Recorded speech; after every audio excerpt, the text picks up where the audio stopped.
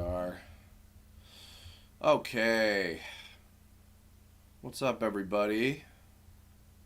Let me know if you all can hear me. Coming in okay. It's a few days later since my very lovely birthday stream. Thanks, everybody, for coming in that day, and thank you all once again for your tremendous donations that you provided. Very grateful for that. So when we last left our heroes, I had finished about 34 of the background characters that will be included in the TOME A2Z Trilogy of films, compilation movies. So here's a bunch of the ones that we got done so far. I don't know how many I'm going to do today, but I have some time, and I figured, I'll try to get another bunch of them finished as best as I can. So yeah, we've got 34 finished out of I think like, I don't know, 90 something. So yeah, gonna jump into this first guy here. I've got a couple little things I'm gonna play in the background to start with. And thank you guys. Yeah, I see some of y'all that donated for your characters already. Much appreciated. Thank you very much for that. I need to check in on the progress of a couple other stragglers. I'm allowing people that donated still within that last day or so, but didn't get all the details in. So there's a couple that I have not added to like the master list, and even a couple I've done the sort of sketches of a bunch of them, and then some that I haven't even laid out that, but I have just the basic info into. But much appreciated for that, guys. Seriously. Alfie, well, I'll explain. To those of you who don't already know, the TOME A2Z Trilogy is the TOME anniversary project that I will be doing for the year of 2023. And what it is a trilogy of compilation films which will take the 16 episodes of the animated web series that I did back in 2011 up through 2015. And they will be kind of movie versions of those episodes with some new animated and live-action sequences interspliced to kind of expand upon the story that you already know. And this version is kind of being told more through the perspective of Kerbifer / Zeto. So you'll be kind of peering into the more of the lives for Zeto and Kizuna, particularly for this kind of interpretation of the story. So, yeah, and these background characters that people donated for in the very last week of 2022 are going to appear in some of the new crowd shots that will be throughout the three movies, or at least the first one. I think the first one is the one that's going to have the opportunities for that, if I'm remembering right, because yeah, that's the one I've been kind of chipping away at. So anyway, but yeah, thank you guys. So I'm gonna bust through a bunch more of these. We'll see how far I get. I'm gonna listen to a few things in the meantime. First, I'm gonna play, actually, for maybe those of you who didn't hear these, or maybe you didn't, or maybe you're a new subscriber. So I did shush, you shut up. I did a themed month for October for the first time in quite a while called Voice October, where I interviewed a whole bunch of really prestigious and amazing voiceover actors on my YouTube channel here. And the last one that I got for Halloween Day, actually, was a gentleman named Michael Sinner Nicholas, who those of you might know best as the voice of Dean Venture from Venture Brothers, and he was the Dark Magician Mahad on Yu-Gi-Oh!, Kappa Mikey, Leonardo on the 2003 Four Kids Ninja Turtles, and he's a fantastic director of many anime projects, such as Berserk and Your Name, which he also starred in as the lead guy, and many, many other series and movies and video games and things. He's awesome. He's a good friend, one of the first guys that actually gave me my start in the voiceover business. I did an interview with him for Halloween, so I am going to play that just to listen to, just for a little hour-long little thing while I work on this and try to get a few of these done. And then we'll have something else to listen to that'll be kind of fun. So let's get underway. Voice October 2022. Your favorite actors being interviewed. Welcome to the surprise Halloween special of Voice October 2022. My final guest is one that I was very much hoping to get. He's an extremely busy man and was kind enough to spare us perhaps a little over an hour of his time between doing a million things. He has been, everything from Leonardo on Ninja Turtles to the Dark Magician of Yu-Gi-Oh!, Dean Venture from Venture Brothers, Horo from Shaman King, Mikey from Kappa Mikey, a whole bunch of characters on Bleach, Naruto, Gundam. He's starred in prestigious anime films such as Your Name, Patema Inverted, and Summer Wars.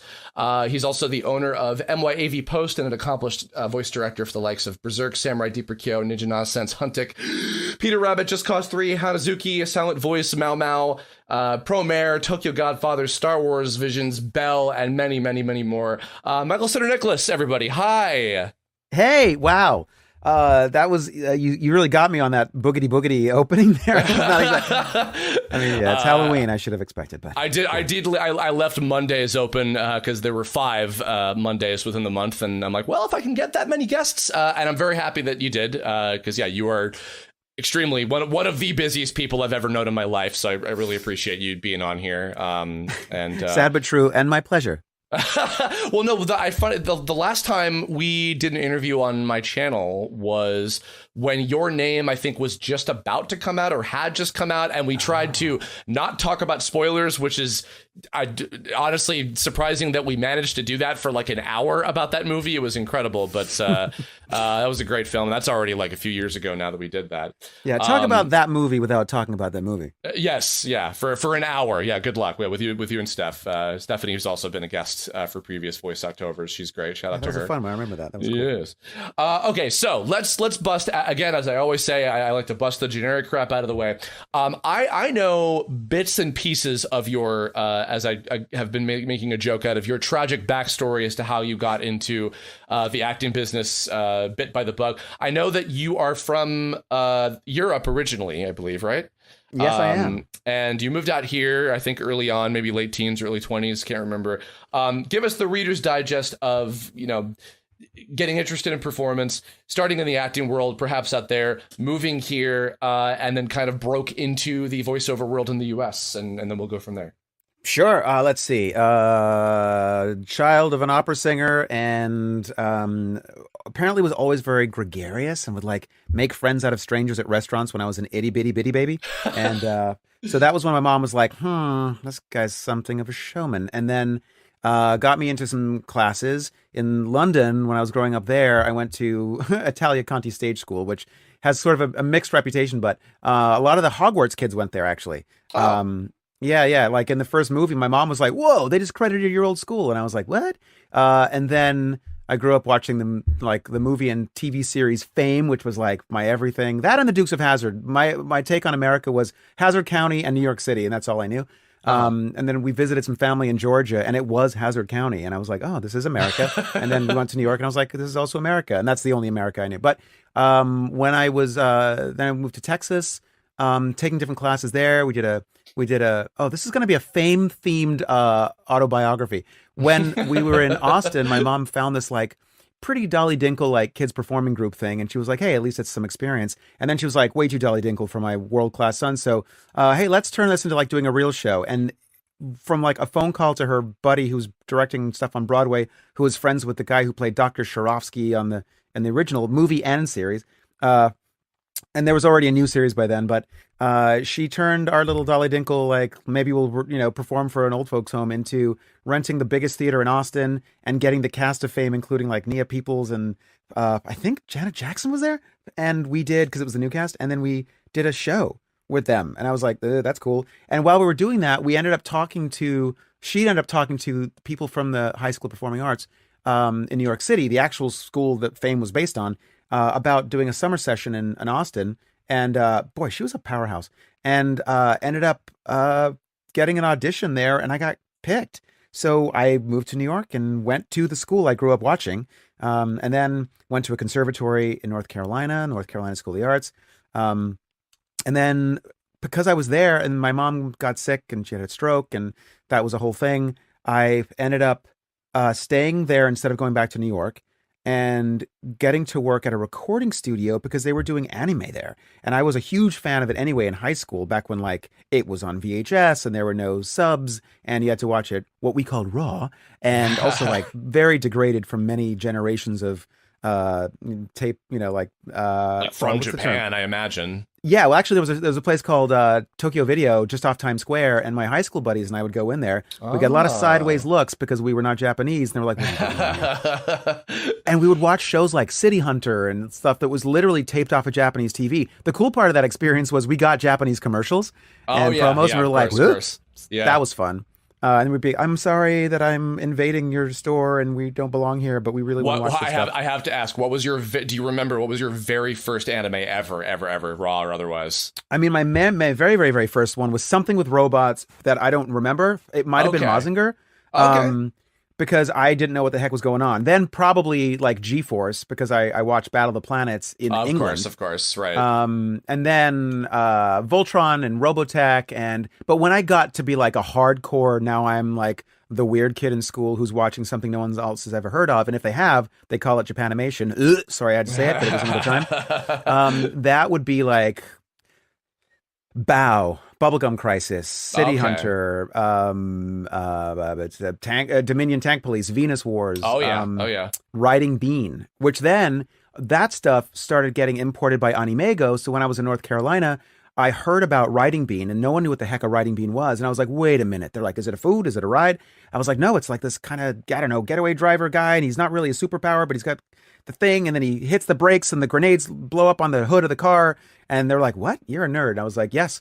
And then I got to audition for the second thing they did. Actually, the guy who played Bean in the very first Animego dub, which was Riding Bean, he played Bean, was the stand-in for Brendan Lee in The First Crow, which was like when I got to that city, was the first thing I ever did. Like 3 days after getting off a bus, basically, I was like, wow. They sent me to the Fincannon casting office, and I was on the set of The Crow. Next to Brandon Lee at some point. So while you were you were doing theater, you did some on-camera stuff. I know. I remember at a convention we went to, you showed a clip of like you were like a pizza guy in an episode of something. I can't recall. That was that weird panel. It was like, what's the embarrassing first thing? My first SAG job that got me my SAG eligibility was Matlock. That's right. Oh my God. Yeah, you were just like, I don't have any change. Younger viewers, the line was, I don't have change for 100. Little acting note. When I read for it, all these really great actors in town were up for it. And they're like, oh, I got this great idea. I'm going to make it really funny. And I was like, oh, crud. I don't know what I'm going to do. It's Pizza Guy. Is it supposed to be funny? And then, so they literally like, oh, this is Michael Cinder Nicholas. He's great. I was like, oh, thanks, Mark and Greg. And hey, what's going on? Hi. Oh, you're a casting person for Matlock. Great. Nice to meet you. They're like, okay, let's go. And I was like, sorry, I don't have change for 100. Okay, thanks, guys. I'm going to leave now. And I was like, I didn't do anything. And I think that's maybe why I got cast, because it's a show called Matlock, not The Pizza Guy. And also, I mean, it is that Zen thing of like, to act without actually acting, and somehow like this weird kind of in between state of you're brilliant, and but I didn't do anything. Exactly.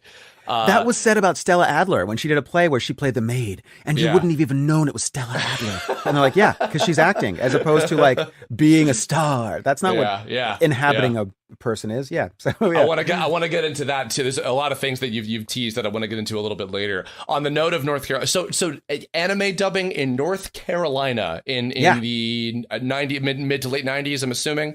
Maybe perhaps mid. Earlier than that, perhaps. Okay, yeah, maybe a little earlier, but like you're close. You're very close. But that was that was a strange thing when like, a random dub or two would pop up in like, not one of the expected major centers that was doing stuff at that time. So you had established yourself, you'd been doing performance at that point.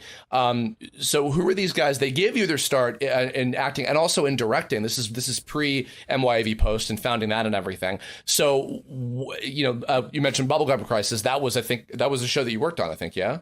That was the first thing I ever worked on, and I just thought I had made it. I loved Bubblegum Crisis before, and then when I was literally, okay, so I got to give a huge shout out to Southwind. My agent who had, God rest her soul, she was a lovely woman, had kind of blown an opportunity for me to star in a Lucasfilm. Long story short, that's all I'll get into for now. But she basically harangued Southwind Studios, spelled sort of Southwind with like a Y in it. I went in to read for this thing and I was like, oh my God, this is where I want my life to live. This is incredible. And I talked to Chuck Agresta, who was doing all the sound design for it. Now we get what are called M&Es, music and effects tracks, to dub against, so it can be consistent. They had to regenerate all the music and all the effects from scratch, painstakingly, before the technology was there.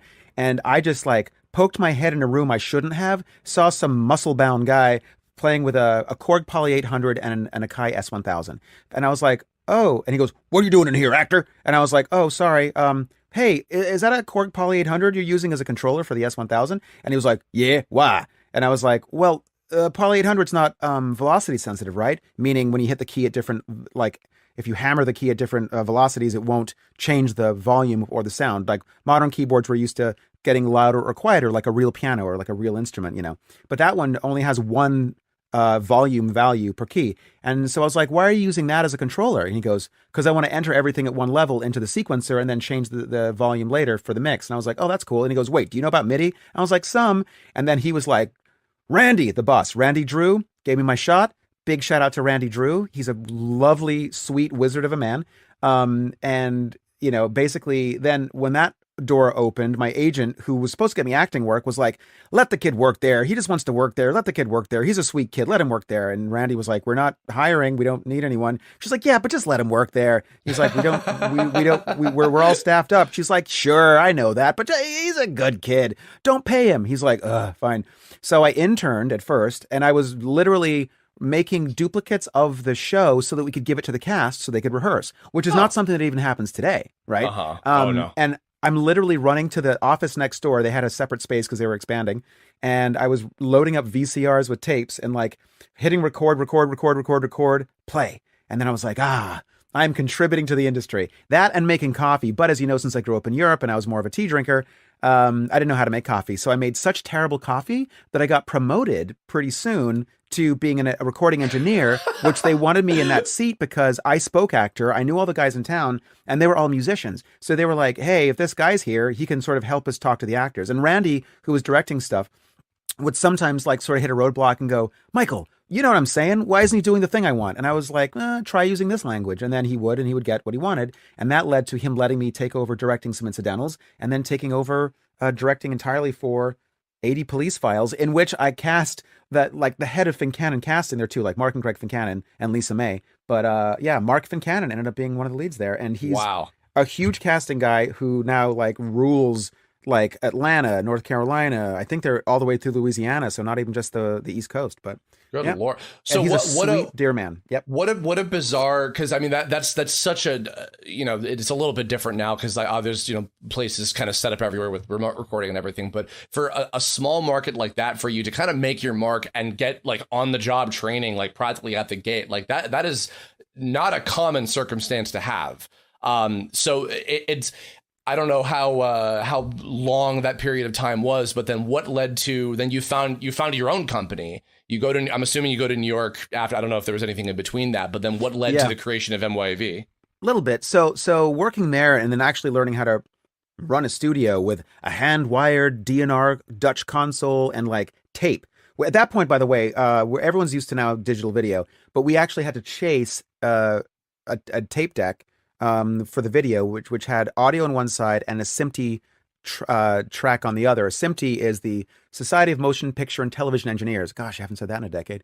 And they came up with a standard for how to mark where on a tape you are. So if you listen to it, it's a square wave. So it's just sound on, sound off, sound on, sound off, and it sounds like really hard and fast. And that would tell our pre-Pro Tools rig that it was the first PC-based DigiDesign audio DAW, digital audio workstation, called Session 8.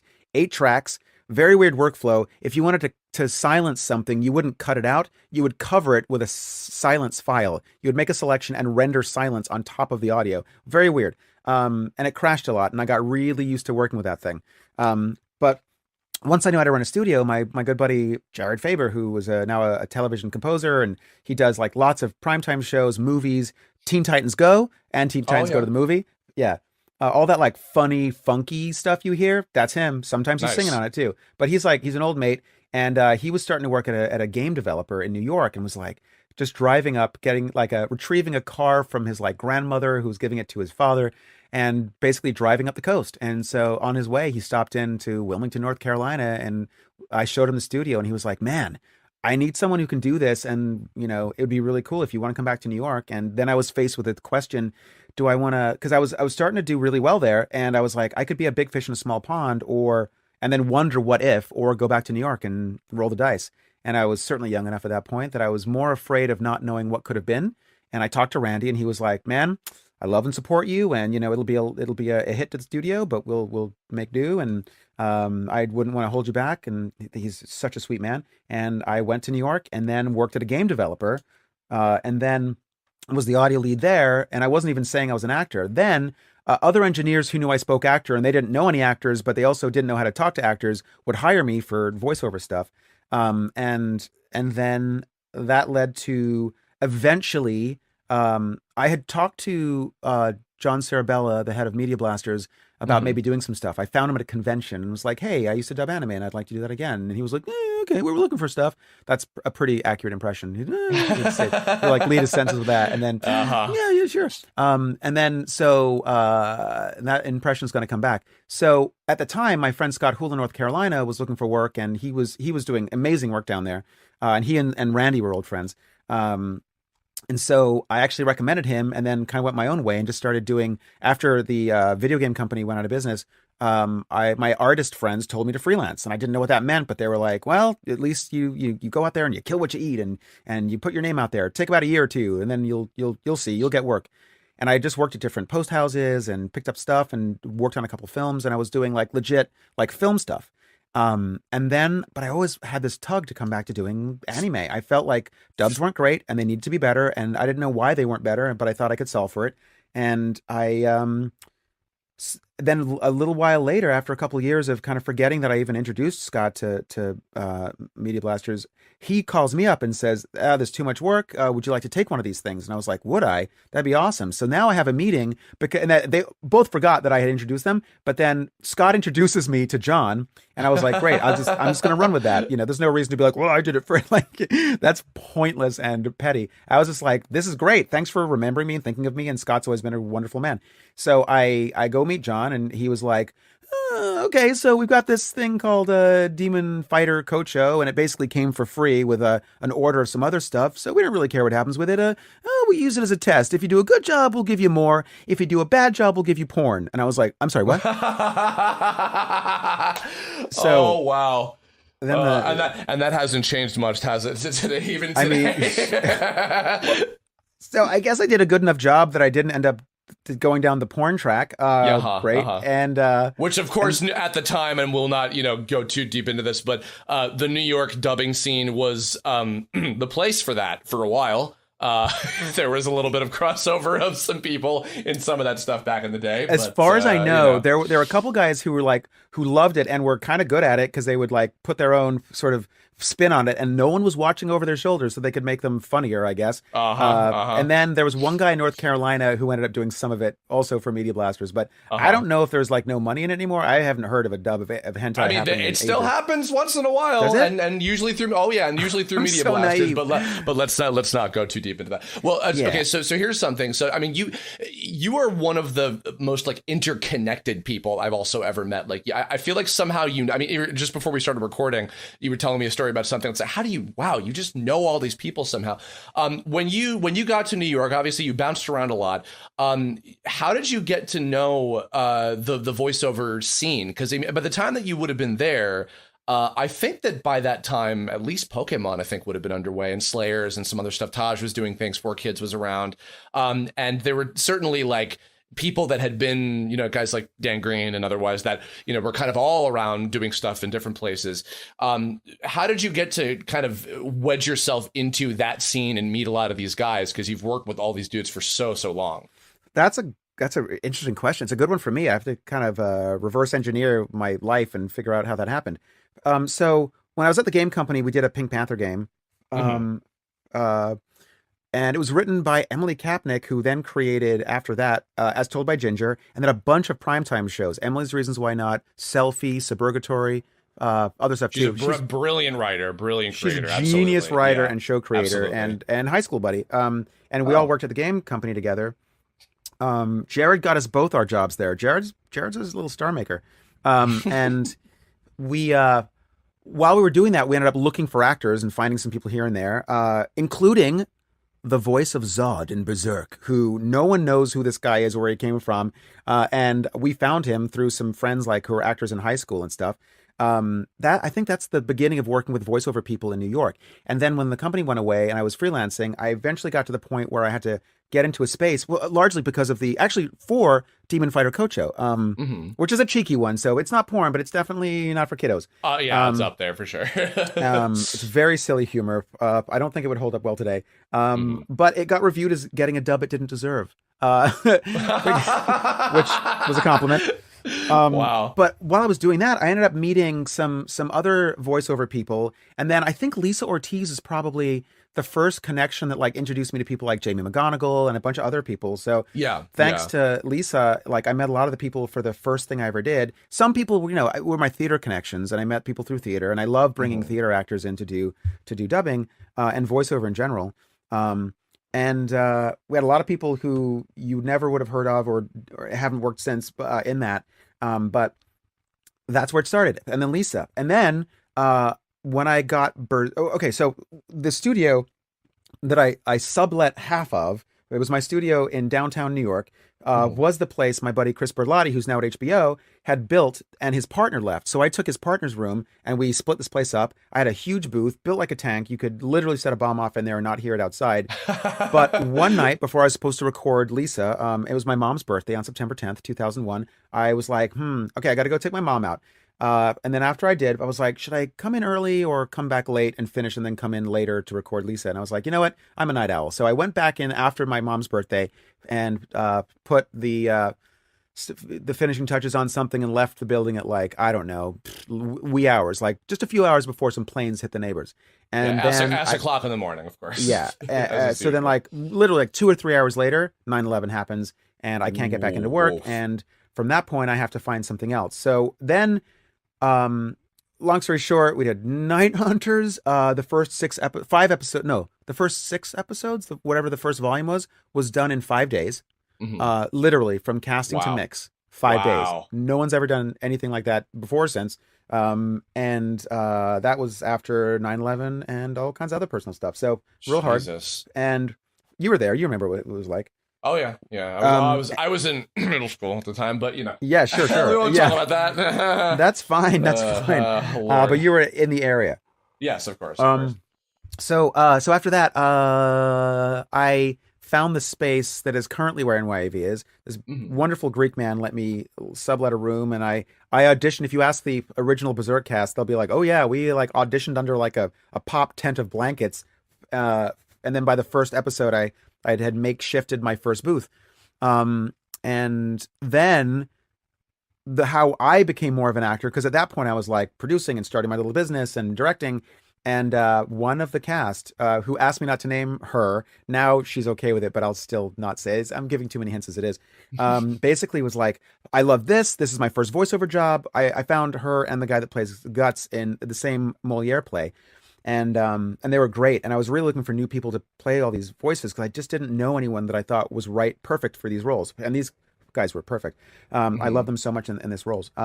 But when she fell in love with doing voiceover and animation, she started taking a workshop because she's very industrious and professional. And then her coach was friends with a producer who used to work at Deke, and they were casting for this new Ninja Turtles. And she was like, "Oh my God, I just met this producer. They're doing Ninja Turtles. You should go. You should go read for them. You'd be a great Ninja Turtle." And I was like, "Okay, well, if they ask me to read, that'll be great." She's like, "Well, they don't know you. You just got to go." I was like, "Okay, guy, like I'm not going to crash an audition. I run auditions." And she was like, "Dude, if you don't go," she's like, "You have to go. You just have to go. They need you." And I was like, "There's plenty of actors. Plus, I'm kind of feeling under the weather. My throat's a little," and she says, "If you don't go, I'll kick your ass." And yeah, that I was sounds like, that sounds like Barry Barrelin. Absolutely, yeah. yeah. And I was like, I think you could probably take me. So at that point, Mike Pollock, who I had discovered in a backstage ad, Yes, I, that's I, right. That's right. I got 2 good people out of 600 tapes, and Mike was one of them, and he's still working today. And Yeah.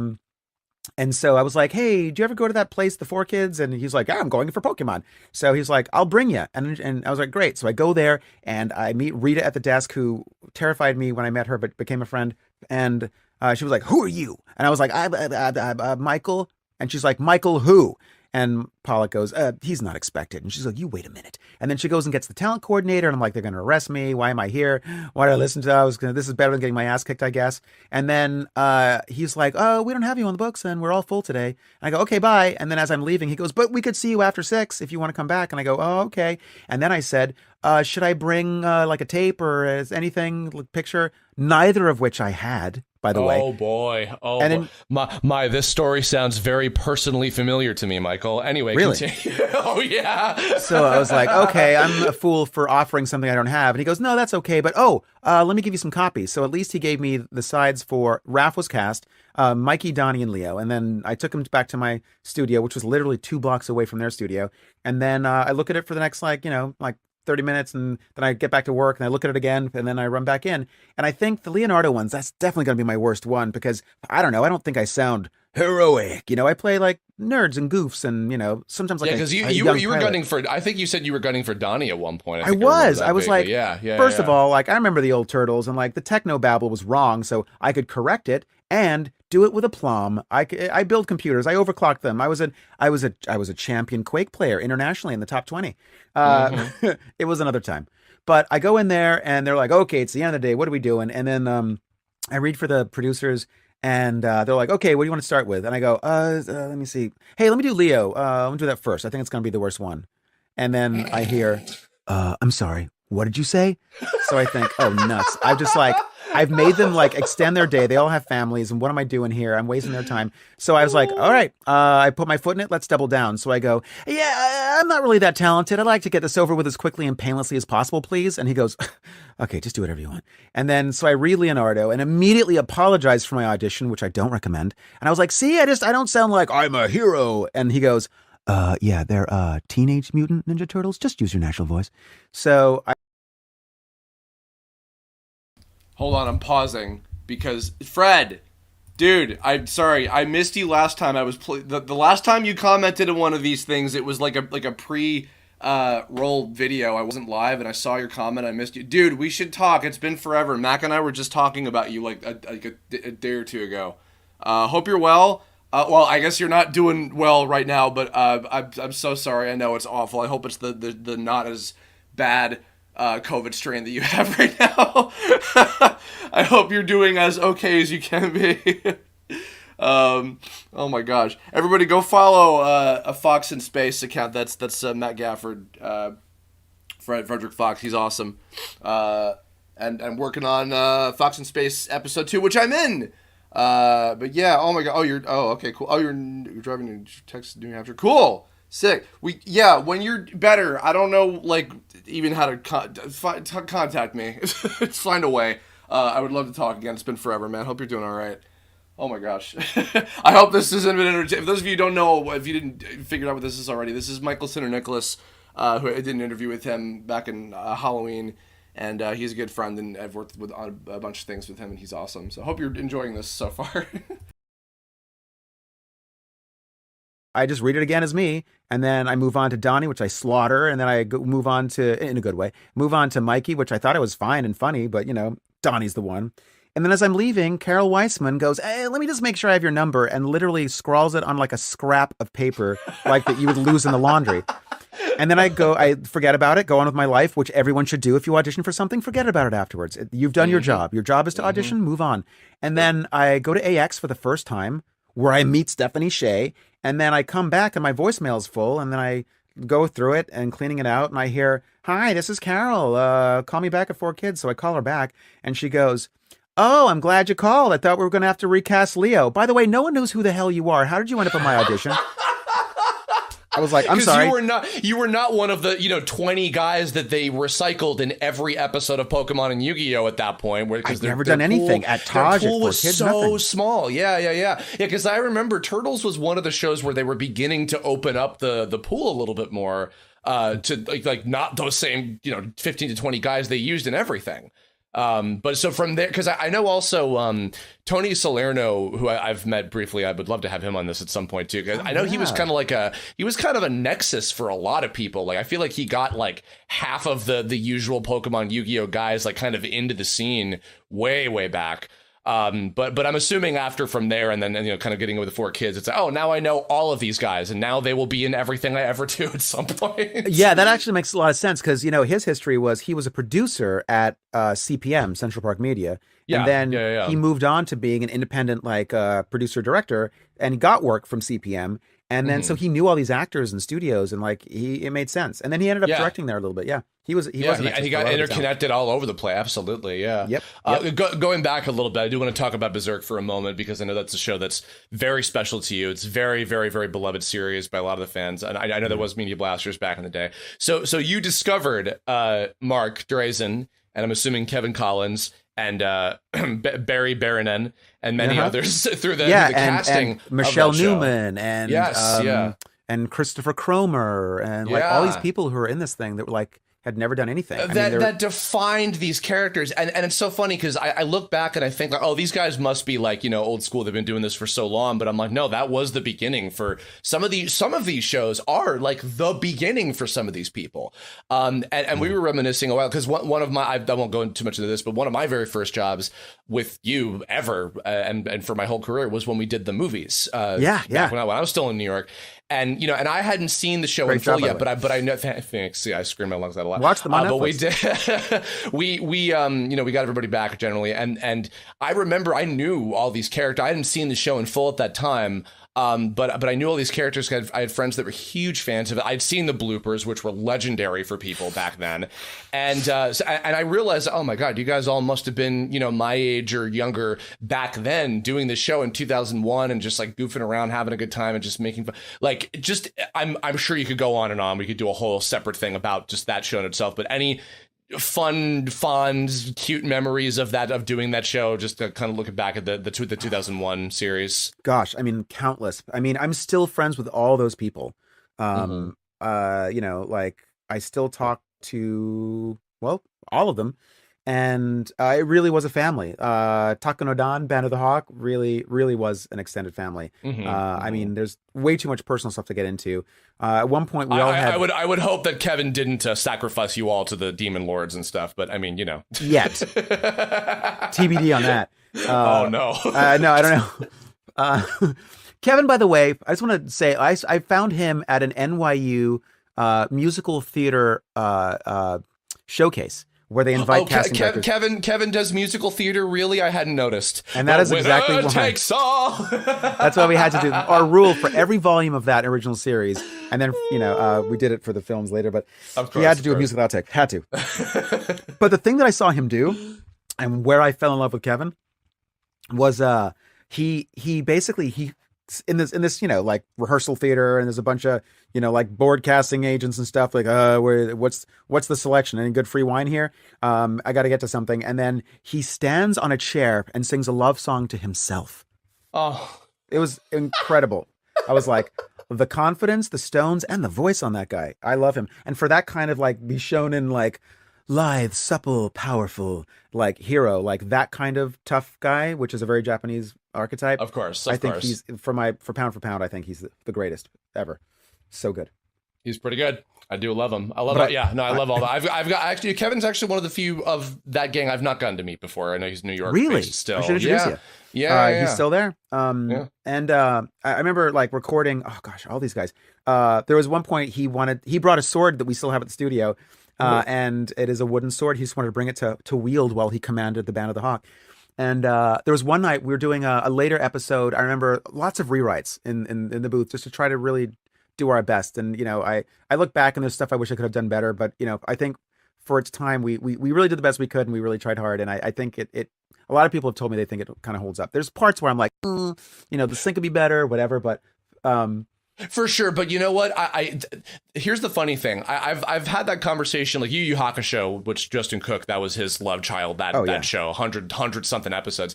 That was the one that really got me into wanting to do this, like, you know, years ago.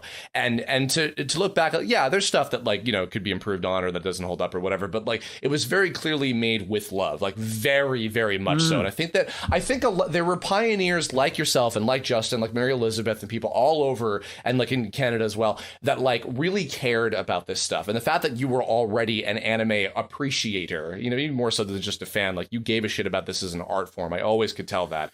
I think that shows. I think that in some of those series that were done all the way back then, when it wasn't just like, all right, whatever, we got to just get this alternate language track on the DVD or the VHS tape or whatever.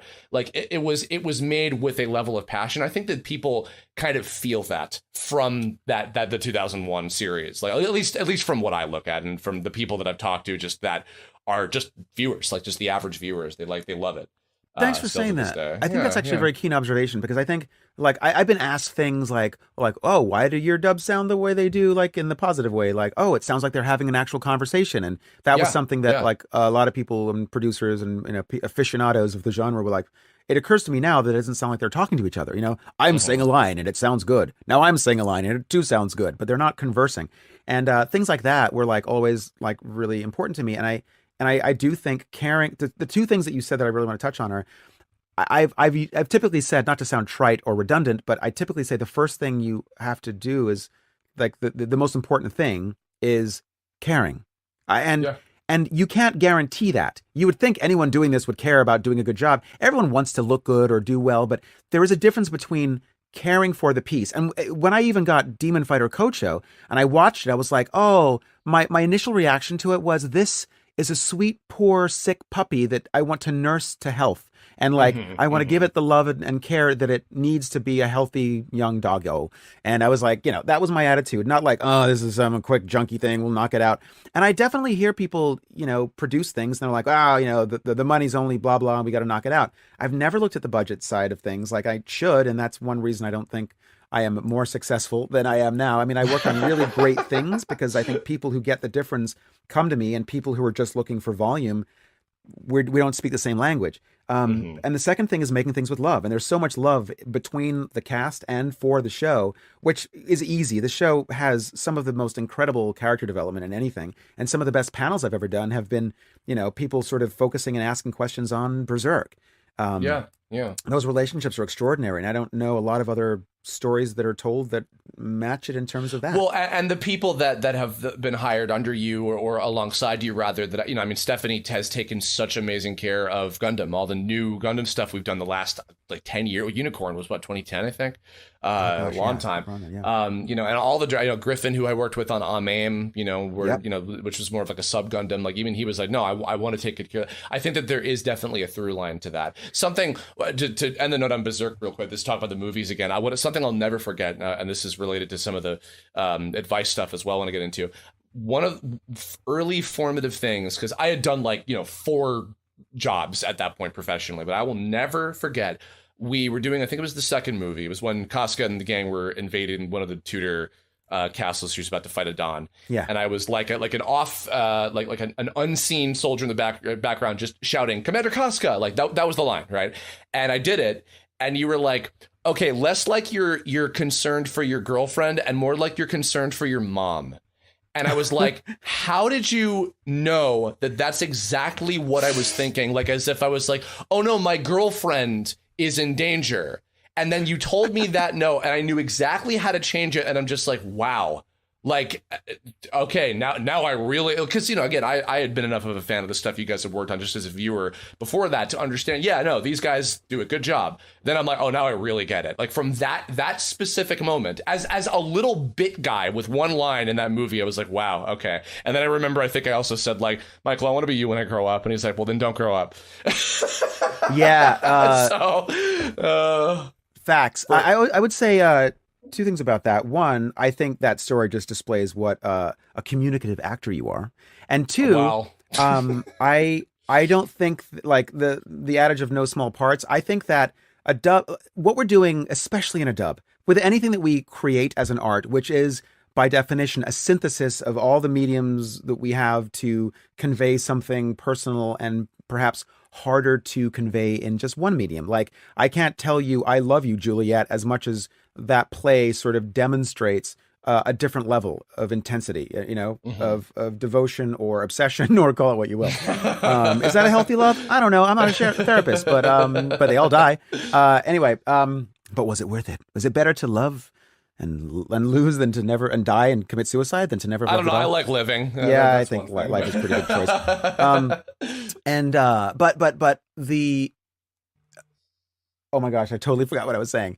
But I think in the artifice of what we're creating, it is only as strong as its weakest link. So every individual, and this always caught me as a fan watching stuff. If the leads are great, then some guy goes, "I'm here to lead the troops," and you're like, "What the heck just happened?" Then it snaps you out of it. So I think sometimes the bit parts are harder. They don't have the runway, the ramp up to like knowing who the hell they are. You got to make a knee-jerk decision, and they don't get to establish who they are. And if you don't nail it, then it's going to take you out. And there's so much to consider: physicality, proximity, relationship, history. Where are you coming from? Like, and I try to efficiently, but sometimes I take too long, give those people a thought so that they come from somewhere and they're going somewhere, as opposed to just, I showed up to say my line, I think it really matters. It really matters. Absolutely.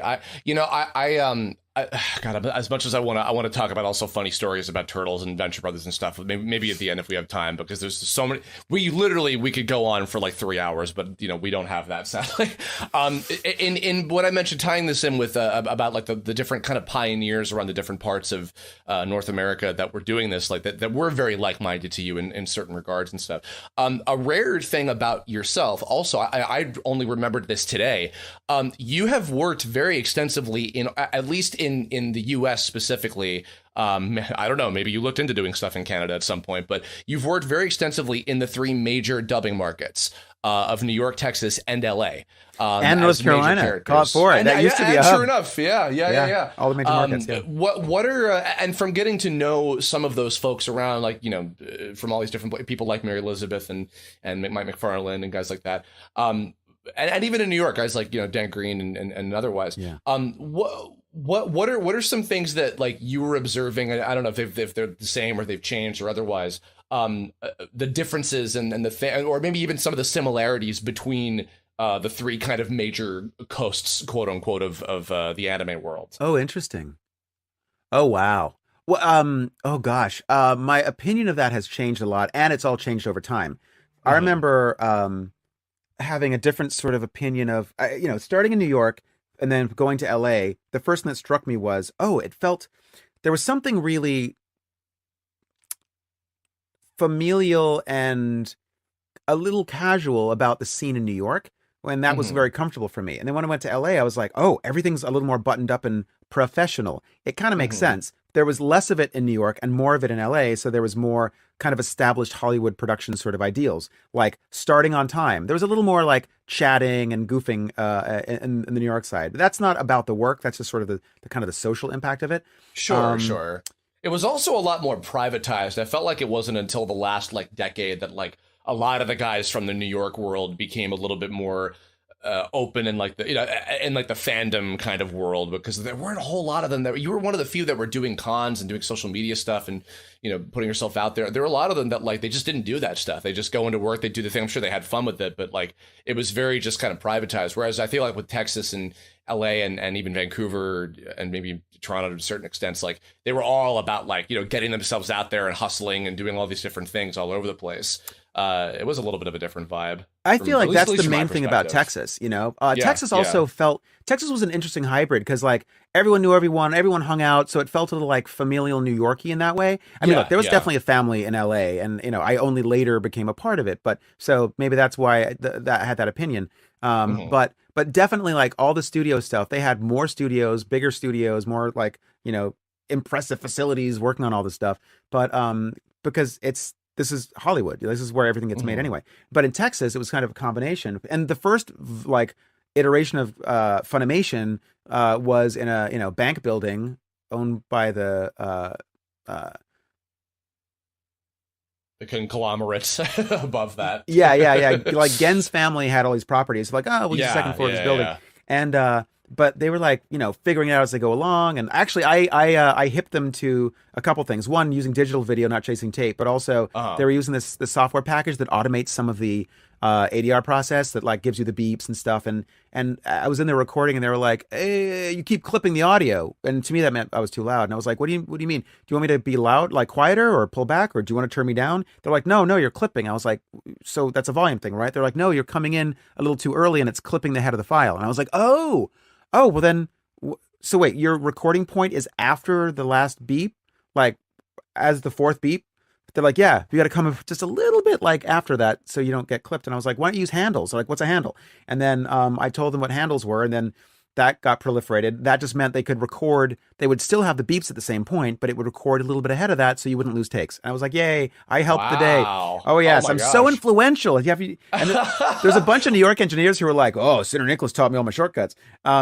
What was the actually? I don't even remember. I feel like I should know. What was the first thing you did at Funimation at the time? It's obviously pre Crunchyroll. Oh like gosh. way back. Oh gosh. Oh, I don't even remember. Oh gosh. Because you were sprinkled around different things, like little guest characters in like Shin Chan and Burst Angel stuff like that. I think was you later. Were in even. DBZ. I did remember some DBZ. You were somebody in DBZ. Yeah, DBZ and DeGrayman and maybe right. Oh gosh, there was something blue, something not sub. Gosh, what was it? I don't remember. But Schemmel, blue gender. Maybe is that a thing? Might have been. That was like one of the first things they did. Yeah, and Lisa was in that because she was visiting there at the time. Oh yeah, that was early on. She definitely did it before I did. Again, Lisa, she's the OG and the of course, trailblazer. But Schemmel got me. Sean Schemmel, the voice of Goku, got me introduced to those guys, and he ended up, we met at a convention, and he told me he wanted to move to New York and work on this stuff and learn how to direct and stuff. And he came and was kind of the first employee at NYV Post. Oh, and also then the next few were Mark DeRazon ended up being a director with us. Dan Green, Alexa Zimmerman, Carrie Kiernan ended up inventing the position of office manager for my studio. She's like, right, you're great. Right. You need help. I don't want to be a waitress anymore. Let's help each other out. And I was like, oh, brilliant. And if it weren't for her, I wouldn't, I'd still be like running around trying to like cut checks for everyone and like schedule, and it'd be a nightmare.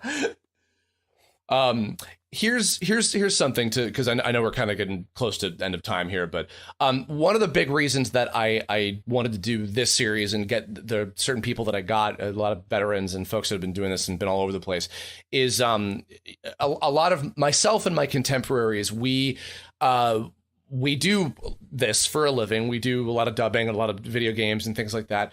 Some of us have dipped, like I've done a small handful of pre-live things. I did my Cartoon Network show and whatever else. And a lot of folks actually attend the night that we're recording this. We're time traveling here. I'm taking a class with Mick Wingert, who was one of my guests this year. Great teacher, and he also is one of those guys that dabbles in both anime and cartoons and video games, all these different things. He's great. You have started a lot of people's careers, and you have also done a little bit of everything, and you still do anime, you do cartoons, you've done major video games, all these different kind of things. As someone who has, not just speaking about myself, a lot of people that you have nurtured into the people that they are now, acting wise, what are some things that you found in terms of growing a performer, pushing them to the next level? People that have gone from like, you've got something, like you clearly are good at this, to the level that they're at, where like, wow, this is all I do for a handsome living now. Like what do I find, or how do I develop what do you yeah, I mean, a little bit of everything. Like I think of guys that started in the dubbing world. Okay, actually here's one I think of. You worked with Troy Baker many moons ago on like Kurokami and Gundam. Like, he started in dubbing. He went on to, he's Mr. Guy with Last of Us. Mr. Guy. Like Mr. Guy, sure. But he's just an example out of my ass, because obviously he's a huge deal. But people that start in this and then that are able to ascend to like, doing, prelay shows and major video games and things. What are things that you notice in folks that makes them really strong, and especially as they improve over, like, even people you've worked with for a long time, that like seeing them grow over the course of 10, 15, 20 years at this point? Yeah. Well, I will say, I think a lot of things I think in life go back to caring about it. One of the things, so a core value for NYV Post, and I tell this to everyone that like is an employee or directs with us or writes with us or anything. I don't say to all the actors, but basically if you're on staff kind of or like in production on the production side, there is no job that comes through our doors that we are allowed to speak negatively about. I mean, when I'm in anywhere else, they'll be like, "Oh, this is the good job. Like this is the big important one for a big name, and this is like the crappy cheap one, that we just have to make money on or something, or not lose money on." I won't let anyone use negative language on anything. At worst, it is a sick puppy that needs to be nursed back to health, like Demon Fighter. So that said, it starts with caring, and then for years, the employee manual was the 4 agreements, the ancient Toltec wisdom. It's so silly. I sound like a corny hippie dad or something, but like I literally would be like, this is, just, be impeccable with your word. Don't take things personally. Don't assume what all the, and then there's a 4th one, whatever. But, like I can't remember 4 agreements, but I basically think that's a thing. Now, the other thing that we say, and I said it enough around the studio that one of my old engineers, Anthony Tortorisi, ended up making a screensaver out of it. I would always say choices are greater than voices. And for me, what really matters in the end, the magic that we weave isn't about just being able to do like a goofy voice. It's about being able to communicate something that resonates with an audience, right? So, choices greater than sign voices was a screensaver for years at the studio. And I think the ability to do 2 things, to be specific, to be creative, to use your imagination, and sometimes not just do what you think someone else assumes. Now, Troy Baker, you mentioned, is impossibly versatile. But the thing about his versatility, it's not just that he can completely like transform his voice and it doesn't sound like the same instrument. Like, some people are like, I'm doing this voice. And you can tell from the articulators, from the resonant cavity, like it's the same person. Like you'll hear Mel Blanc and go, oh my gosh, he did a million voices, but I know it's Mel. Sometimes. And sometimes you're like, oh crap, that was Mel. But with Troy, his like crazy super mutant ability is to really sound like different people. And when he does it, it's like everything shifts. I'm not sure what he does, what his process is, but you hear like things slow down internally. My freshman acting teacher, this Russian guy who defected and came to New York, was like, he would talk about tempo rhythm, and I didn't understand what he was talking about. But I think Troy is a great example of changing his internal like metabolism to sound like someone else, right? It's just about having a perspective. So strong perspectives are huge. Also, the thing that happens more and more, I think there's a lot of like really talented new people coming in to the space, but not all of them have acting training. And the thing that I think I would want to tell everyone, trained, not trained, new or old, is specificity matters, ideas matter, but what was the thought? I just lost it. Blame it on the COVID. What was I just thinking? It is, here's the thing. As production has to move faster and more efficiently, and the reason the people you see get cast all the time is because they're not waiting to be directed. Now, they will go in hard with whatever their choice is, and that's important. That was the first thing I learned on Ninja Turtles. When I did it, I was like, whoa, I've done so much, dubbing where you see the target you have to hit, and then you can, reverse engineer your performance into that. But when you just look at words on a page and they say falling, I'm like, off a curb or off a building, like how far am I falling? And I don't know what it is. So I'm asking at first, because I crashed the audition and felt like an intruder. For the first season of Ninja Turtles, I thought I was going to get replaced. I was not one of the guys they always use. I'd never worked for that company before. I crashed the audition. Thank God Peter Laird hand-picked me to be the turtle. But oh, hell yeah. Very nice. But I felt like I was going to get replaced, and I felt like an imposter. But the thing that I learned quickly was, sometimes the great legendary Sue Blue, who was RC in the Transformers, and she was a My Little Pony, and she was a misfit in Gem and the Holograms. She did everything. Her first job was the original Turtles Her first directing job was the original Ninja Turtles. Sorry, yeah, if I'm speaking too fast, I'm just trying to get it all in. No, please, no, do it. You're good. But sometimes we do one take, maybe 2, and move on. And I was like, what? And I was sort of hedging my performance. Well, I kind of, aim it down the middle and like they'll direct me from there, and sometimes they don't direct you from there. So the most important thing is have ideas, have a firm perspective, and bring it every time, which is why I love working with theater performers. There's not a second chance. There's no like cut, paste, undo, replace. There's like you're in front of people doing the thing, and if you screw it up, then they paid a lot of money to see you screw it up. You roll with it. Absolutely. Yeah. But I mean, you talk about like the Tattershores and the Delisles and the Tara Strongs and and the other people you've mentioned today. Like, they bring ideas. So a director can be like, sometimes the direction is as vague as like, it's funnied up, which is perhaps lazy. At the same time, the directors now have a lot of other things to manage. So if an actor can just make you look great, then they're going to get cast a lot. So think about, another perspective. And if you have time for like a quick story about an actor doing that and teaching me that. Yes, please, absolutely. So I worked on Venture Brothers, right? I'm a Venture Brother. We did a number of seasons at my studio, and because my studio is bi-coastal and the cast is bi-coastal, we, used both. So there was one day we were going to record Patrick Warburton at my place in LA, and I was like, oh my gosh, I get to see the legend, see his process, Putty, And the amazing thing is, like, he shows up and he's such a charmer. He's like, hey, how's everyone doing? And we're all like, wow, it's wonderful. It's very good, by the way. And I'm not half the man Patrick Warburton is, but he, there's a scene in season 2, I think it's Hate Floats, and, he's like challenging the monarch. And in the script, it sounded very adversarial. And I think the line was like, I don't want to hear another one of your excuses, monarch. And he sort of like meanders through the line, and I was offended. I was like, he's doing it wrong. Did he read the script? Is he trying? What? I don't understand it. Like, is he supposed to be the tough guy? That doesn't sound tough. It sounds sleepy.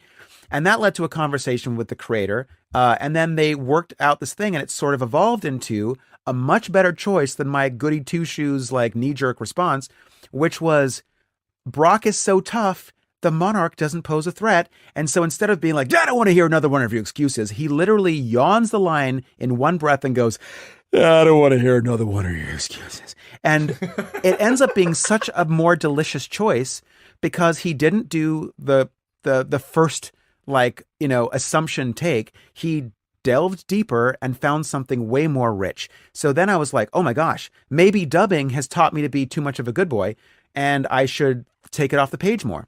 And that was a huge thing. Also, during Ninja Turtles, I remember thinking, I had this epiphany where I'm doing my lines, I'm standing next to the cast, and I just start thinking, instead of the guys being next to me or just doing my lines, I don't know where it came from, but I thought of like Donnie in the corner, like in front of me to the left, Mikey on the second tier of the sewer up behind me to the right, and then Raph on a punching bag over like sort of, at a different place. The idea of where you place them in space filled in some magical blanks for my imagination, and it informed my performance. I didn't think, I'll say it like this. I just thought, oh, you're over here, you're over there. And by the way, you over here, just naturally changed who I was talking to.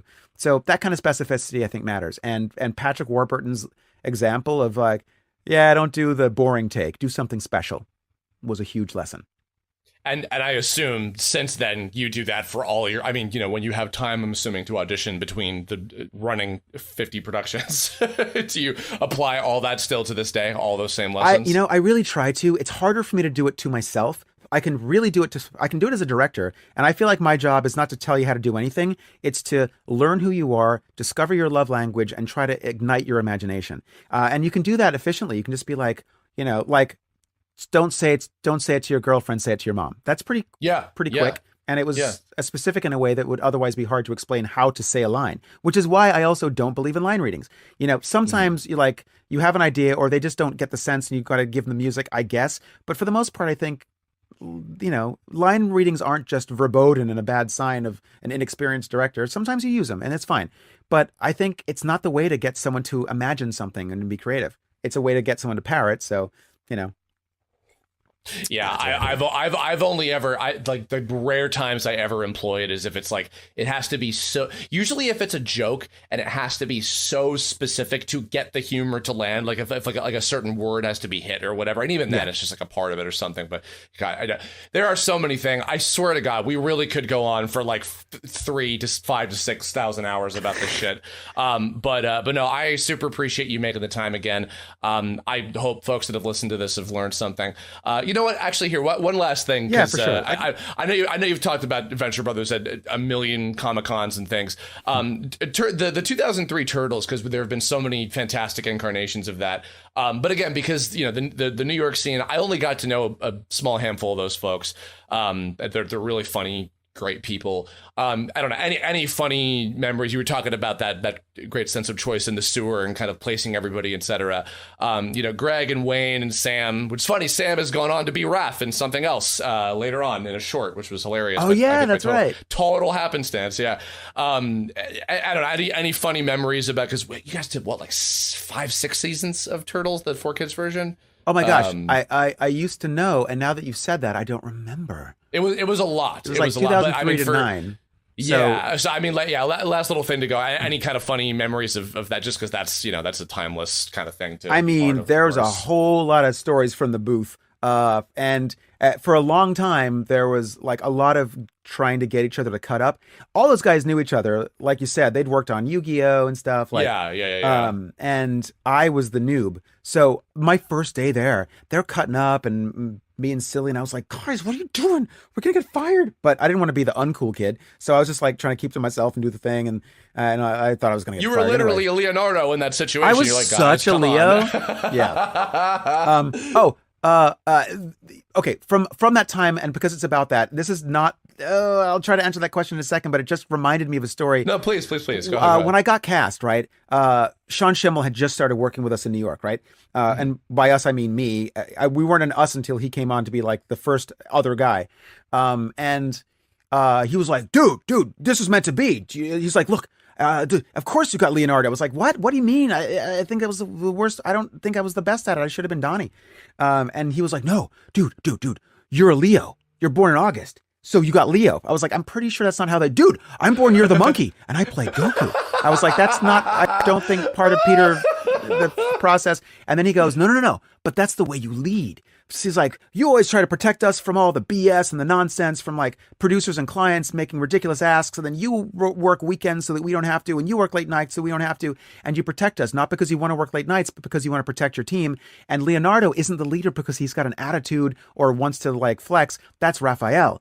Leonardo steps up because he is responsible to his family and wants to take care of them. And that's how you are a boss at NYV Post. So of course you got cast. And I was like, wait, what? And I feel like that was like the Peter Cullen advice he got from his brother about, don't just, what it means to be a leader. Don't just be a truck man, be a, a leader. Yeah. But by the way, can I also point out, because I love the irony of that too, because then later Sean went on to be a version of Raph in the Turtles Forever thing.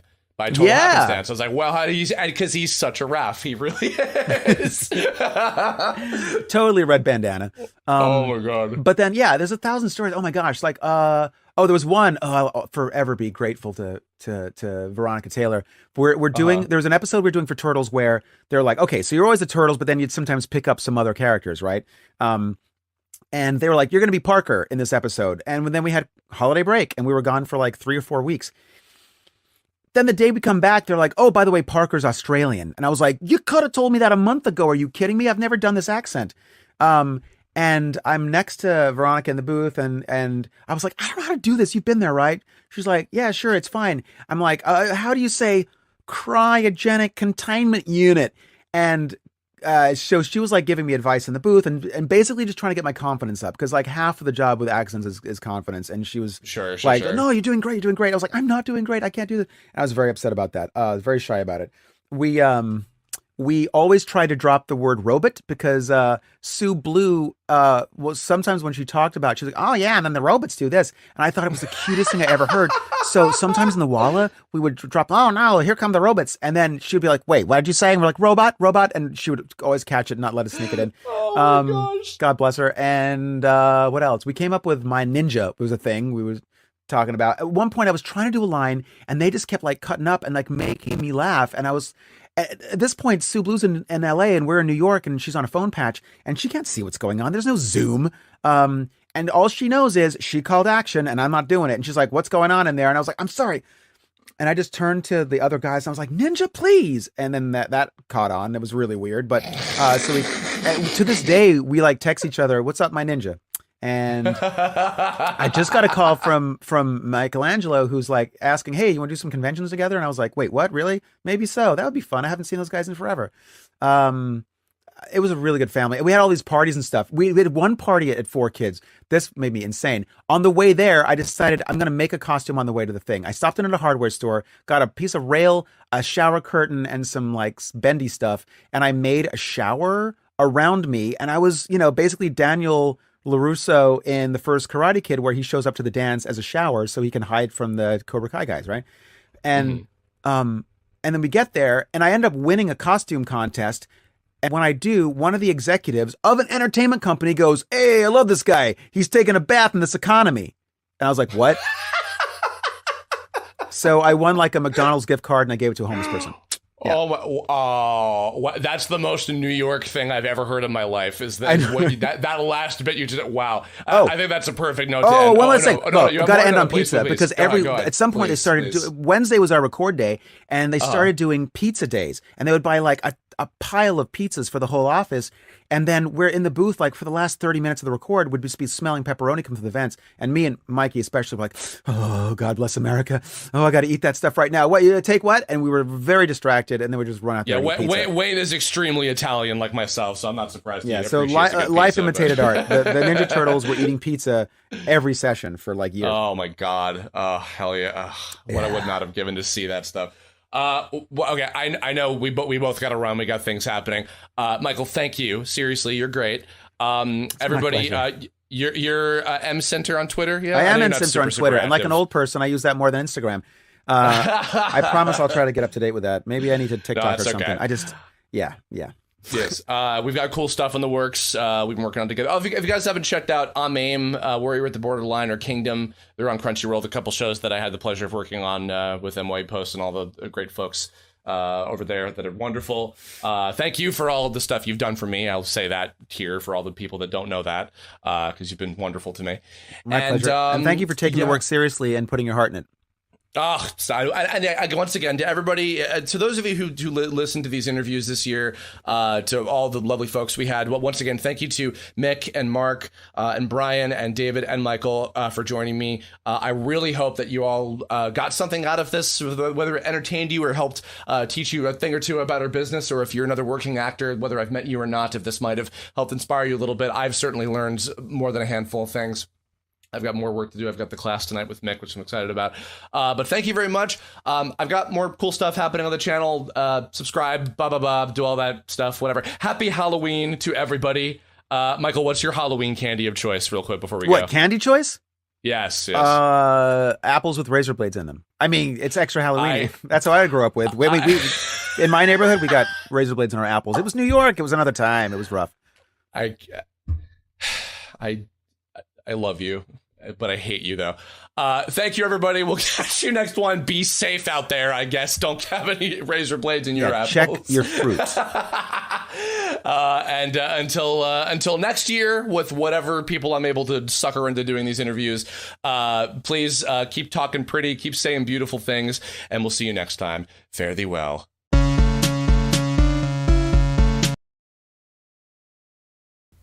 All right. Well, I'm glad you guys enjoyed that. I guess you must have missed it the first time. But yeah, these are from October, from earlier this past year now, for Voice October 2022, which I had some lovely guests. You know what? You know what? I'll play another one of those interviews because you guys seem to like that before I go to the next thing I was planning. How about Brian Drummond? Because that was a lot of fun doing that one. Yeah, I will play my interview with Brian Drummond, who was the Canadian, long since I've talked. Oh Jesus, he was the Canadian Ocean Dub over 9000 voice of Vegeta. He's Dr. Eggman on Sonic Prime. A lot of Transformers characters, a whole bunch of stuff. Oh, Polly, I didn't see that drawing. Tweet that at me. I would love to catch that. Yes, please. I did not see that.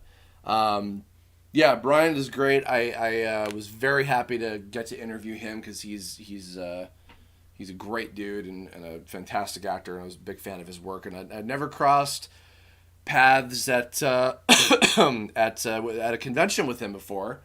So I thought, hey, you know what? Why not? Oh yeah, Ryuk on Death Note, tons of stuff. Yeah, he's amazing. Yeah, I'll go ahead and play that next. Sure. How many have I gotten done so far? 34. I think that's 7. Let's see. 1, 2, 3, 4, 5, 6, 7. Yeah, 7. Okay, cool. All right, doing not too bad so far. All right, let's carry on. Voice October 2022. Your favorite actors being interviewed. Welcome back, ladies and gentlemen. Chris Niosi here again. This is the second installment of Voice October 2022, where I interview various veterans of the voiceover world. This next guest is a long time coming. I'm incredibly honored to having not, we were just saying off camera, having not ever crossed paths at a convention of any kind in years. But I've followed his work for so long. You know him as, God, far too many things. He's been Ryuk on Death Note. He was Vegeta in the early days of Dragon Ball Z. He's been Santa Claus. He's been Dr. Claw. He was the titular character in Geronimo Stilton. God knows how many Marvel, Transformers, Lego, and Gundam characters across the last 20 years. I'm joined by Mr. Brian Drummond. Hello, sir.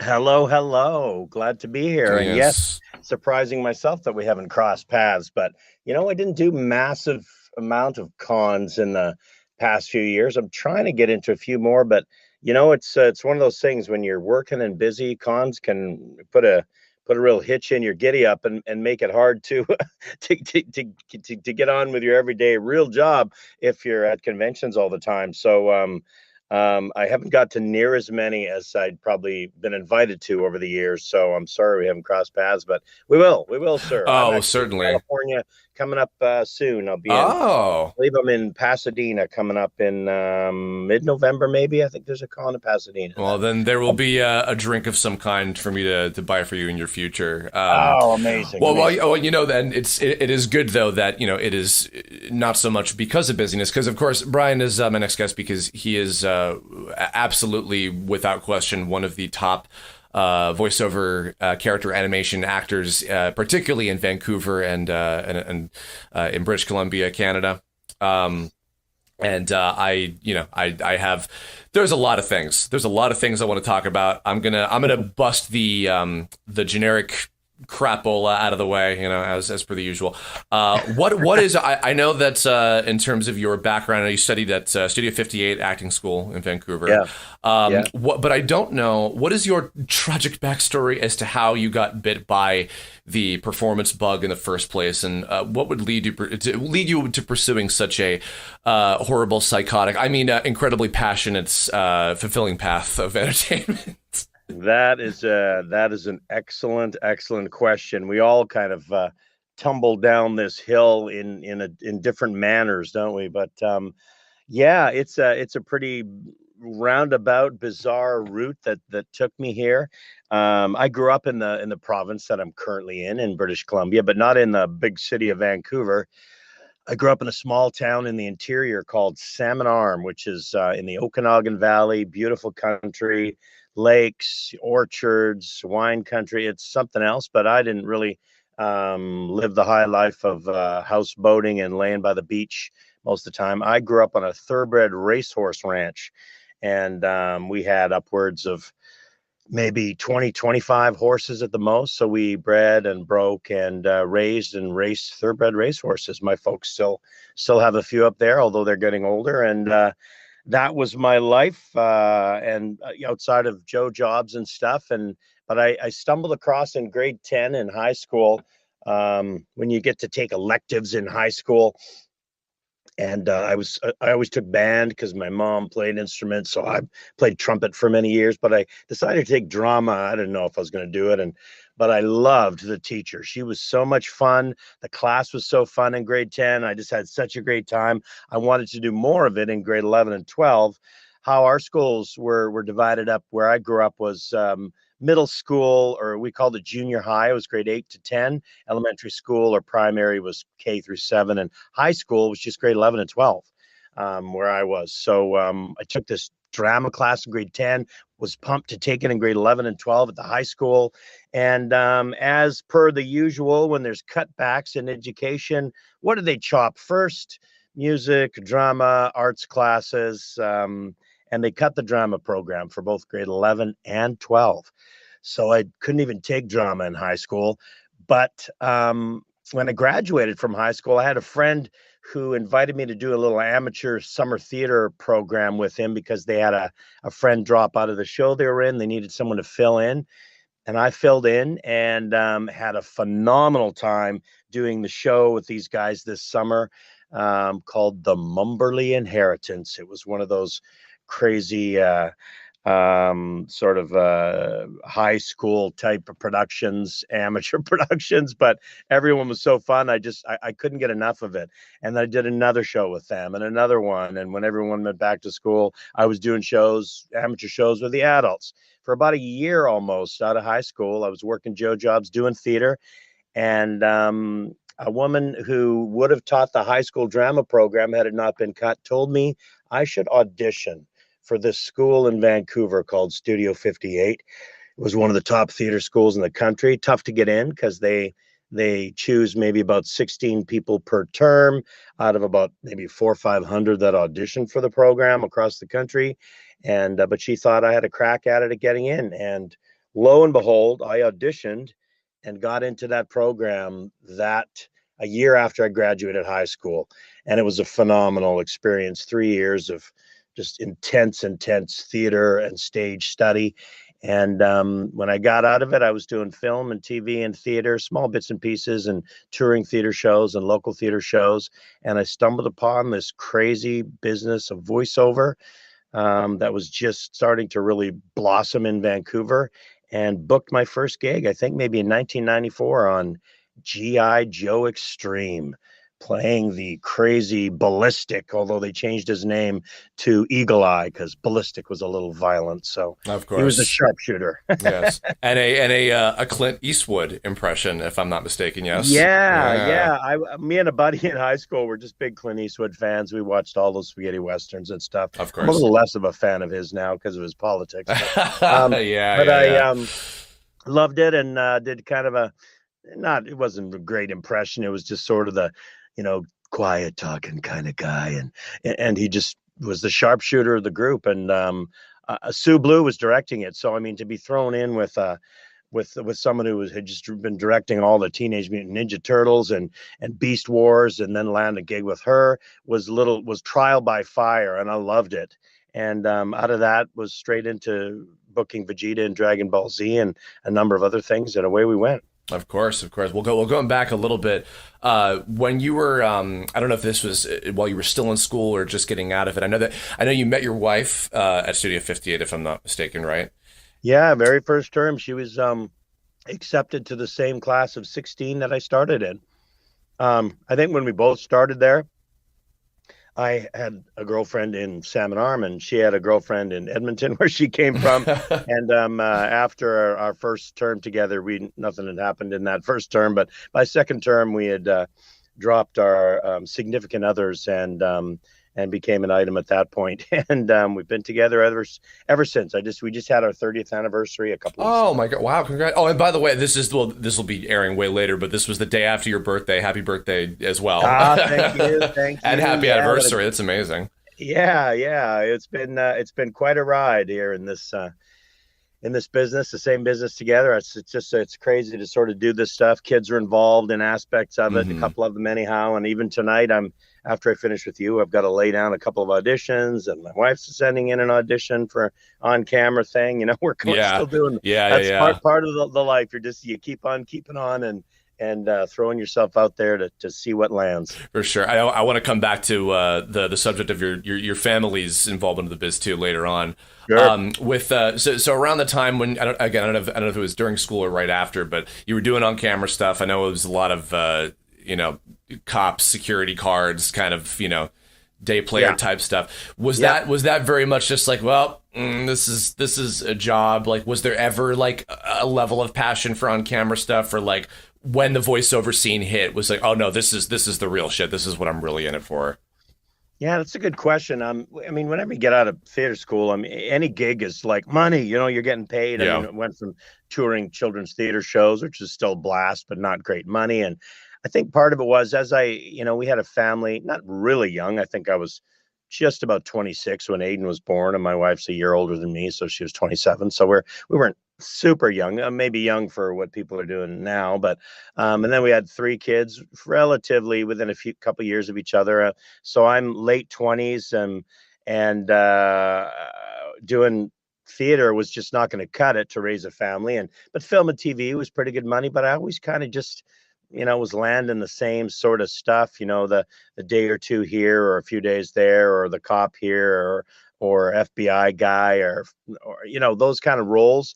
And I did a bunch of them on all the stuff that was shooting up here, but wasn't particularly thrilling stuff to do. It's still pretty fun to be on set and be in that world, and the money was good, but it was still just kind of gigs in between. Unless you're sort of a series regular on something, you don't really feel sort of settled and at least income wise, and that you could support a family and do what you want to do. And when the voice gigs started to come, and when you land right off the bat one of the series regulars on GI Joe, it's like, wow, I'm in all of them, right? Or we didn't do, I think we only did 26 that season, but you get to do that many episodes, and you get something else, and you get to do 26 or 52. It's not one here and one there. And they paid pretty well. It paid like film and TV. You're done in short period of time, get back to family. It was really fun. It was kind of like doing theater, but paid like film. It was so exciting. And the people weren't,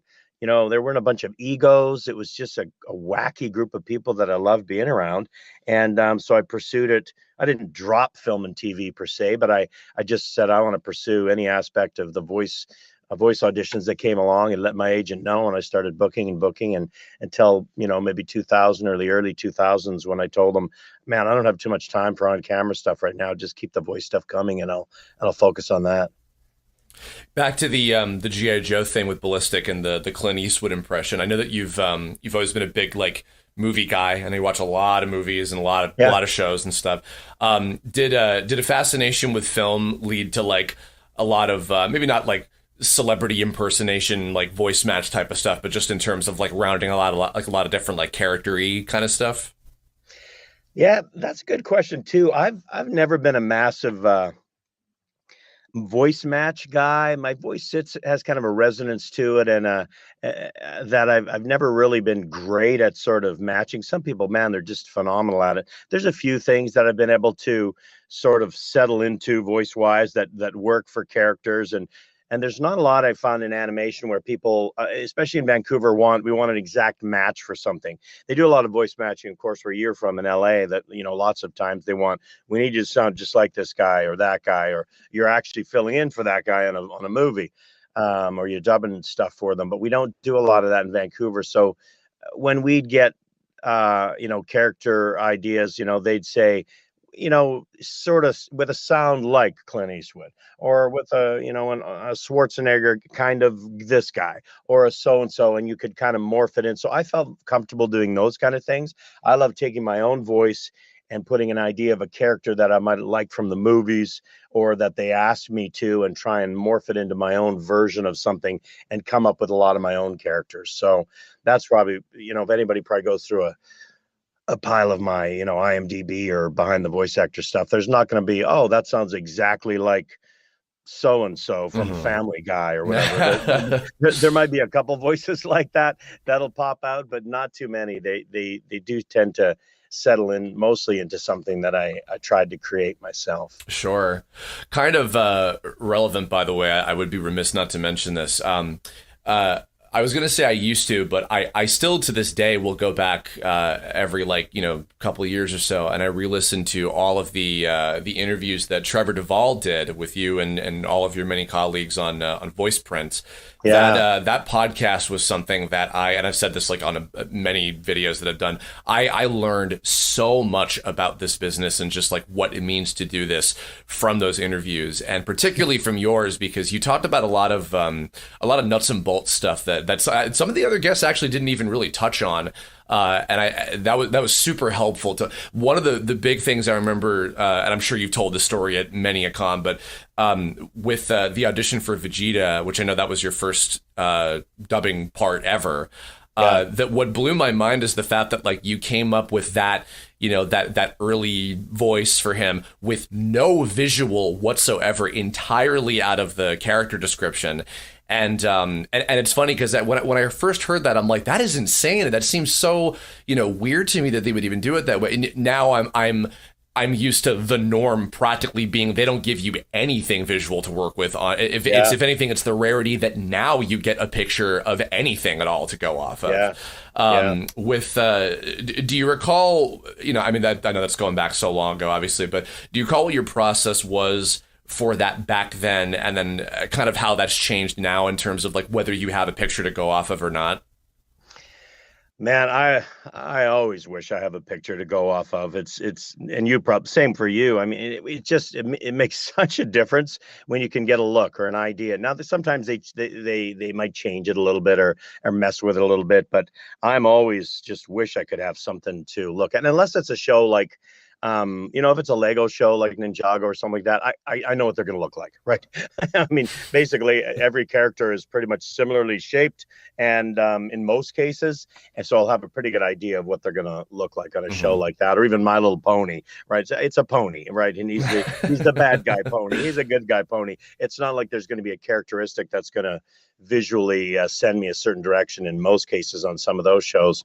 But on other ones, it makes a massive difference. And like with Vegeta, I think part of the process of maybe what I learned in theater school or learned anywhere is to just try and find words that I can associate with characteristics and things that I can somehow visualize myself of, and then I would just have to relate to characters that I've played before or I've seen in film, or what I think a villain sounds like or would sound like in anime. What am I thinking?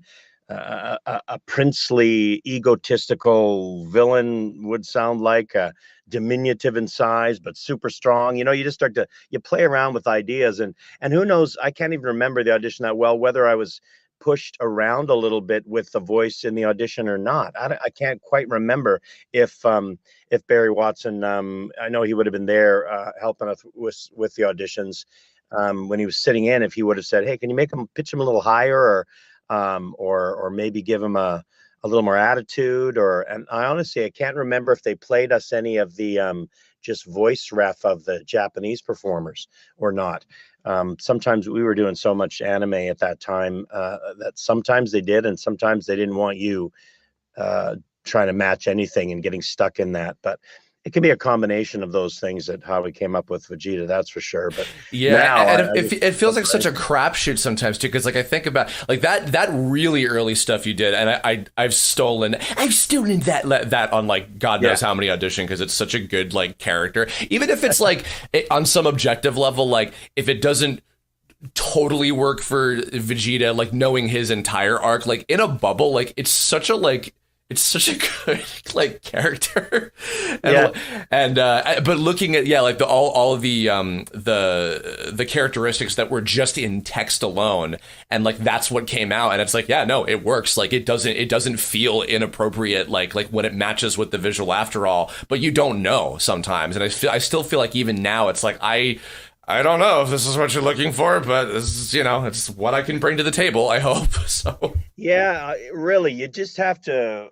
All I know in every audition is I have one instrument, and this is what mine sounds like, and that also with that instrument, this is where I can go with it, and I make some choices, and these are the intentions I can put behind the dialogue. Sometimes you get nothing to play with at all. Like you just get little chunks of dialogue with no reference to anybody else speaking to you. You don't even know what's going on. You just get a few lines, and it's yeah, how would he sound? I'm like, I have no idea what's even happening in this scene, and they want to read off of it. So at least back then, I think sometimes you got scenes, so we had a little bit of an idea of what was going on. That's even helpful. But yeah, it's weird. I mean, I know if as we continued doing the show and we did the whole most of the Dragon Ball Z up here in Canada, at least people in Canada and the UK saw it. He did change a little bit over time, as I would have had I continued on with Super and things like that. There probably would have been different attitude and adjustments that get made, just like Homer Simpson's voice changed over time. You sort of fall into the rhythms and things. You listen to the first stuff and go, what is this guy? That doesn't sound like Homer at all. But the actor's going to start to change it and make adjustments as time goes on. And as would I have done had I moved into the further stuff that Chris is doing now. It's ironic. He was just out here at the time for the premiere of the new movie that just came out. It's kind of ironic with the Vegeta example, because I've noticed, like Homer you were talking about, and like most of the Family Guy characters, I feel like, you know, by like season 2 or 3, they get higher after they kind of settle in. Vegeta was kind of the opposite, where like you got a little bit lower, you know, after, you know, 200 something episodes. While we're on this is the one little section of this that I want to get super nerdy about, because I'm a Dragon Ball freak. This this lost to the ages, locked in a vault, never to see the light of day, Canadian Dragon Ball Kai dub that you guys did. Yeah. Even that was already like at least like 10 years ago. I think you guys did that, right? Yeah, probably when we might have finished it 10 years ago. Because it was like 99 episodes of material. Just no, there go. You know, there's been, you know, Scott and a lot of folks have kind of like let slip like little things about it here and there. Like to this day, just because it's this very fascinating piece of lost media. Like I still talk to people that are like really curious. Like do you, other than I know that I know you've talked about, like, you were like, I was gonna not go 110 million% of the screaming this time because, you know, I have other things, better paying things to do at the same time. But do you recall any other kind of like specifics about like when you were going through it, like, oh, I remember this part, or this fight with whoever, oh, this is kind of different, like any kind of little nuggets of anything that stood out to you when you were doing that? Well, you know, I know I because there was I was in the middle of a lot of other shows when it came back and they wanted to record Kai, and I was like, okay, but I told my agent, I said, if we're going to do it, I'm whatever we can. I got to record this stuff on a Friday, because I need like a weekend to recuperate if I'm going to be screaming my guts out for however many episodes. And I know the fight sequences and stuff are not quite as long as the original Dragon Ball Z, but I just said, I want to do it on Fridays. And I still left those sessions with a splitting headache. Yeah, you know, just from the howling and screaming. I mean, I think all I remember is that it was kind of cool. I think my guess is, I think in my voice, he might have dropped down a little bit, because it is a little rougher on your throat to be pitched that high and, you know, screaming at that level, as opposed to the dropping it down a little bit. So I know if I probably heard it back, it would probably be a little bit lower than the original stuff I was doing. And I was a little bit older too. And also know, I think we were allowed to say hell and things like that instead of blast you to another dimension. So I'm pretty sure though that was adjustments that were made in the script that we were allowed to do, and they weren't sort of airbrushing out all the blood and to coloring it brown like dirt. I mean, I think of course. Yeah. So I mean, I think I remember enjoying doing it and looking forward to seeing how it was gonna come together. But you know, your guess is as good as mine. I mean, I got to twist somebody's arm to figure out what happened to it. Yeah. Well, actually, here's something. I don't know if you would have heard him, you know, maybe in the pre-life if he had been in before you. Do you know who was your son in this version? Because I know it wasn't Alistair, and it wasn't, oh God, who did him in the Calgary stuff? Matt Erickson. Do you know who did Trunks in that version? Geez, who did do Trunks in my version? Now it's been so long that, I mean, we never worked with anybody else on the show. Yeah, so of course. Well, remember, because I what I had heard is that it was kind of like half original guys and half some of the folks from like the Calgary, like the Blue Water stuff, like original Dragon Ball and GT and some of that. And then there were a few that were like, because I know Bulma was none of the like older Bulmas. It was somebody completely different. But I feel like it would have been Cole Howard, because that's like, you know, a character like Trunks is totally, but apparently he was number 17.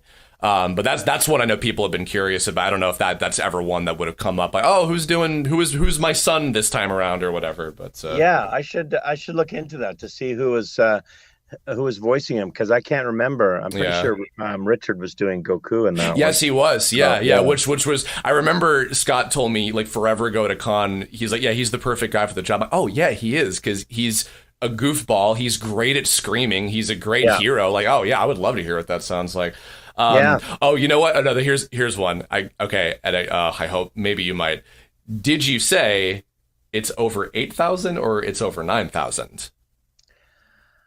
I think we did both. Really? Okay. Yeah, I think we recorded both, but because I think they had written in the script it's over 8, and I was like, I was like, I know that's what it's supposed to be, but I'm pretty sure we recorded both. Okay. And then they said, well, we'll let them decide what they want to do when they edit it together. Yeah. But I'm pretty positive we recorded both of them. Sabat was very clever about, you know how like I'm sure you know this was the case for a lot of those shows back in the day, but like when you do like, all right, here's the TV like broadcast version of the line, and then here's like the uncut one that'll go on the DVD. Sabat had this great idea of the DVD will have it's over 8,000 because it's accurate.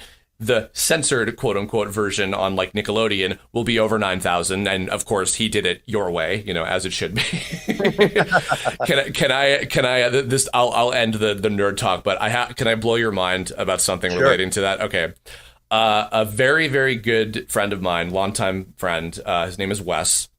In 2006, he was on a message board called 4chan, where there was a little short-lived fad of taking 15 minutes of random footage that you have on you and spoofing the hell out of it and remixing it and doing weird things with it. He was, I believe, in high school at the time, and he was like, I've got lots of time to kill today. I'll do this and not think too hard about it.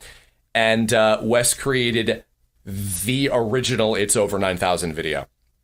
The one. Yeah, he's a talented musician. I've worked with him on a lot of my animation projects. He works for 10 companies doing like UI and graphic design stuff. He's a great guy, and it's so funny that like that he just made these little weird random videos, and that was just one of many. And then like a week passes, and he looks back and he's like, what have I done? And, you know, suddenly it's, you know, as you've seen, you know, you and Chris and everyone that's ever touched the role, like, do the line. Oh, we got to put it in this video game or whatever. Oh, we got to change the translation. It's like, wow, off of just one day. I'm like, yeah, whatever. And then there it was. When a lot of people talk about it, everyone goes, what do you feel about, you know, creating that meme and that happening? I'm like, I was like, I didn't make it. Like, I mean, the meme is actually doesn't belong to me. I said the dialogue and happened to be in it, so that's and it's my voice that's a big part of it.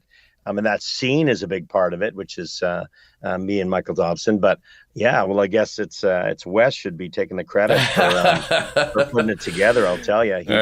What made him when you talked to him about it? What made him choose that clip? Like, was he just like, this is freaking weird, this clip? I don't. Yeah, you know, it very well could have been like, why is he like holding on that? You know, the same thing that, you know, you and Carl Willems and whoever else were like, how do we make this fit? Like, why is he holding his mouth open so hard, and how do we make that way? It really could have been just this, because I know he's told me like it's been so long since I've talked about it, because it's, you know, it's like, it's this weird kind of like, yeah, that sure was a part of my life history on the internet at some point like 15 years ago. No kidding. Yeah, good lord.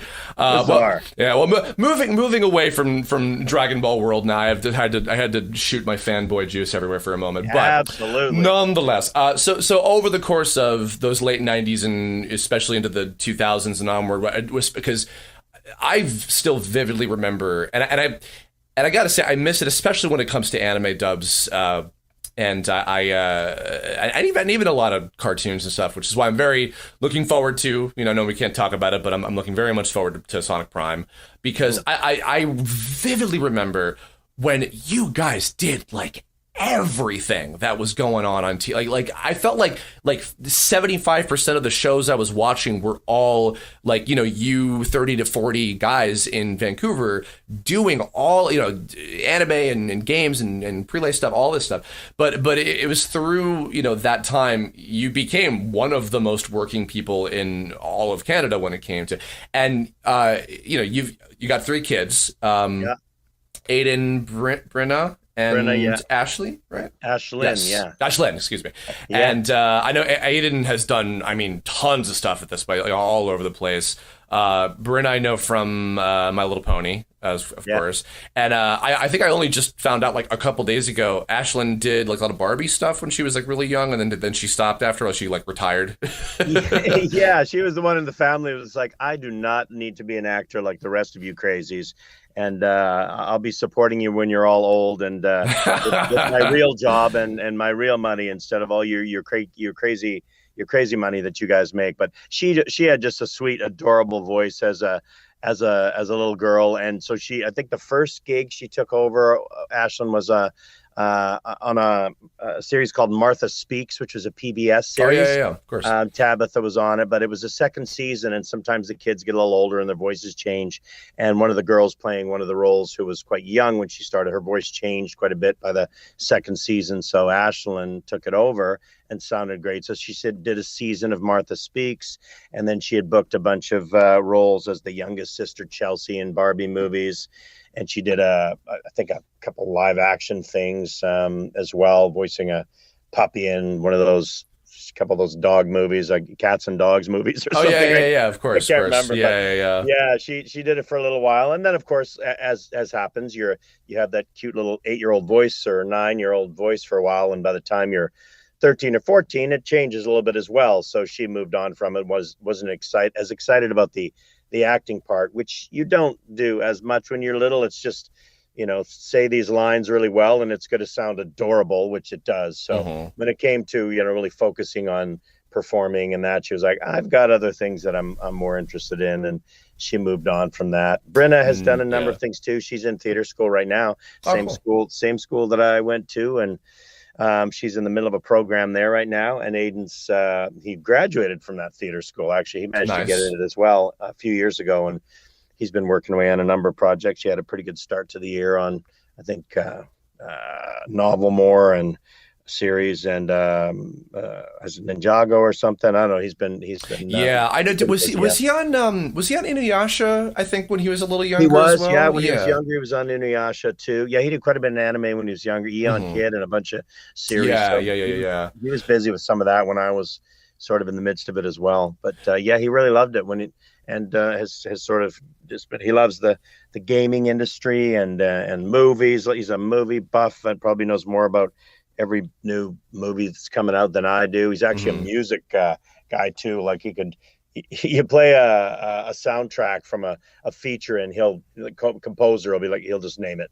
You just pay a clip. Yeah, that's that guy. That's this guy. That's a director. He's one of those guys that just knows it all and loves the industry. And voiceover is pretty fun to him because, as he's grown up around all these guys and all these actors, he knows them all, and so working with them is fun for him too, because they're just a great group of people. Oh yeah, this is a self-indulgent thing too. That reminds me of Aiden's categorizing. I am anybody can tell you I'm a freak about. I'll hear like a sound and I'll be like, oh, that's Brian. Oh, that's Scott. Oh, that's Scott. That's Tabitha. Like, and I'm right like 90% of the time. Yeah. I remember when Mega Man Anti-Warrior was airing at the time, there were like 8 million characters. I think you were probably 1 million of those in that show. And like so many times I would because they that was back when Kids WB like squished the credits to like a third of the screen, so you couldn't make out anything. and I would be like, I would put the credits up. I'm pretty sure that, you know, whatever man was Trevor's like 10th character, or, you know, Brian's millionth character, and etc. So I'm so obnoxious about it. When I watch stuff with people, they're just like, Chris, we get it. Like, this is your like autistic superpower. Shut up, for Christ's sake. You'd be like, you'd be like, hey, he's got that bizarre, just can hear a voice in animation. Oh, that's that, you know. You're just like him. He can. There'll be guys I work with, and I can't tell him. Like he's like, oh, did you hear that? That sounds like Scott. I'm like, what? I'm like, and I'll listen for a minute. Yeah, I guess so. Yeah, it takes me a minute. You'll know right away. You learn from the best. Well, when it came to them kind of, I guess, integrating themselves into, because I talked to Ian Corlett a number of years ago, but he was my last Canada representative for this kind of themed month that I do, and he talked about Philip kind of went through. I'm sure you've probably met his kids and stuff as well. Oh yeah, I worked on tons of stuff with both of them. Yeah, felt like Philip, I guess, went through the same kind of thing that was Ashlyn, where it's like, yeah, I'm done, I'm retiring at this point. But when it came to all three of them, you know, over the course of, you know, them growing up and everything, what was kind of like a day in the life of, like, all right, like, scheduling all this and between school and, you know, keeping their interest up and getting them to auditions, and you doing your own audition, your wife and all this stuff, like how was managing that for, you know, I guess like 15 years? There's a level of insanity that was just, you know, as I'm far more chilled out, and a couple of them are moved out. Only Ashlyn still lives at home now with us, and the others have their own places. I look back and go, what were we doing? Like, it was absolute insanity. I remember one time we had to get a sitter, I think, for Brenna and Ashlyn, who were quite young at the time, to get them to school, because Laura was shooting a film outside of the city in Langley. Aiden did a lot of TV when he was younger, on camera stuff too. And he ended up getting a commercial that he was shooting in Whistler, I think with Pete Calamus or something. He was in it with him. Oh, cool. Nice. I can't remember, but he was shooting a commercial in Whistler. So I had to get my sister to drive him there. These are like hours apart from where, and then I was in the studio recording something. So those kind of days were way too many, and the insanity of trying to run people from place to place was nuts. But I think when you kind of just get thinking that that's what you do, you figure it out. And we had some great, the helpful thing is having some great sitters that you could call literally at like 11 o'clock the night before and be like, I'm in trouble, we need someone to take the kids to school tomorrow, and they could show up and get it done. If we didn't have that, we would have been screwed, because I don't know how we would have made it happen. But with a couple of great helpers that were nearby, we managed to survive the time when everybody was on different shows in different areas of the city at different times. Yeah, I think I remember this from Trevor's podcast as well, as you were like, I mean, animation was on 24/7 in that household because we had 3 kids and they all watched cartoons.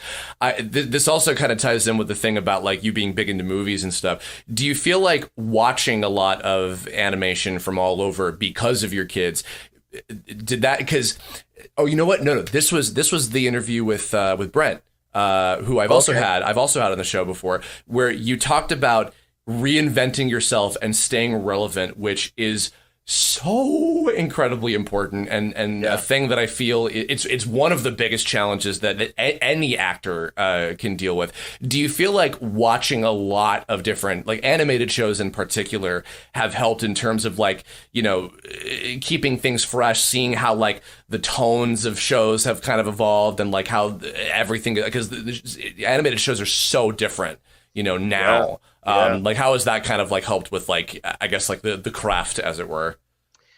I think it's pretty important to stay up to, you know, speed on what's popular and what's happening and what's exciting and what's new and what's interesting, and understanding the vibe for all of it. Now, there's so much content. You just, you know, and you just can't watch it all. But thank goodness now I can just go online and pick and choose the little bits and pieces that I need to sort of go, what, someone brought that show up again, you know, as a reference for something. And I don't even know what it is, because, you know, I don't have, you know, Peacock or something like that, or, you know, there's certain show, I just don't have some of these, and you got to round it up to try and find out what it is. But you can get online and find it and listen to it and check out how they're doing the show, and not just anime per se, and or prelay, but even the different genres for different age groups, right? To really understand, how are they speaking to children in preschool?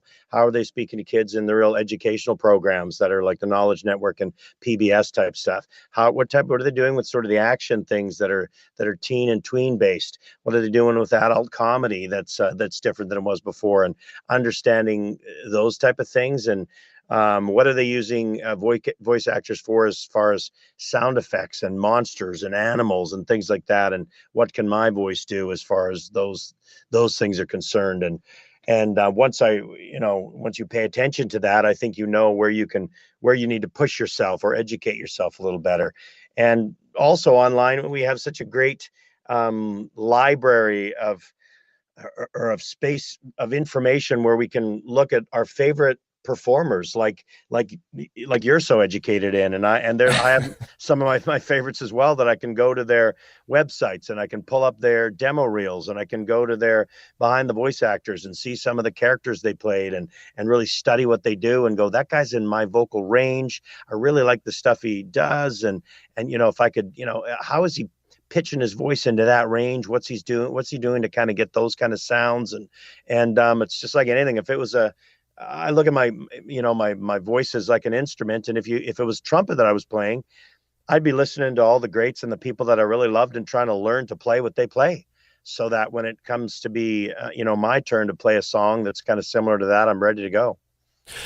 That actually I didn't plan this question, but this just came to mind because myself and a lot of my contemporaries that, as you've seen from probably the many cons and you've been to and meet, up and comers and people interested in this, the people of my generation, we got inspired to want to do voiceovers specifically. And for a lot of it, it was, this one, these handful of shows that we watched, and like, it was the acting specifically that was like really resonating with me. With watching a lot of the stuff that you've seen, whether it's in depth or, only a few bits, are there any particular shows or characters you've seen where it's like, wow, I really dig this. This is like inspiring me. This is like helping me come up with like new ideas for things I hadn't thought of, this time a year or 5 or 10 ago or whatever. That's a great question too, Chris. I don't know. It might be a little different for me because I was unlike, and you're absolutely right. At the cons and in the industry, I meet a ton of new people that are just doing great things, but they were inspired by a voiceover world that didn't really exist when I was coming up in the industry. I didn't, watch the Flintstones and think, man, I just want to sound like Barney Rubble. I wish I could do that. They're so inspiring. Or, there's shows I grew up that I loved watching, but I didn't really even think about the performers. I didn't know who was doing it, or if that was even a real job. I didn't know. It didn't even really cross my mind. Even when I was in theater school, I wasn't thinking about voice performing. We didn't even have voice classes for voiceover and animation. They do now at that program, but they didn't even talk about that stuff. We trained our voices to sort of project properly on a large stage, and how it's different when you're on camera. They didn't really even get into radio or those type of the nuances involved in that. So I wasn't really brought up to sort of look for performances that excited me. I get more interested in a show in general and the themes than I do in just specific performances now. And like I'll be drawn in visually into something. Like I'm probably more of a would fawn over animators sometimes than voiceover people. Like, I'm not a guy who would meet any voice actor and be like, oh man, in this you're just so. I love what my contemporaries and my peers do in this industry, and they're great at what they do. But I almost think people in animation are what blow my mind. And when I'm working if I ever teach once in a while, and on the mic, I'll teach once in a while, and if I find some time to do it, I say the medium we're in, it's not really an oral medium to me. It's a visual medium.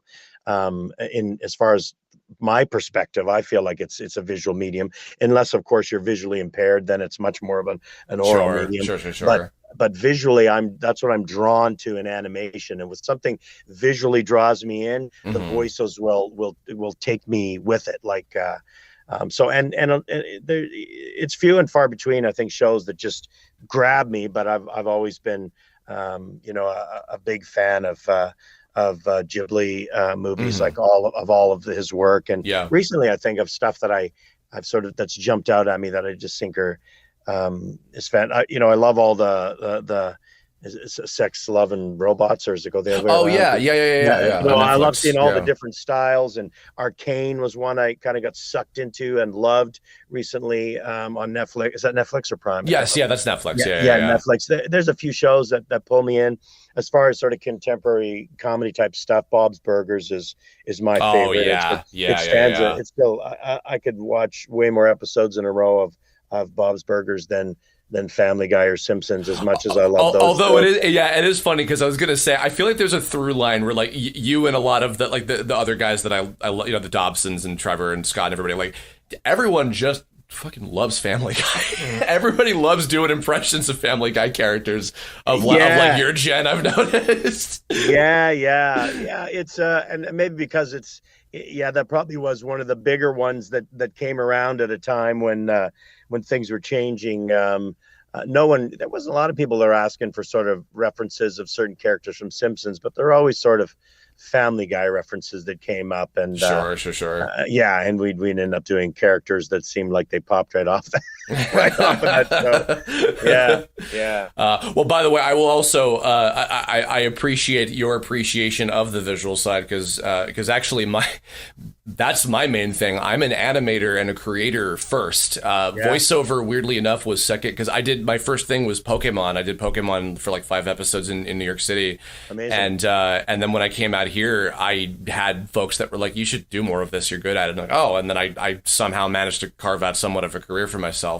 But I love it all too, and I'm glad that people are appreciating the sum of a show at a movie's and a production's parts, for sure. So that warms the cockles of my heart to hear. Yes. Well, I always tell everybody, you know what, it's a big happy family, and in Vancouver we have such a huge visual effects and animation industry here in the city. It's just booming right now, and the voice side of things as well. So it's you can't cross the road without bumping into an animator or a VFX person or a voice actor in the neighborhood that I live in right now. So it's you got to appreciate those folks for what they do, because it's intense, some of the work they do on projects. And as much as when I run into animators and they're just sort of praising what we do, I'm like, dude, what you guys come up with, and you take concept to a show like this or that, and bring it to reality and get it on TV, and then we have a chance to voice it.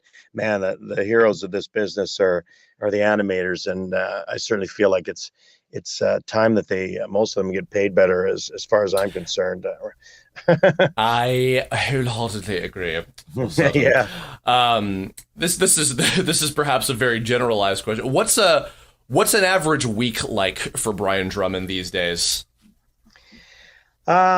Yeah, it's different than it used to be. Like I would probably say it was a little crazier, even 3-4 years ago, because of so many more auditions took place in studio, and the callbacks were in studio, and every recording session was in studio. So I'm driving around constantly. You go home, you work on your stuff, you work on your characters, and you go in and you bang out your stuff in studio. So you're running all over the place.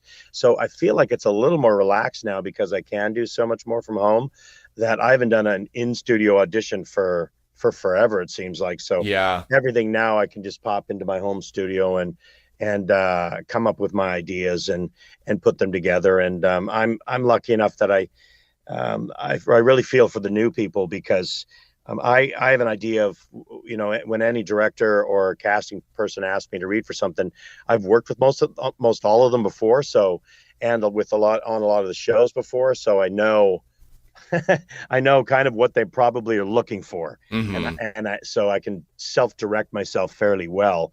But the newer people, they don't have a clue. Like, never worked with them. I don't know the tone of this show. I don't know.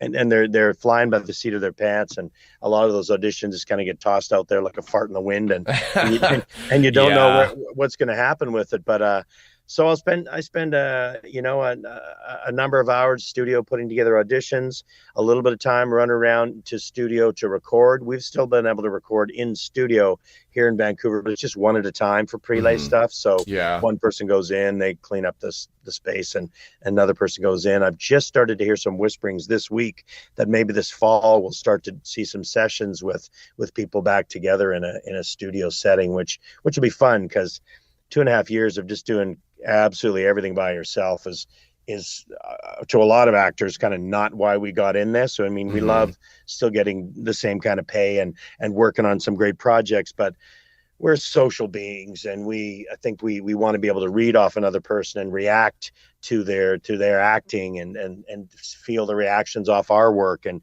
do scenes together and come up with ideas and jokes together and change stuff sometimes. And that's what we do as performers. But when you're on your own and you're just doing your lines, it's a bit of a different beast.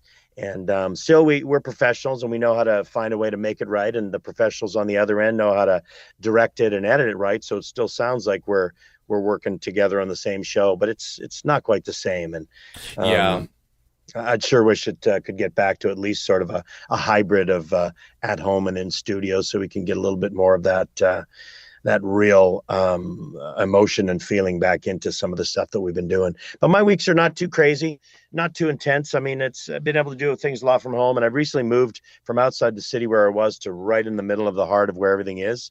I can walk to most of my recording sessions, and it's pretty sweet to be able to be right in the middle of it. So my life's not too out of control. It's mostly out of control if I have a few cons to go to, because just traveling is a shit show right now. So I think the most stress comes to me if I've got a con to get to that's more than one flight, direct flight there. I'm like, just get me there, man. And once I'm there, I'm having a great time, but I don't like airports that much. Well, Vancouver, I haven't been in many years. One of the first cons I ever guested at was Anime Evolution in Burnaby, and I got to go around Van a little bit. I went to Gastown and Chinatown. I'm just like, this is, oh my God, this is like New York but clean, for Christ's sake. So why would you don't want to go anywhere else when you live in a place as nice as that? Yeah, I just did Anime Revo, this Anime Revolution this past, not just this weekend, but the weekend before. And I'm off to Houston in a couple weeks for another one. But cool. And then I'm in your neck of the woods in Pasadena, I think in November or something. But it's the travel part's a little bit kooky right now. I'm sure they're going to get things ironed out. Hopefully, that's to reduce that level of stress and getting across the border and making your way around. But I love it when I'm actually at the cons. It's pretty, even though, like you say, some of it can get repetitive with the questions and what people tell you. But I always feel like I'm there because of the fans. And so because of that, I should be there for them. If they want to talk and chat, and whether there's a line or not, I want to give them my attention and give them my time, and have a listen to what they're doing and they're up to, and as much as I can when I'm at those events, because that's what it's about, right? Absolutely. Well, actually, kind of relevant to, because you'll be out here to visit soon, but with it coming to a time soon where all of your kids are going to be free to do their own thing. I asked this because I imagine this is probably something that a good majority of actors that aren't out here think of. Had you ever thought about the idea of transitioning to the US, and I guess specifically LA, to do work out here?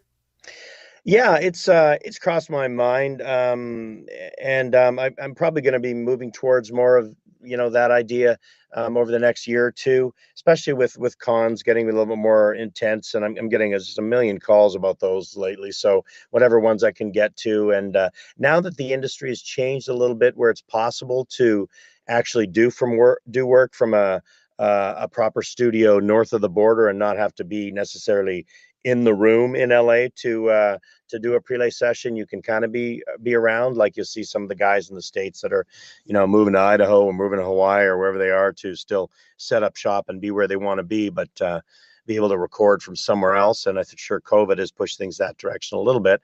That's a possibility. And raising a family, that was definitely the reason why I hadn't jumped to just of course, move in LA when you've got three youngsters trying to make their way in one of the most expensive cities in the world. I just wanted to be here for the best sort of supports as I could. But now that they're all turning into young adults and making their own way as professionals, Daddy can go play somewhere else for a while. That sounds like a hell of an idea, Chris. Well, I listen. I always I remember, I think, telling Scott years ago, I was like, dude, you would kill out here. But I remember at the time he was like, I don't know, I think my window's kind of closed. Maybe if I'd done that like a few years ago. And I'm like, well, and granted, Ian also made the point, and now this is thankfully different. But a previous person in power probably would have made it more difficult for you to, be out here with who is no longer in power, who's a very orange person.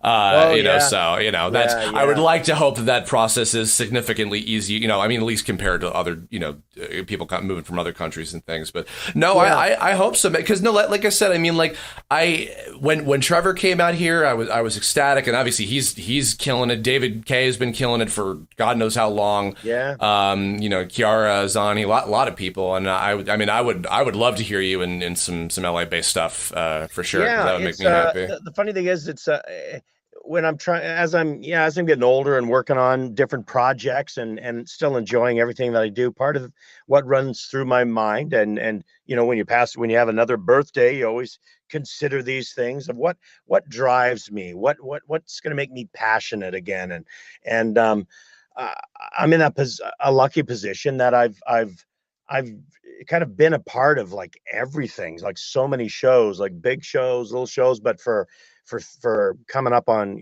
over 25 to 30 years, that I feel like there's not a specific thing or voice I want to do or show that I have to do. It's actually more having a chance to play with some of the people that I haven't played with yet. Like I've got friends down there, but to be on just to be back in the room with, like you say, David and Ian, even though I've worked with them many times on other things, but Eric Bowles is a friend, and be in a room with those guys and back on something with Mola Marsh and Rob Paulson, those guys, like to kind of do a show with some of the people that you really grew up in the business, admiring their work and having a chance to say, yeah, it was really fun. I got to do a show with so-and-so and in the room with them and played with them, and we bounced scenes off each other. That is more my drive to do it than it is more money or another specific show. And sure. If anything, it pulls me down there. That's definitely what it's going to be, is sort of a last, crack in my last, what, I got 30 more years to do this, maybe, if I'm lucky. You stop that. I would be to really play with some more of the people that I just love listening to myself, that clearly don't get a chance to come up here and do things too often. So yeah, sure. Yeah, absolutely. Sweet. Well, last question for the interview section here is I know obviously you get asked for advice all the time, for sure. But for folks like myself and a lot of my friends and contemporaries, we're a good bunch of us are, making careers for ourselves, and we're doing a lot of dubbing, anime and live action stuff, a lot of, non-union video games. Sometimes we dip in the bigger pools. I did a Cartoon Network show a few years ago, which was like nice. My kind of foot into the ensemble world, and I'm like, oh my god, I love this. Yeah. When it comes to, I guess, to be more specific about, when you say you got a new audition come through for any kind of, regardless of genre, what would you say have been some of the most helpful things to you for parts that you've booked, things that you would impress to people who are working that kind of want to elevate to the next level for themselves? Well, when I have new stuff come in, I guess what I always have to sort of, I try to understand where my range lies. And for a newer person, I mean, you've been at it for a while, but for someone really new, that's kind of hard for them to really come up with. So that just requires lots of playing around with your voice and figuring out what you can and can't do before you submit something. But I have a look to see where, if something suits where I think my voice can go. And then I sometimes with them and don't pay that much attention to the character description that they give. I'll give that read. Because there's always a character description. We want him to sound like this guy from whatever, and he's kind of, this is what he looks like, and blah blah. And I'll put that one out there because I go, I almost think of it as maybe in 3 reads. One read would be, this is what the the description they gave is probably this in my estimation with my voice. Then I do one with, this is what I think I see it being. If this is animated, I'm kind of visualizing this. Then I'll give that read. And then I put one that's kind of out there. That is like, it's probably not this. I don't know if they'd go for this, but hell, it would be fun if they did. And I do something a little bit wackier that's off the page. I play around, not with like complete ad-libbing, but really filling in the scene in different ways. And I leave that maybe as a third option. And you'd be surprised how many times, and it's a lot, where option number 3 I get cast. And wow. Like, we love what you did with that a third one. Everyone was doing the same thing, and then we heard your whatever, and it was like we all were like laughing our heads off because like no one was going to do that. I was like, and it's like, I know, because you describe this one thing and then everyone does that, because so many actors get it in their head that I have to give them what they want, and what they want was this. No, that's just sort of a generalization of what they think they want. They haven't heard what they want yet, because you haven't done it, right? Yeah. I feel like in most cases, they haven't heard it unless they say, we want an exact rip-off of this guy's voice without getting sued. Then they know what they want. But most of the time, or if they might even just know exactly who they want to get, which has also happened. So depending on the production. Or we would just really want Mark Hamill to do this in his whatever voice. You know, that could be, and that could be for other reasons than his voice. You know, they might want the cachet and they want his voice because he's such a great voice actor as well. But I trying to think outside of the box, and then I really make sure I give it to him in those first 10 or 20 seconds, from the way I slate my name to just getting on top of it to really filling the scene with it. I always hope they give you good sides. Sometimes sides just aren't. They give crappy sides and there's nothing you can do with it. You get 3 out of context lines with no, like, you just like come up with something. Exactly. It's just garbage, and that's hard. And then that way I just try and find how to find a way to make whatever I'm going to do pop off the page. And I don't, my goal isn't to book the role with that voice. My role or my goal is to get a callback with whatever I did. So they might think, well, what Brian did was kind of kooky, but he's so out there. Well, we'll give him a callback and then direct it some other ways, if they even do callbacks. And if they don't, and they just book straight from auditions, and they don't necessarily want that exact voice, I'm fine to I just want to do something that gets me on the show, because I know if I get on the show, lots of times those wacky out there voices that I've done that got me on the show that are full of crazy stuff that sometimes it's a little hard to understand what I'm saying. It might be really out there. I get on the show and then they go, yeah, we got to tone down the kookiness of this. And they start massaging it and it changes and it becomes a different guy.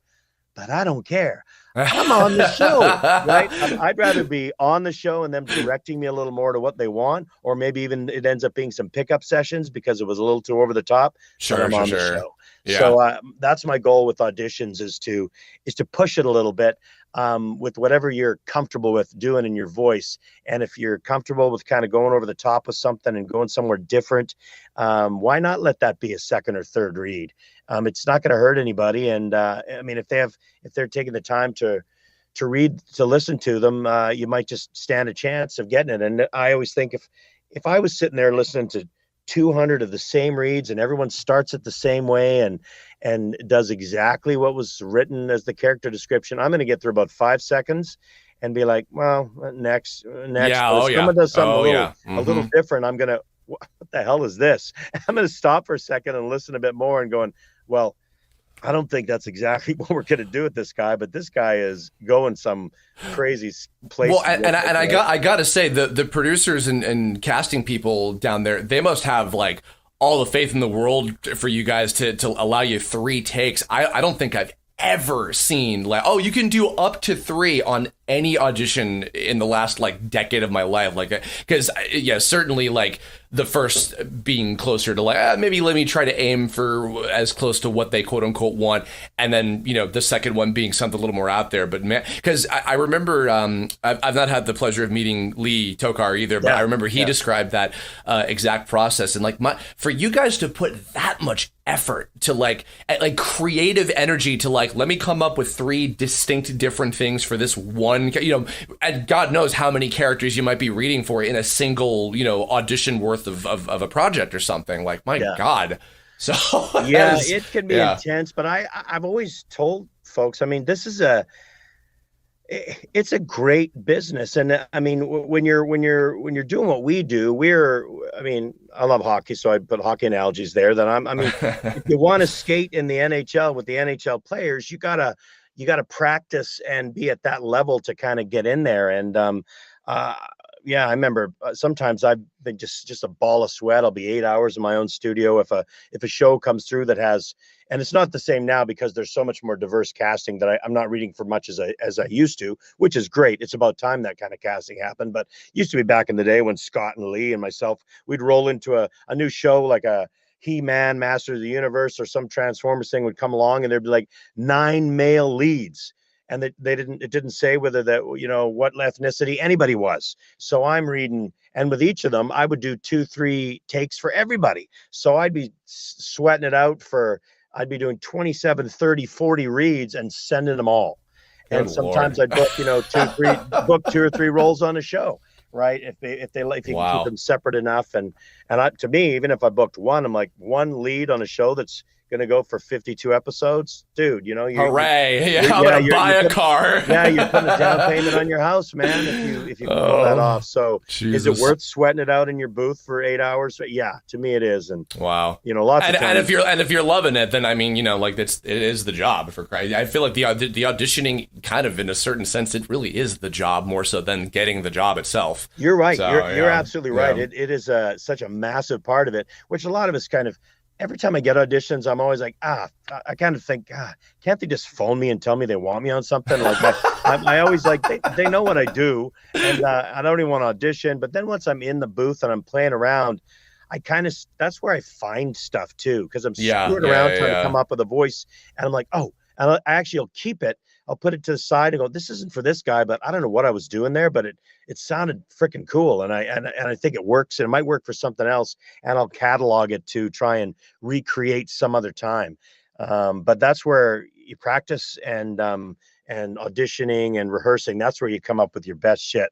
And that's fun. I never really want to get started, but kind of once I'm there, it's an enjoyable process still. Well, you are a pillar of inspiration if I've ever goddamn seen one. Thank you. I think that's going to bring us to the end of the interview segment. So, Brian, thank you. Seriously, real quick, replug the. Well, I guess actually no, that doesn't matter because this is going to be you'll be done with all those. This is coming out in October. Where can people find you on? This is in October. I think they're going to see me at a con in Pasadena in November, and then I believe I'm Sacramento in January. Okay. And outside of that, just hit me up on Twitter at Brian Drummond VO. I think Instagram's the same, which I hardly ever use, but those are my main places that I poke around at. And come say hi at a con or say hi online, and we'll chat. Beautiful. All right. Well, everybody, please go give Brian a follow if God forbid you're not already. Thank you very much. Look forward to the next guest. I don't know who it's going to be yet because I'm waiting to hear back on which one will be available. But this has been lovely. Thanks again. We'll see you on the next one, and keep on talking.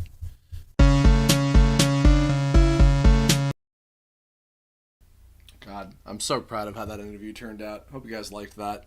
Drummond is a great guy. I only wish I'll tell you guys a little quick story about something kind of a bummer because I screwed it up here. But so after I told him the story about Wes Cadgett creating the original Over 9,000 video, I let slip off camera like, hey, so he's actually my roommate, and I really want you guys to meet.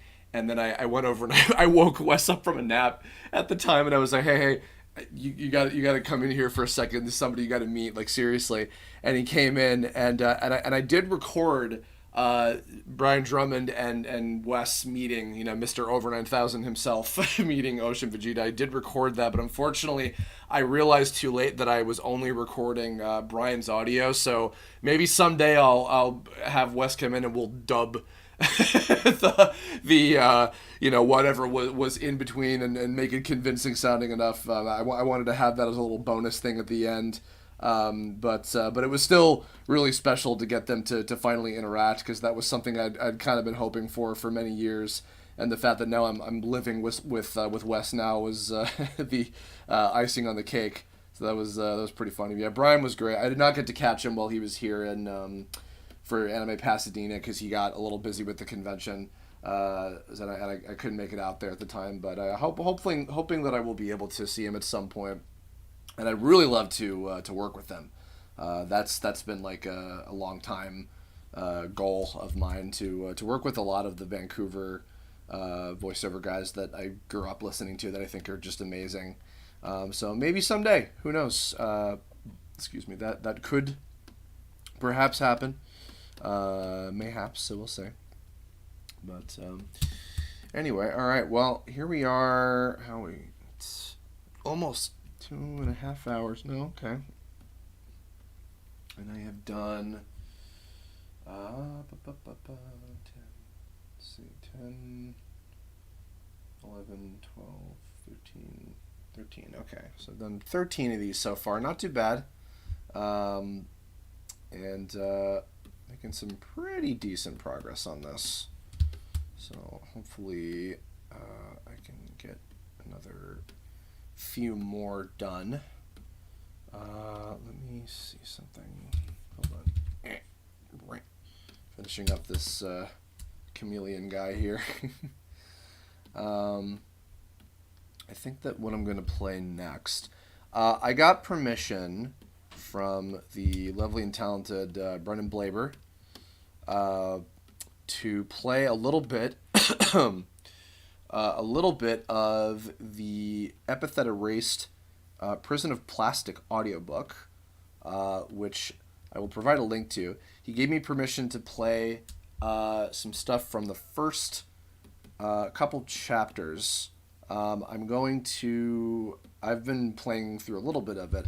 I'm going to play the first 3 chapters and then cut off from there, because I would love for people to pick it up. In fact, I will even go ahead and link in here, and I'll have a link to this in the description after this video is over. Soundbooththeater.com. If you search Epithet Erased or Prison of Plastic, you can find this audiobook. This is a sequel to the Epithet Erased animated series that Jello did for Verve a few years ago. It's super cute, and I'm going to listen to a couple chapters of this. I'll listen to. I've already gone through the prologue stuff already, so I'll listen to chapters 1, 2, and 3, and then cut that off, and then we'll go back to some other stuff in the meantime. So, yeah, I'll probably go for maybe another few hours. Let me see. Yeah, I need to get food some point soon, because I'm starting to get hungry over here. So, yes, let's go ahead and listen to a little bit of this.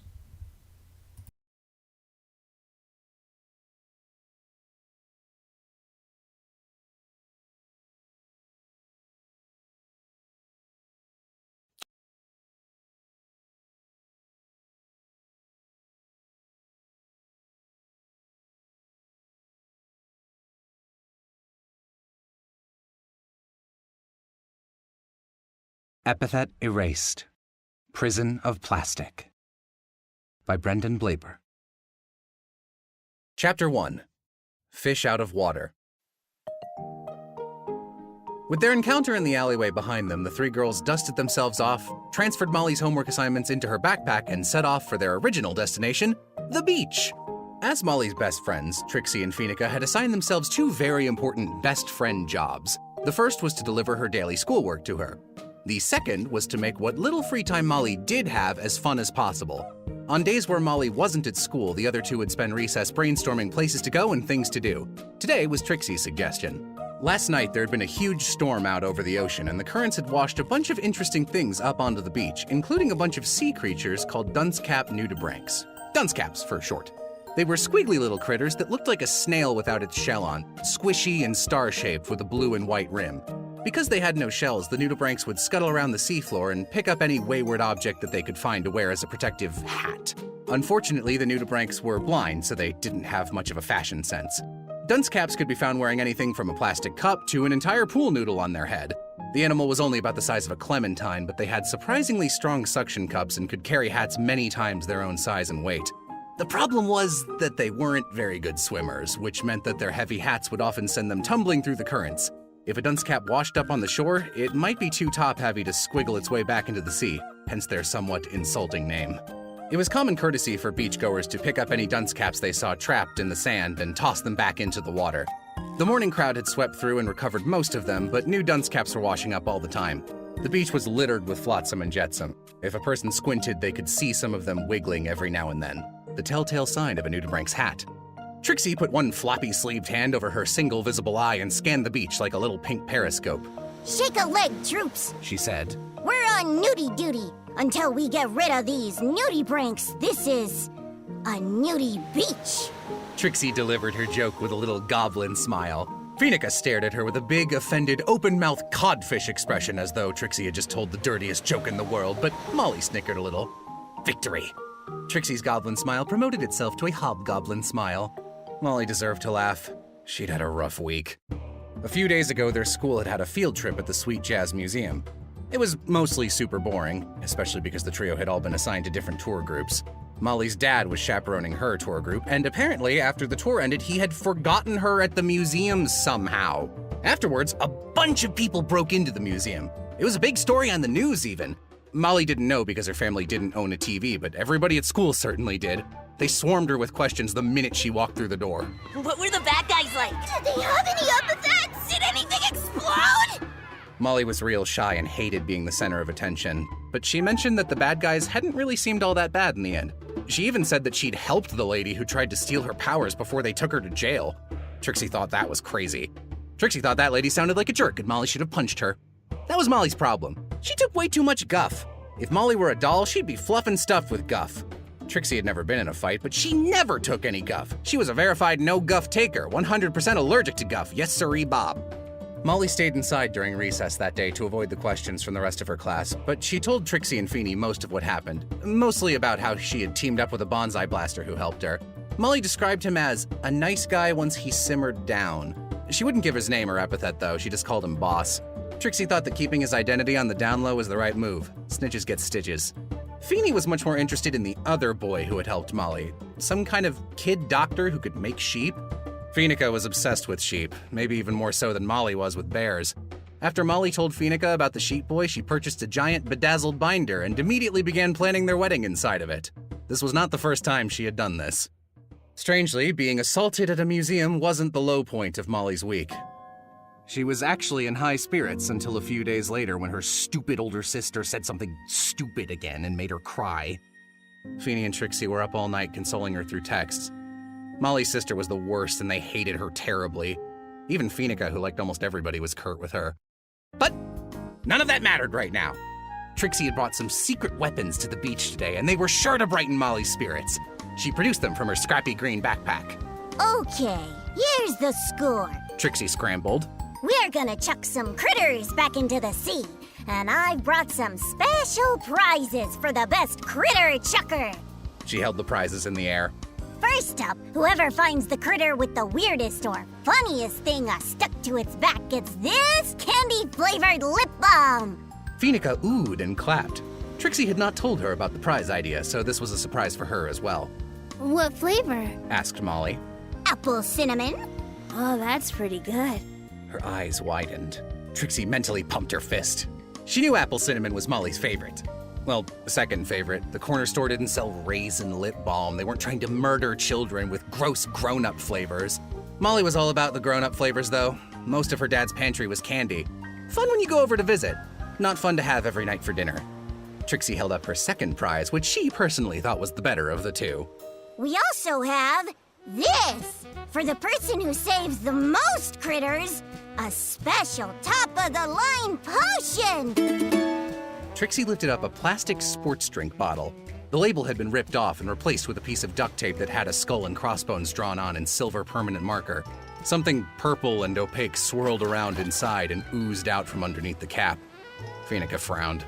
Is that another one of those icky things that you and Rex concoct in your kitchen? Trixie nodded proudly. She and her twin brother would take random stuff from their kitchen cabinets and mix it with bugs and dirt and junk from behind their house to brew different potions. Results were mixed. Is this one also made of perfume and ketchup?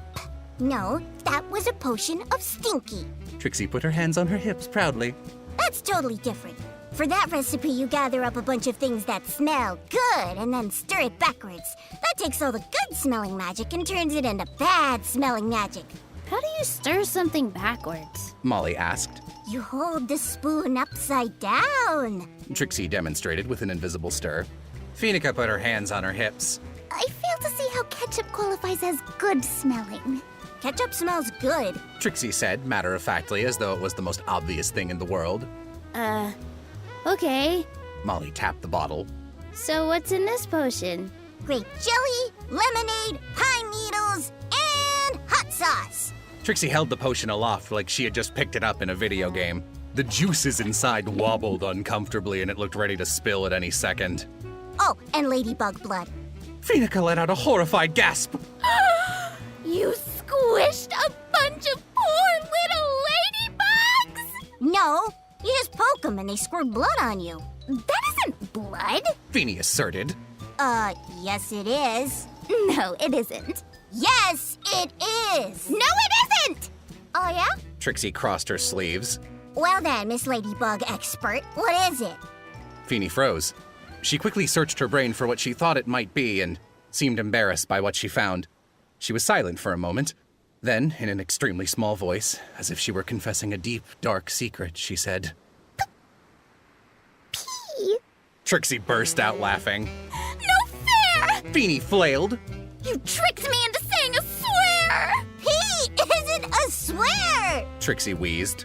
Yes, it is! You tricked me into saying the P word! You can't censor the word pee by calling it the P word! You're literally saying pee! The two of them tussled uselessly like kittens while Molly quickly did an internet search on her phone in the background. Oh, what? It is ladybug blood. The other two gathered around her phone to confirm. It was true. There were real science articles from real scientist types calling the gross orangey stuff that ladybugs squirt out blood. Apparently they use it to protect from predators, That's a little weird. said Molly. That's a lot of weird. Said Feeny, Axolotl weird. said Trixie. So, Molly cocked her head. what does your lady blood potion do? Oh, it's a potion of go away. If you throw it at someone, they leave you alone. Molly and Feeny exchanged a glance.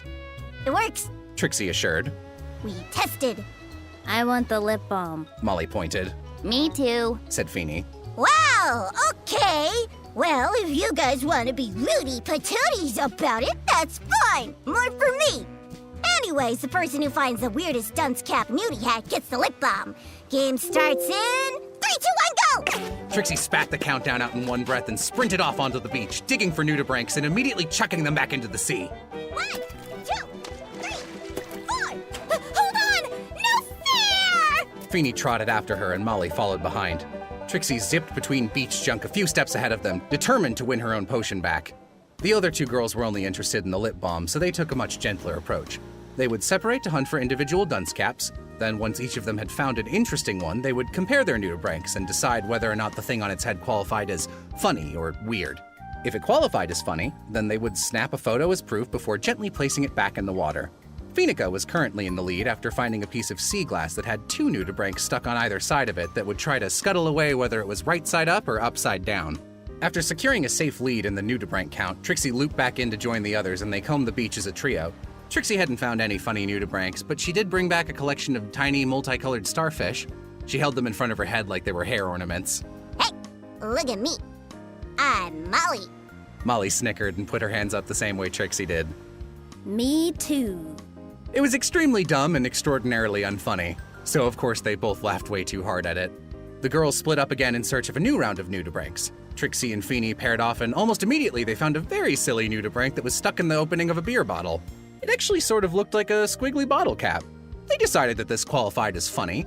Feeney took a picture of it on her phone as proof, and they spent a few minutes trying to get the little guy unstuck so they could return him to the sea. Just after they put him back in the water, Molly called out to them. Guys? Did you find something weird? Trixie called back. Kinda. Trixie and Feeney trotted over, excited to see what Molly had found. Molly had found a dead body.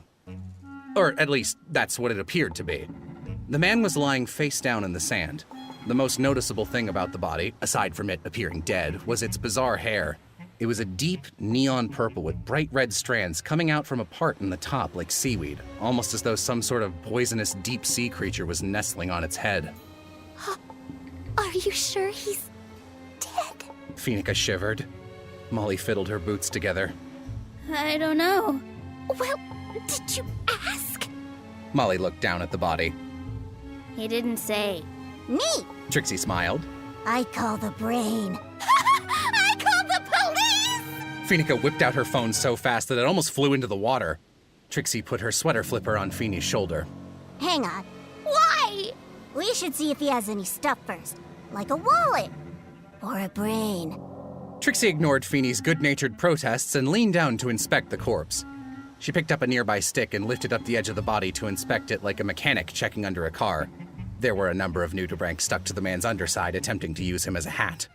Well, I did say weirdest or funniest. Trixie sighed.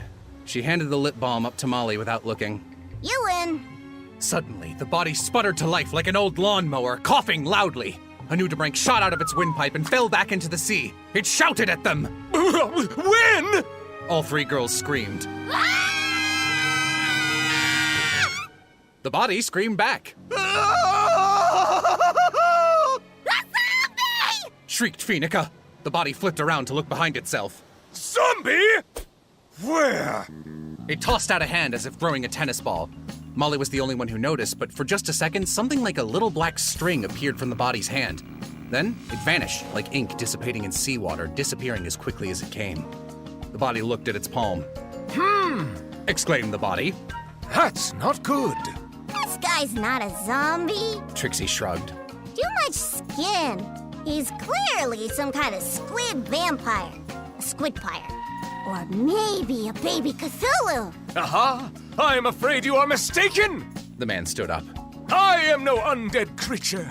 I am a famous and powerful wizard! Behold!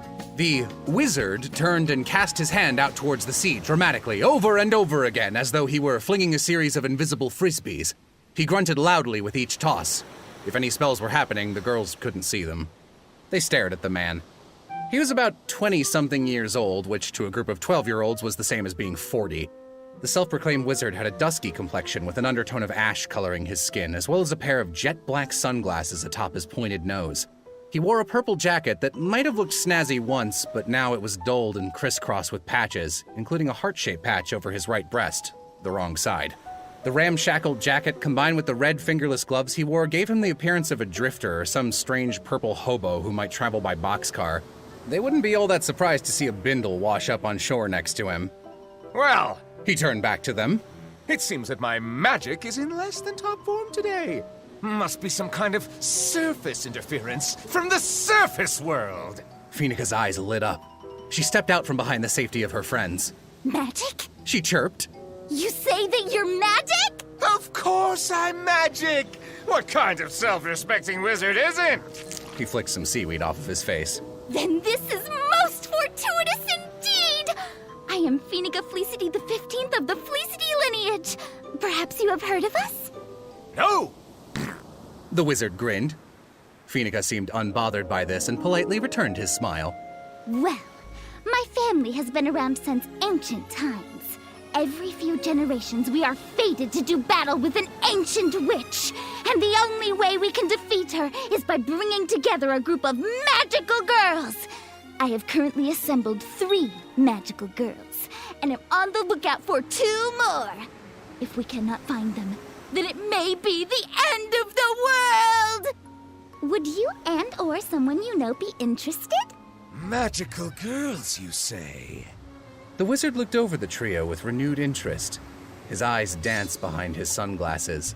The lenses were inky black, but somehow his eyes themselves shone brightly through the darkness, like a candle in a tunnel, or a demon watching you sleep from some hidden corner of your room.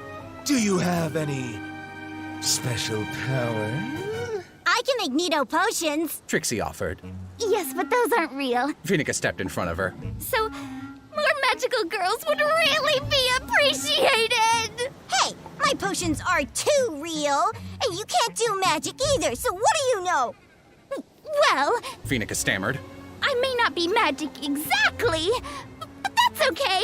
You don't need to be magic to be a magical girl. You, by definition, do. Trixie frowned. No, not true. Technically, real magical girl powers only manifest when the time truly calls for it. The time just hasn't called for it yet.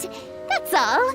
The most important requirement is that you are pure of heart. She turned to the wizard. Would you consider yourself to be pure of heart? He barked. There was an extremely long, awkward pause. The wizard grinned at them silently like a glitched character in a video game. Face unmoving, eyes unblinking. Molly was the one to break the silence. She had been hanging in the back watching this strange man like a hawk from the beginning. He was weird and way too friendly and probably like 40 years old. Gross! This was exactly the kind of person Street Smarts for Kids had warned them about. She grabbed her friends by the hand and began dragging them away from the beach. Sorry. We have a class, so we have to go now. Bye! Wait! Hold on a moment there! The wizard called. If we are indeed both magic, then it would be best for us to stay in touch, don't you think? His lanky stride caught up to them almost immediately. That makes sense to me. Feeny beamed. Feeny! Molly hissed. Very well! The stranger bellowed. My name is Rick Shades. Would you like to He extended his gloved hand to Phoenica. be my friend? Something was wrong about the way he held out his arm. It had an unusual weight to it, as if it was traveling in slow motion, like a car in bullet time just before an accident.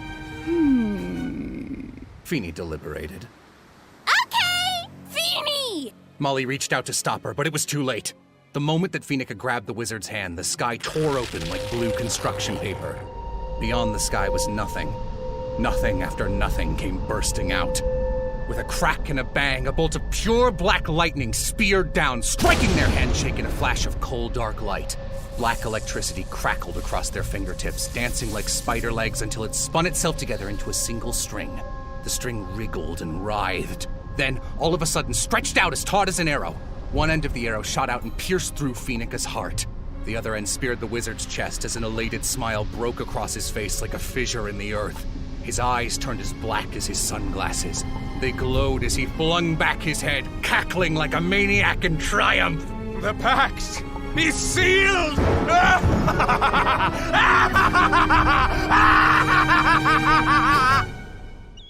Anyways, it's nice to meet you. He smiled. Blink. The world was back to normal. The sky was a beautiful, clear blue. Distant, cheerful families could be heard laughing upwind on the beach. The wizard's eyes weren't glowing anymore, and Phoenica no longer had a charcoal spear through her tiny chest. What? Did that actually just happen? No! Said the wizard, removing his hand from Phoenica and pointing it towards the others. Who else wants to be friends? Molly and Trixie both took a step back in unison, dragging Feeny along with them like a rag doll. Feeny, are you okay? Molly stammered. Oh, why, she's more than okay. The wizard grinned. She has a new friend. Me, Rick Shades, wizard extraordinaire. What did you do to her? Trixie demanded. Why, nothing at all. She just helped me regain a little bit of my magic. He lifted his finger and it crackled with black lightning, making a noise like static from an old television set. It was the same inky string of magic Molly had briefly spotted before, but larger this time. More erratic and wild. After all, That's what friends are for! Did you steal her magic away? Molly frowned. I had magic to steal? Phoenica blinked. So I am a magical girl? Magical girl confirmed? Oh, no, nothing like that. Seeing as we are bosom companions, I suppose I can tell you how this works. My epithet is soulmates. A crackle of black lightning echoed behind him to accentuate his reveal. Oh, goodness! Phoenica blushed. We're soulmates now? Yes! My! And here I spent my entire evening working late into the night decorating that new marriage binder for the museum sheep boy. Oh well! If it's a wizard husband that fate hands me, then a wizard husband I shall have! Trixie wrinkled her nose and stuck out her tongue. Feeny, ew, he's like 40. Okay, wow, and also ouch, Rick said. First of all, I'm a dashing young guppy of but 20 years. Second, my power has nothing to do with romantic soulmates. It simply means that I keep my mates in my soul. I carry my friends with me in my heart. Literally. Here, let me show you. Phoenica, my best surface friend. Tell me, what can you do? Molly leaned in to whisper. Feeny! Don't tell him stuff about you. Remember what street smarts for kids taught us? But street smarts only warned us about strangers. Mr. Rick is no stranger. He's my friend. We lightninged about it. Yes, I am a friend! Rick screamed. Trust me! Okay. Feeny smiled. Well, I don't mean to brag, but I am quite adept at schoolwork. Schoolwork! Yes! He leaned over to them. What is that? Molly tilted her head like a puppy. You don't know what schoolwork is? Lucky. Trixie grumbled. Phoenica opened her backpack and produced some of that night's homework along with an erasable pen. She handed them to Rick. Like these! This is language arts homework. There are a number of example sentences here. You're supposed to circle all the words with spelling or grammar mistakes. Ah, yes! Schoolwork. On my own, this challenge for 7th graders may prove too much for me. But with the power of soulmates, anything is possible. A staticky noise filled the air. Black, glowing light leaped out from behind the heart-shaped patch on Rick's jacket, and a matching black heart appeared on Phoenica's chest. Rick's eyes blanked out and roared with an unholy fire. He picked up the pen and, as if in a trance, began writing with a knowledge that was not his own. I before E, except after C, or when sounding like A, as in never or way! He cackled maniacally, a terrible roaring cackle! Yes! Yes! The homework was utterly defeated. It never stood a chance. Wait a moment. Phoenica gasped. You're using someone else's knowledge to do your homework? That's cheating! No, it's not cheating. You're helping me. Whatever my friends can do, I can do. That's the power of friendship. He said the word friendship as though it were a poison that he had slipped in someone else's drink. No! She protested. If you are indeed a cheater, pumpkin eater, Rick Shades, then I am afraid that I cannot be friends with you! What? No! Thunder clapped and roared. The black string that bound Phoenica and Rick by the heart appeared again. It quivered, and then shattered like so many pieces of glass. Rick fell to his knees, shaking like a wet puppy. My knowledge! It's gone! Wait, Trixie lowered her eyelid. your weakness is people not being friends with you? Rick began to cry big dumb tears into the sand. Aw, Molly said. he's a loser. Trixie squinted. I think we should throw this one back in the ocean. Please! Weeped certified weenie Rick Shades. I can't go back. I used to have so many friends. I used to be so powerful. But now I'm nothing. I'm just a poor wizard with no magic left to his name. Oh, you poor dear! Feeny appeared at his side and patted his back. Tears were as contagious as a yawn for Phoenica, and they were streaming down her cheeks in instant waterfalls. If you promise me that you will reform your pumpkin-eating ways, then I would be honored to be your friend, Rick Shades. Phoenica! He cried. My oldest and dearest companion! Thank you! I promise to never cheat on homework for a 7th grader again! That's all I wanted to hear! They both wept like idiots and hugged as a black spear re-pierced their hearts, forging their bond anew. Rick stood up and dusted the sand off of his dirty hobo pants. Now! Are either of you two feeling generous enough to be friendorous? Trixie hissed at him like an alley cat. Come now, don't be that way. I've told you all about my powers, so why don't you tell me all of yours? In explicit detail. Well, Phoenica offered. only one of us has an epithet. And we're not going to tell you who it is. Molly interrupted, using her powers to mute Feeny before she could ruin everything. Rick grinned. No matter. I plan to be friends with all of you soon enough.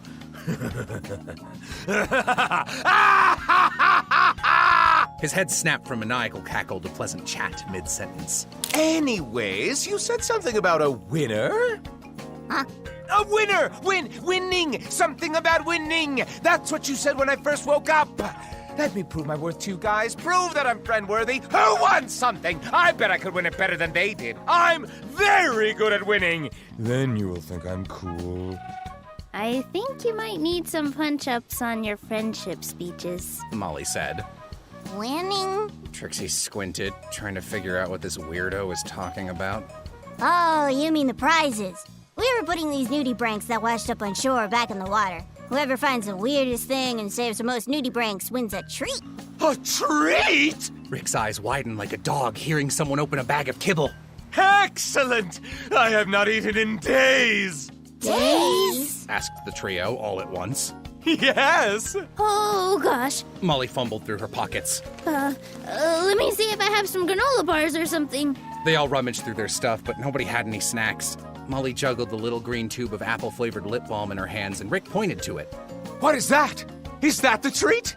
Huh? Oh, yeah. This was the prize. I don't think you're supposed to eat it, though. Molly turned to Trixie. You can't eat lip gloss, right? I mean, it's candy flavored. Maybe you can eat it? I don't know. I might be a potionologist, but I'm no candies doctor. Molly turned back to see Rick sprinting around the beach. He was scooping up armfuls of nudibranchs and tossing them back in the water at speeds even Trixie wasn't able to match. He was as gentle as possible with the nudibranchs, but he was clearly in a huge hurry. After a minute, he returned to the girls. I have saved 60 of these strange creatures. Do I win? Am I the winner? Do I get the winner's treat? So again, this is lip balm. Wow! Feeding me a bomb! Wow, okay. Rick shuddered with visible worry. Molly removed the cap and screwed the lip balm out to show him. No, a balm. Balm with an L. It's like lip stuff that you put on your lips. Wow, amazing! Thank you! Rick shouted, leaning forward and biting into the lip balm like it was a popsicle. Bad! He was crying again. No, don't swallow that! It is too late! All four of them began shaking in fear. Was lip balm poisonous? They had no idea.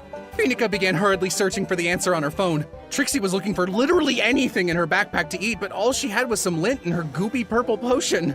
Is that a drink? Rick asked. I have also had nothing to drink for the last 3 days, except for salt water.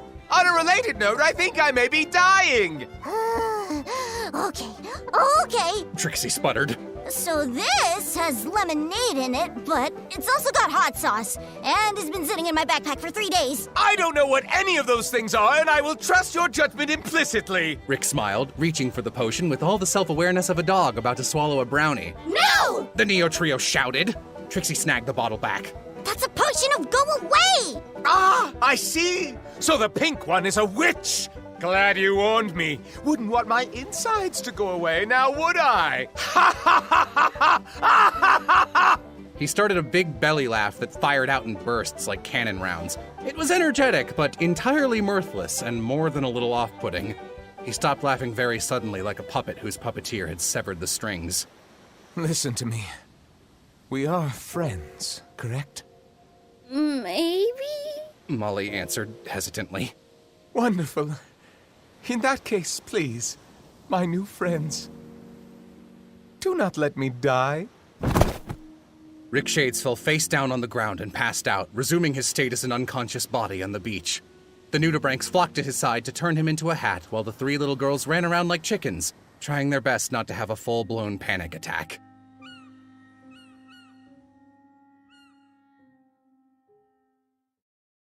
Chapter 2: Vincent's Murder!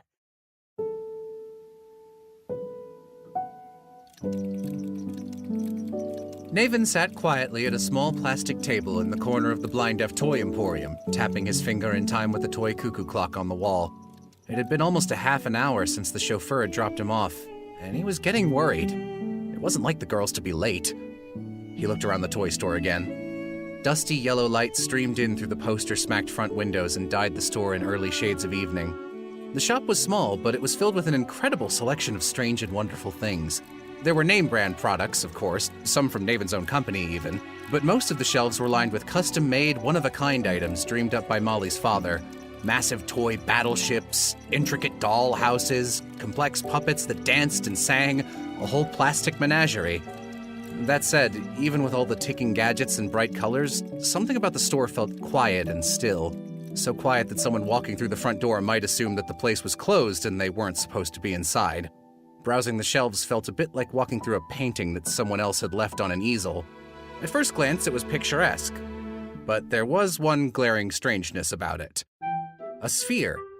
A big, white, circular blotch of paint that someone had spilled onto the artwork. Behind the cash register was a giant pearl floating uncomfortably in midair like a pupilless eyeball. Naven heard a tiny rattling sound from the back of the room. A young, meek-looking man with spectacles wandered out from the far aisle of the store. He briefly made eye contact with Naven and then quickly looked away, ducking back behind the shelf.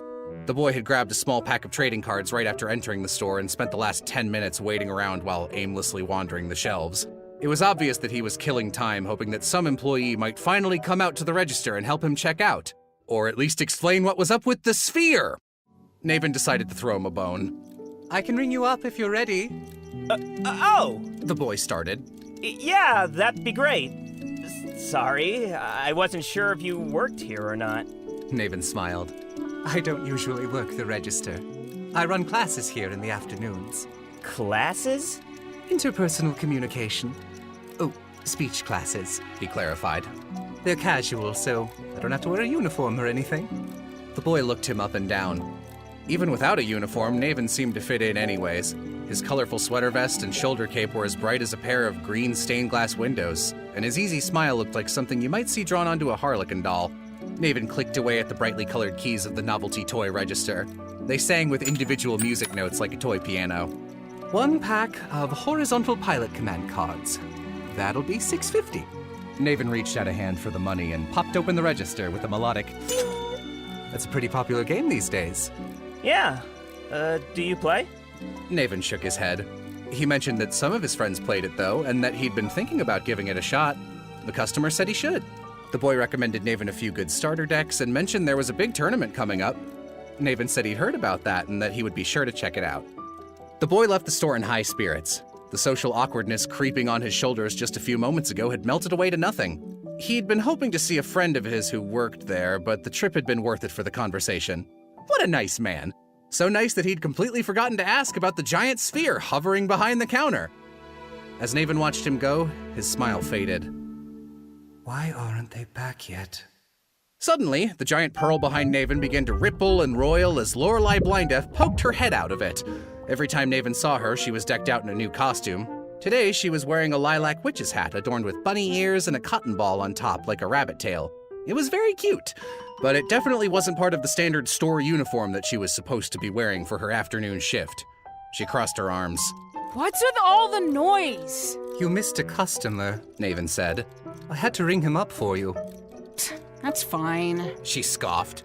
As long as you're here, it's not a problem, right? Nobody even comes into this stupid store anyways. Now, keep it down. I'm trying to play. She disappeared back into the dream bubble like a child diving under the surface of a pool. Naven frowned. He wasn't sure that he'd be able to fulfill her request. Speech classes do tend to be fairly vocal. He'd planned a fun activity for today. Or at least, he thought it was fun. His students would each pick a song that they liked and then speak it aloud without the melody, as though the lyrics were normal words in a conversation. The exercise was designed to help them explore different inflections and to think about different ways to utilize sentence structure. It was likely to make a fair bit of noise. That is, if his students ever showed up. Naven checked his phone. No new messages. Molly, ever the little secretary, had sent him an email this morning to let Naven know she and her friends would be going to the beach, and that they might be a little late coming back depending on the bus schedule. Even so, it was 20 minutes past their start time. That was concerning. What Lorelei said wasn't entirely wrong. Not a lot of people came to the Blind Deaf toy store. The building was located in the inner city in a fairly rough neighborhood. An average parent wouldn't be too keen on bringing their kids to this part of town just so they could browse a collection of expensive toys. It was a bad location, but it was the only place the Blind Deafs could afford to move after their first store burned down 2 years prior. Just as Naven started to assume the worst, the shopkeeper's bell jingled again. His 3 students walked in through the door carrying a body? Well, he had to admit, if something criminal had happened on their way home, he certainly wasn't expecting the perpetrators to be the trio of 12-year-old girls. Naven! Naven, we need your help! Molly called. The teacher rushed over as they carried Rick's body to the corner of the room. They gently laid him down on top of one of those carpets with a top-down view of a city printed on it. Molly ran to the back of the store to fetch Rick some water. Girls? Girls, what happened? Trixie and Feeney began squawking at him simultaneously, telling completely different accounts of what had happened on the beach. It was hard to untangle the story through their squabbling, but Naven spoke fluent squabble and seemed to get a sense for it immediately. He leaned over to get a look at the man on the floor to check if he was still breathing. Naven's eyebrows raised when he saw Rick's face. He put his hand on his chin and stared with a complicated expression. The girls couldn't quite read what it was. Maybe they should have paid more attention in his interpersonal communication classes. What's wrong? Feeney asked. Besides the body part? Trixie clarified. Oh, Naven said, caught a bit off guard, which was unusual for him. It's just strange. This man appears to be ocean race. If he came from ocean country, he must have drifted an awfully long way from here. He's lucky to be alive. Oh, I'm a little bit ocean race. Trixie cheeped, offering this information as though it might be helpful somehow. As am I, Naven mumbled. Each of the different races were named after their native country, and each of those countries were named after a different biome. Taiga country, deepwood country, desert country, island country, ocean country, and Australia. With her blonde hair and blue eyes, Feeney was about as taiga race as a person could get. Molly was equal parts taiga and deepwood. Trixie was mostly taiga with a little ocean blood on her mother's side.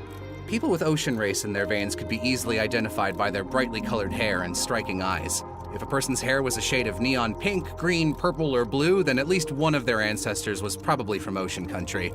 This ancestral trait remained visible no matter how many generations thinned the blood, like warning coloration on a venomous fish. Centuries ago, the ocean people had been persecuted for their study of spellcraft and twisted magic. In response, their strongest mages used their sorcery to craft grand, domed cities and retreated to the deepest depths of the ocean. Now they lived in a secluded society somewhere at the bottom of the sea. Their country had remained strictly isolationist to this day, and as far as the surface dwellers knew, nobody was allowed in or out. All modern knowledge of ocean country was deduced from the flotsam and jetsam washing up on beaches, strange pieces of glowing sea glass and translucent pipes, things that Trixie collected in a box under her bed. Scholars knew the general location of ocean country, but beyond that, it was little more than a giant question mark hidden deep beneath the waves. Because of this, it was very rare to meet a full-blooded ocean race citizen. Trixie and Phoenica realized that they had never seen one before and stared at Rick with renewed interest. Molly trotted back into the room carrying some fruit, granola, and a bottle of water. Naven reached out a hand and Molly reflexively passed him the bottle. He put it to Rick's lips and slowly poured a bit of water in, carefully ensuring that he swallowed it. Is he gonna die? Molly asked. No, I don't think so. Naven leaned back. It's a good thing you girls found him when you did. I don't know how much longer he would have lasted out on the beach like that. We'll clean him up a bit and get him sent straight off to the hospital. You three did a very good job. Molly breathed a sigh of internal relief, thankful for the validation. After Rick collapsed, Phoenica started to call the police, but Molly had stopped her. Calling 911 was obviously the standard reaction to a person passing out, but ever since the museum incident last week, she'd felt uncomfortable around police officers. She was a criminal, after all. She was a bonsai blaster. Semi-officially, at least. She hadn't paid her membership fees yet, but she was pretty sure it still counted. Every time she saw a cop, she was worried they might somehow recognize her and want to arrest her. And then who would take care of the toy store? Certainly not the man who waltzed into the room backwards at that exact moment. Oh, coming through! Beep, beep, beep. Molly's father, Martin, backed into the room in reverse, beeping like a dump truck. He was carrying a huge, ornate castle in his arms, carved from wood and expertly painted. It was beautiful, the kind of playset with a 3-digit price tag that would make any parent wince when their child asked if they could take it home. Marty pivoted around the room, looking for somewhere to set the thing down. He spotted a podium that he thought looked absolutely perfect, thoughtlessly kicked a large teddy bear off of it, and placed the castle set in its place. He let out an appreciative whistle. Ah! Now ain't that a sight for sore eyes? He made a big show of dusting off his hands before his brain immediately switched tracks. Man, I am starving! The man flipped around like there might be some food floating behind him, and he noticed his daughter's friends standing there for the first time. Oh, class is in session, huh? Sorry to interrupt. Hey, that looks good. Marty leaned down and grabbed the bag of granola Molly had meant for Rick right out of her hands. Hey, hold on a second! Phoenica protested, knowing that Molly would not. Hey, Frank! He nodded to Feeny, shoving handfuls of granola into his mouth. He turned to Trixie and gave her the double guns. Dixie! Marty always got their names wrong. It was a joke that he and he alone thought was very funny. He upturned the bag of granola and drank it like it was a beverage. Little crumbs stuck themselves into his starry blonde beard like backwash pretzel chunks in a bar glass. He patted his belly, looked down, and finally noticed the phosphorescent body on his floor. Hey, Navy! What's this? You teaching them CPR on a dummy? Now that's some really interpersonal communication, if you know what I'm saying.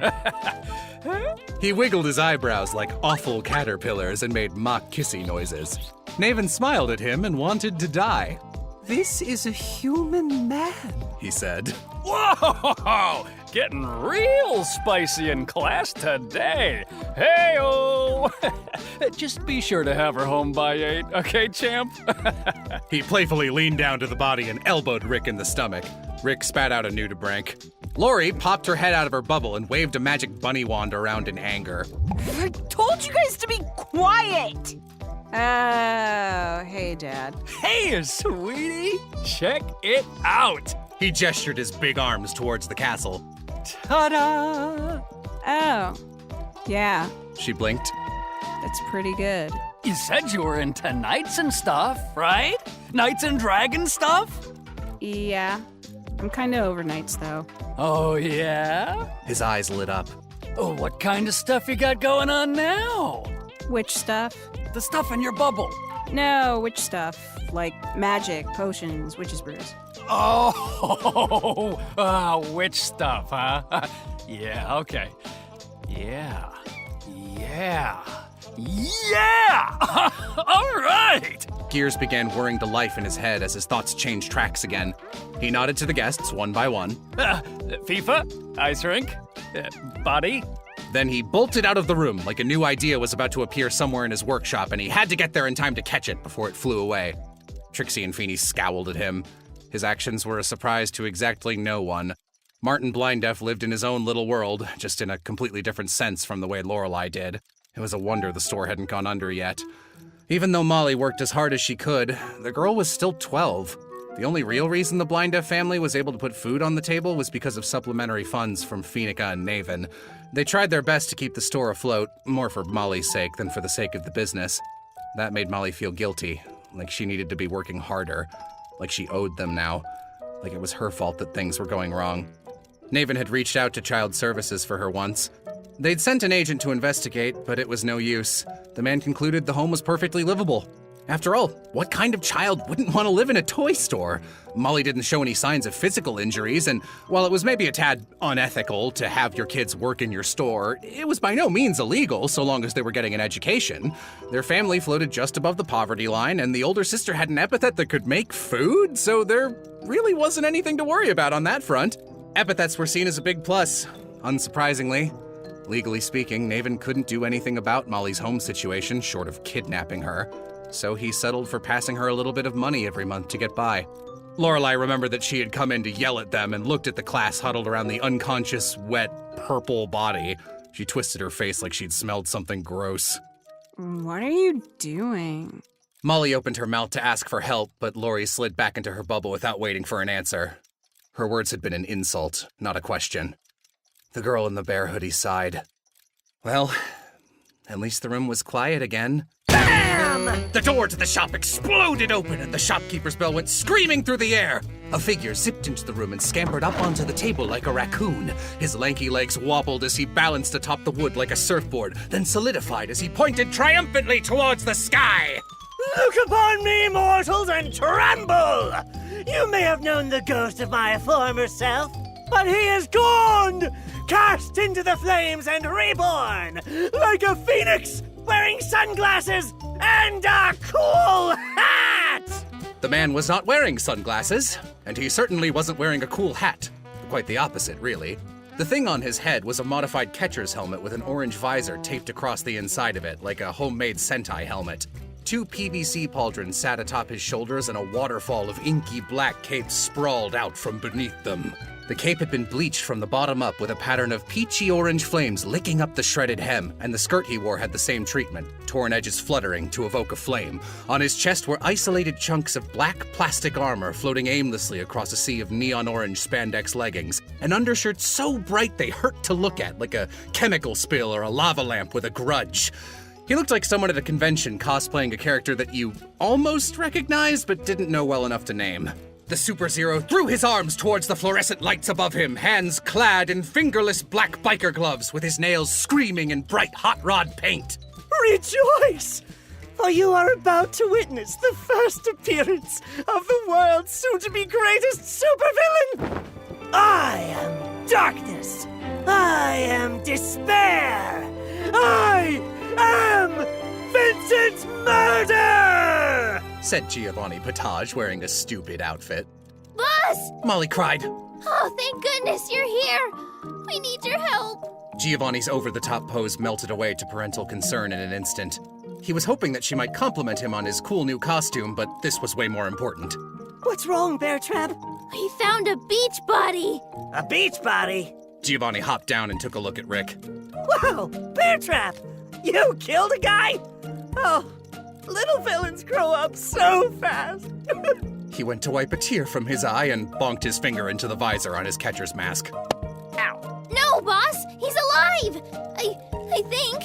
We found him on the beach and we're trying to save him. Oh, I get ya. He snapped his fingers in recognition. Trying to pull the old, I saved your life, now it belongs to me thing. And get yourself a minion of your own, eh? Oh! Classic move! That would make me a grand boss! Oh, here, I'll help. Do you have, like, a bowl or something? Molly looked around. She trotted over to the wall of toys and offered him a toy dump truck. Sorry. She wilted. All our dishes are dirty. Someone was supposed to wash them and didn't. An uncharacteristic drip of venom found its way into her tone. Worry not, Bear Trap. A good villain comes prepared for such an occasion. Behold! Vincent Murder Secret Technique #1. He squatted a bit and steam began rising from the black pauldrons atop his shoulders. Molly hadn't been able to see before because he was so tall, but there were little divots in the top of each of them. Are those cup holders? Yeah! He smiled. Cool, right? I figured that sports cars and stuff had them, so I should probably put some on my costume, just in case.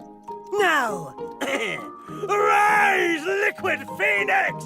Giovanni shot his hand into the air and pressed upwards like he was raising the roof.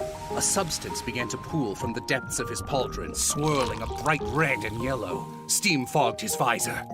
No! Could somebody please open his mouth for me? Naven, awestruck by this very strange man, silently did as he was told, putting a finger to Rick's chin and opening his mouth. Giovanni leaned to the side and poured the bubbling drink into Rick's mouth like a teapot. A little bit of color returned to Rick's face. Phoenica looked up at this bizarre string bean who had apparently just poured lava into her friend's mouth. Excuse me, sir. She said. Do you have some kind of epithet? It's lava! Lied Giovanni. Or acid? Lied Molly. Lava acid! They lied in unison. Giovanni did have an epithet. Most aspiring supervillains wouldn't be too happy to be born with soup as their power, but Giovanni was a creative young man, and he wouldn't let something like that stop him. He had learned to use his powers in a number of strange and innovative ways. He could build up steam and unleash it in a burst to run or jump high in the air. He could throw boiling soup like fireballs. He could even heal his minions with tasty concoctions that he described as potions. Yeah, it's pretty cool. Giovanni complimented himself. The perfect power for up-and-coming supervillain, Vincent Murder! So, Naven asked politely, how exactly are you and Miss Blinduff acquainted, Mr. Murder? He's my boss. She smiled. We're in a club together. Trixie blinked. She stared dead on at Giovanni like he was a dead fish someone had nailed to her bedroom wall and thought back on all of Molly's descriptions of the boss she had met during her time at the museum. The puzzle pieces all snapped together at once in her mind, forming a picture of a garbage can. Oh. She said. Oh, no. She looked up at him with her one eye like a mean little spyglass. Giovanni. Shh, quiet, Trixie. He hushed. That's my old name.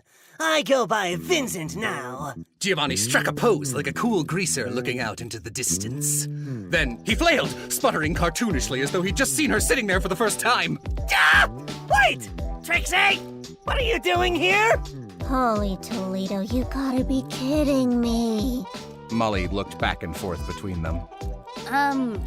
Do you two know each other? No! Giovanni cried.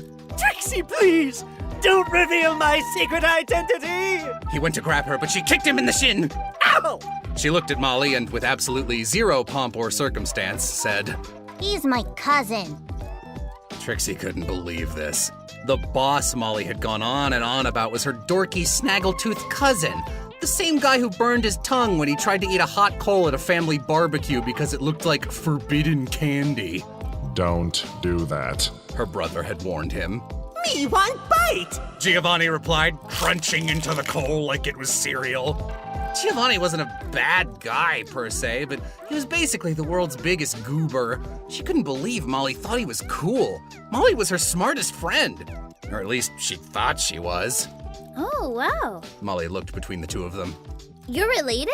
Yeah. Trixie grinned like a devil. Moxie used to beat him up all the time. He would run home crying. Moxie was one of Trixie's delinquent older sisters. Honestly, her beating boss up wasn't too surprising. Molly once saw Trixie's sister bite through a bicycle tire like it was a donut. Trixie! Don't embarrass me in front of my minion! Giovanni pouted. Trixie looked his new costume over, totally unimpressed. What are you doing here anyways? She asked. Mom said that you were on the news for some crime thing. She hadn't looked into it. Members of their extended family getting arrested was a pretty common occurrence, and it didn't usually warrant further investigation unless they showed up at your house asking for gas money. Aren't you supposed to be on the lam? On the what? Feeney's eyes sparkled. Molly put a hand on her shoulder and shook her head. Feeney looked down, disappointed. None of your beeswax, short snacks! Giovanni leered down at her. I happen to be on a secret mission, and the contents of said mission are for bear trap ears only. I bet it's something stupid. I bet you're something stupid. Giovanni crossed his arms. Stupid! They began spitting and raspberrying back and forth, circling around one another and facing off like cowboys about to draw guns. Trixie hissed and dived on Giovanni, wrapping around his leg like a koala. He whooped and hollered, pogoing around the room on one foot, trying to shake her loose. Oh my, Nathan winced. It's rather lively in here today, isn't it? Naven was unusually sensitive to crowds and loud noises, just like Molly was. It was one of the reasons they got along. He'd agreed to give private speech lessons on the condition that the class size stay small so he wouldn't get overwhelmed. This was way more people in one room than he felt comfortable with. Detrimental empathy was yet another thing the two of them had in common.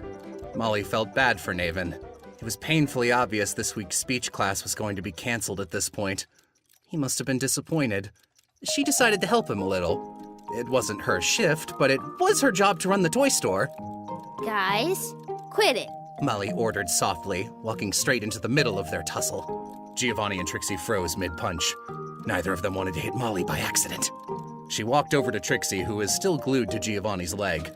Molly tapped both of her shoulders. Bap, bap. Trixie detached and fell to the floor, somersaulting backwards and popping up.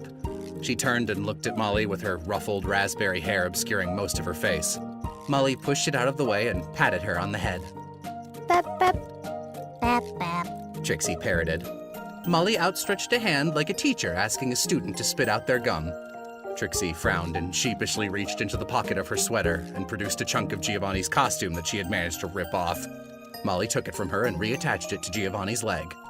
There, she said, patting the costume. now be nice to each other. I don't like it when my friends get in fights.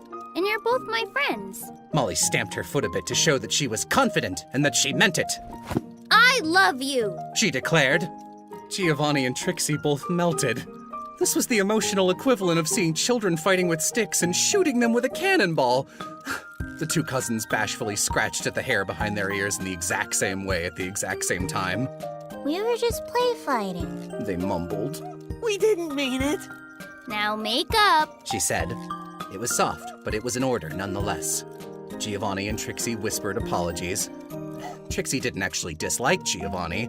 He was actually a lot of fun at the family parties. Sure, he was a giant dork, but what good is a family barbecue without a few weenies? He was always happy to play with Trixie and her twin brother Rex, even when they were little, and he'd always let them win at whatever game they were playing. He had taught Rex how to skateboard and gave Trixie the quartz crystal that started her collection. Giovanni liked the twins, too. They were the only roughhouses who had never beaten him up. Well, until today, anyways. This was a draw. This didn't count. Molly brought them together in a hug, saying, Hug.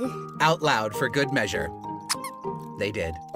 Phoenica, who had been standing silently off to the side for the last few minutes, blinked twice. I'm Phoenica! Phoenica exclaimed, joining in the hug. Phoenica was a top-tier hugger. Her bones were made of cotton. This hug had just gone from good to great. Molly looked over Feeny's shoulder at Naven. Did she do good at interpersonal communication? Naven gave her a nod of appreciation. She smiled back with her little bear cub smile. It was incredible how much progress Molly had made on her self-confidence recently. Even so, Naven could tell she was barely able to force herself to intervene and say something like that. She was standing on her tippy toes and her legs were shaking. But still, this was something. And this snaggle-toothed young man had been the catalyst for all this. Giovanni stood up. I apologize for setting such a poor example in front of my minion. But I have come here with news! Bear Trap! As of last night, I have officially left the Bonsai Blasters! Oh, Molly said. Good. Trixie sneered. They stink. Yes, they do indeed stink! Instead, I am forming my own group of evildoers, and I, the evil-doest of them all, shall be the leader! Now, I ask you, wanna join? He smiled and pointed at Molly. oh gosh. I sure would like to, but my schedule's pretty busy. Boy, I getcha! Giovanni groaned. All my other minions are indisposed this week, too. So, I'm recruiting! We've got a big secret mission coming up this Friday, and I need all hands on deck! He looked at Phoenica. How about you, Blondie? Feel like becoming a villain? Oh, not at all. Phoenica smiled. I despise villainy, really. As a do-gooder, it is my sworn do-good duty to redeem all villains and bring them over to the side of righteousness. Her eyes sparkled. Phoenica tilted her head. But now that I think about it, you did heal my very good friend Rick Shades. Perhaps you're not so bad after all. No, I am. How dare you? No, there is good inside you. I can feel it. I have a sense for these things, you know. Giovanni looked at her like she'd just thrown his pet dog into the sea. Perhaps I shall join, in order to save your mortal soul. Besides, I can't say no to a fun team activity. Phoenica beamed. Giovanni turned towards the other two. Bear Trap? Trixie? I know that you two are pretty metal. What are you two rectangles doing hanging around this square? She's rich. Trixie explained. Gotcha. Well, I do need cash for my new organization. How would you feel about funding heinous acts of villainy? Very bad. She smiled. Feeny, come over here for a second. Said Molly, wrapping an arm around her. Okay. Molly led Phoenica over to a toy plastic table and sat her down in a brightly colored chair so they could talk business.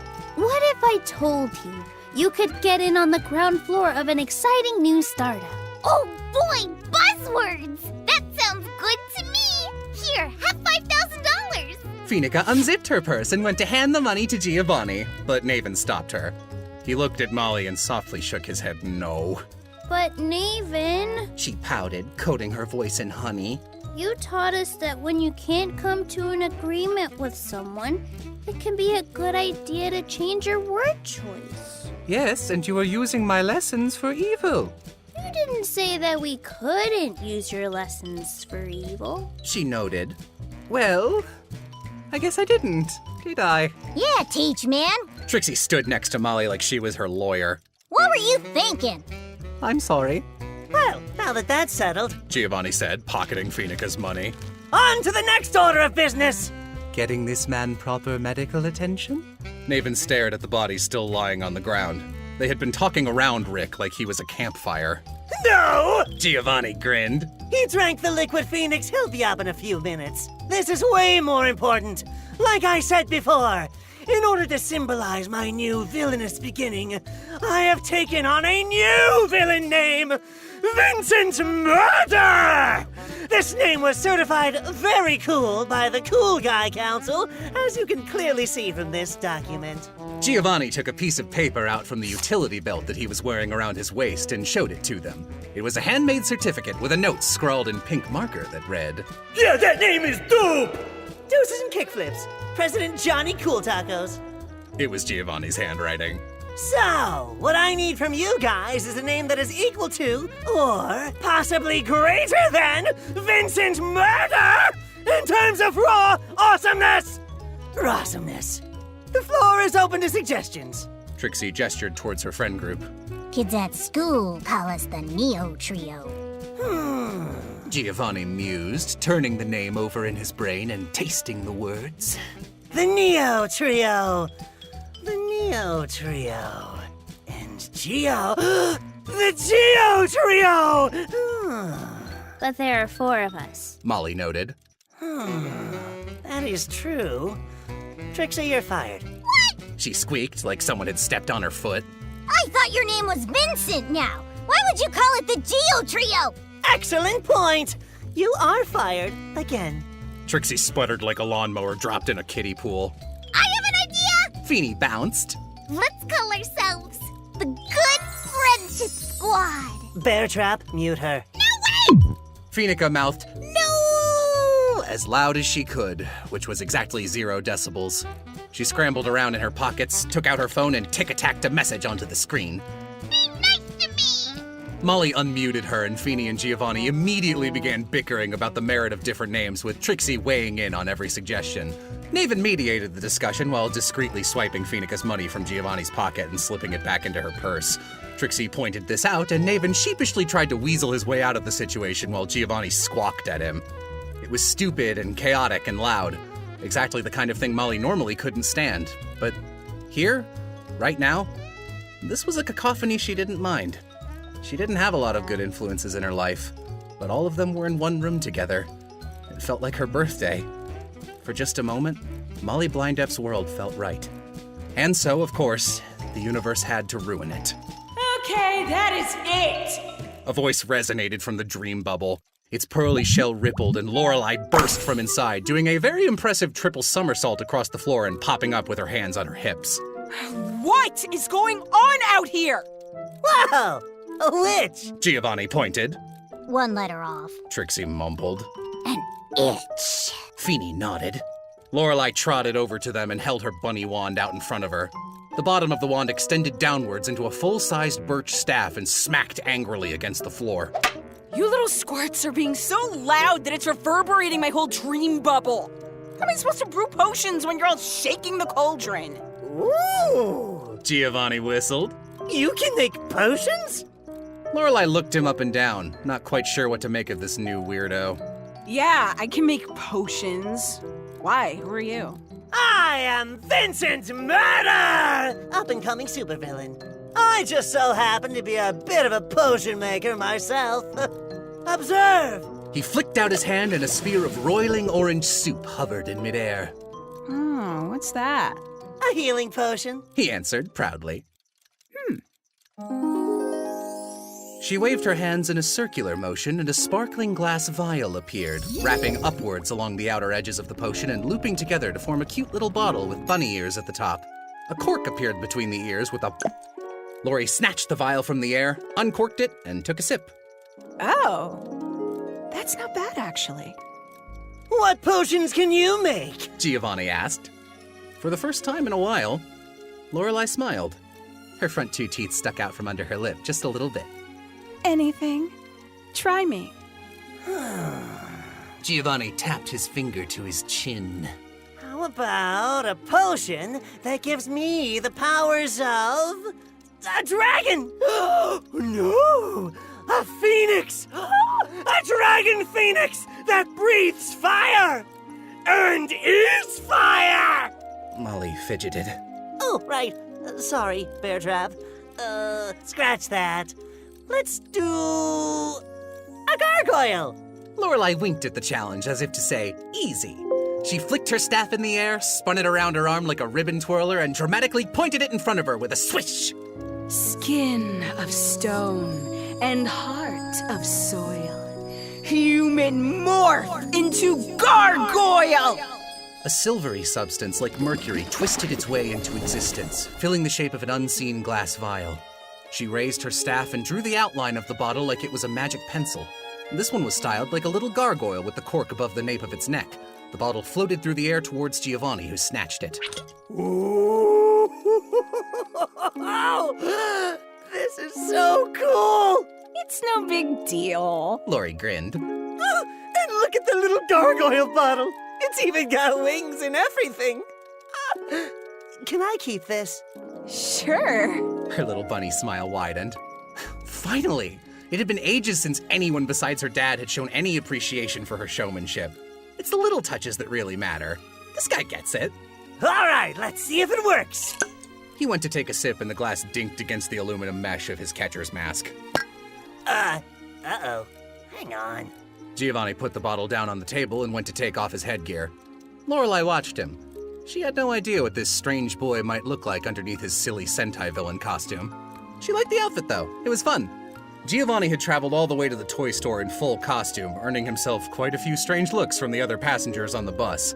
He had to walk the last mile or so on foot, so he was a bit sweaty. When he took the mask off, it seemed to Lorelei that time had slowed down. The catcher's mask slid off of him, and he threw his head back, whipping his pink hair behind him with a sigh like a rearing horse. Beads of sweat trickled down his face in sparkling detail, like a sports drink commercial or a fast food ad where someone just off camera was spritzing water onto a particularly gawky carrot. She stared at him, wide-eyed. Those spiked crocodile teeth, this scrambled mane of ratty, teenaged hair, that unkempt pink stubble, his cackling cheese grater laugh. He was gorgeous. Her voice jumped an octave and she started unconsciously twirling her hair. Hi. Oh, no. Molly and Trixie said simultaneously. Phoenica looked at them like she had missed something. Phew! Giovanni gasped. Need that mouth flap or something in the next model. Also some ventilation. Getting a little stinky under there. Oh yeah, this guy was hot. Anyways, time to test out this potion. Down the hatch. Giovanni chugged the silvery liquid in a single gulp. All right. Gargoyle powers, activate! Ooh-ah! He did a sort of power-charging pose that was 40% squat and 60% scream. He thrust his arms forward, and slowly they began to change. The tips of his fingers sharpened and solidified, creeping back and forming stony scales all the way down to his elbows. His outfit petrified along with him, hard gauntlets of fossilized plastic casing his arms. Heck yeah! He shouted. And no gargoyle is complete without horns! Giovanni put his thumb in his mouth and blew, popping 2 long, black, diabolical horns out through his hair. Wow. Lori said, her voice still in falsetto. That looks so good on you. Thanks. Cool potion. Love the color. Better mouthfeel than I was expecting, too. She looked him up and down. You're tall. Yeah. He smiled. How tall are you? I don't know, like 6'3"? He looked up. 6'10" with horns? Oh my gosh, with horns? You're so funny. Gross, said Molly and Trixie, louder this time. Shut up! Lori hissed at them. She turned back to Giovanni. So, what's your name? Vincent Murder, said Giovanni Potage. He dug around in another pocket of his utility belt and handed her something. My calling card. It was a baseball with the word EVIL written all over it in red ink. So cool. She smiled. So, what are you doing here?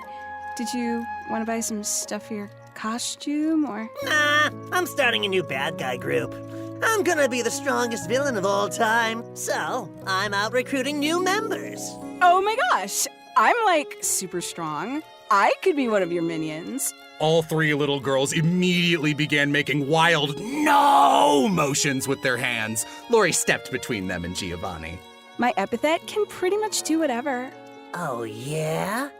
Well, normally I only accept recommendations from pre-existing minions.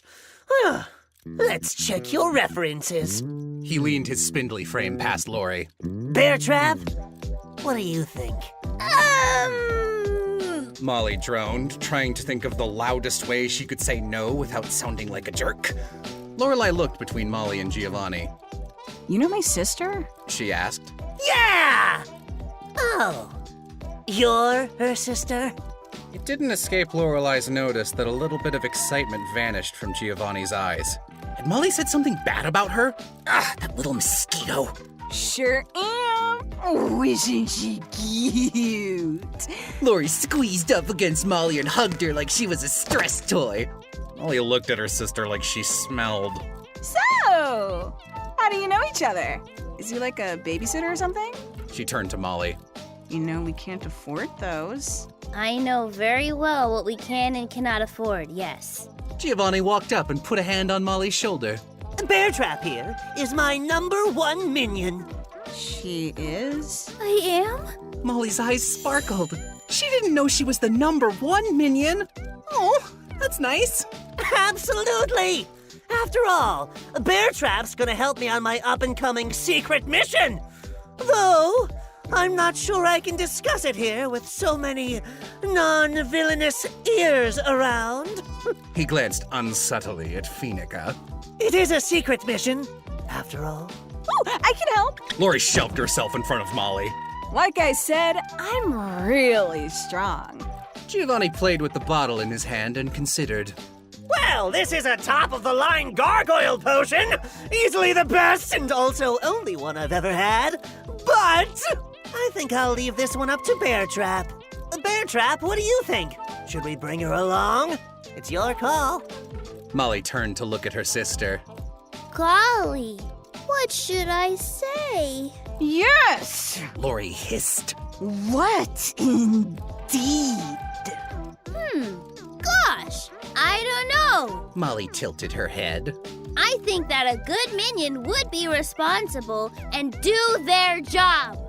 Or the dishes. Well, sometimes minions are too busy to do the dishes. Busy with what? Busy strengthening their creative minds. Minions were also supposed to be behind the register today. They were behind the register. Lori tapped her foot. They wanted to be in their room, but you said they had to be behind the register, so that's where they were playing today. Molly considered. I think I say no. Lorelai squinted at her little sister like she wanted to punt her into the sun. She took a deep breath and flipped around to Giovanni with innocent, sparkling doe eyes. Well, maybe I could do some kind of test or something. There have to be other ways to become a minion than stupid recommendations. Giovanni looked her up and down and considered. Well, I suppose I do want to test something. If you pass, you can join the team. Oh, yay! She hopped up and down. What do I have to do? Just one thing, he said. He raised his gargoyle arm in the air and pointed at her dramatically. You need to show me that you've got the most important quality a minion can have. Okay. She blinked. What is that? You tell me. He crossed his arms and smiled like he had just offered her a really good riddle. Lorelai tilted her head and tapped her chin. That's tough. I spend most of my time as the hero, so I'm not really sure what kind of things minions get up to, other than getting stepped on. The trio reflexively took a step away from her. The most important quality a minion can have. Oh, I know. Duh, being super evil. So all I have to do is come up with a cool plan and show off how evil I am. Molly thought about saying something mean, but decided against it. Evil plan. Lori mused. Evil plan, evil plan, evil plan. Bad guys like money, right? Maybe we could kidnap a rich person for ransom and stuff. Yep, that's a pretty classic villain plan. Giovanni replied neutrally. As the minion auditor, he needed to be careful not to give any hints. Okay, great! Lorelai turned towards Naven. Hey, Naven. You're a big rich CEO of a big rich company, right? Indeed I am, Naven said, in a tone that one might use to communicate with an oncoming truck. Nice. Lori clapped her hands together. Sparkles flew out and she began to glow. A spell worked its way out of her mouth and into the floor. Garden snaking through the land. Take him now at my command! She swept her staff in a low arc, and a tangle of thick green vines shot up through the floor. They wrangled together and weaved into a giant hand, grabbing Naven tight like a squeaky toy. Well, I guess this is happening, he said. Molly jumped. No, dang it! Lorelai wasn't supposed to use her powers in the middle of the store like that! Or kidnap people like that! She reached out a hand to stop her sister. Lori! But it was too late. Before she could reach her, Lorelai raised her staff and a new dream bubble began to sprout from its bunny-eared tip, expanding past Lorelai and swallowing all of them inside a light that made it too bright to see. Before her vision whited out completely, Molly saw the witch sticking her tongue out with a distinctive neener expression, meant just for her. And the world turned to ivory.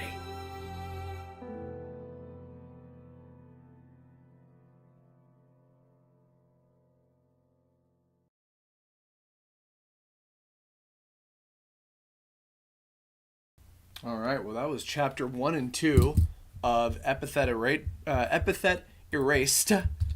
Prison of Plastic. If you guys want to pick that up, go to soundbooththeater.com. I'll have a link right here, and I'll put that in the description. I'll probably listen to chapter 3 perhaps next time I'm streaming, which I imagine will be relatively soon. I'm going to finish up this last character here real quick. And in fact, this is a reverse-engineered 2011 version of Vossbrand, the fox girl from the Tome RPG. I've seen in the Tome RPG anyway. I skipped ahead to this one just because it was a little more simplistic than some of the other ones. But yeah, this was these 10 or 11, I think, were like a big group of folks that all donated together. So much appreciated, guys. While I'm finishing up this one, if you guys have questions in the chat, I could do a little mini AMA while I'm working on stuff.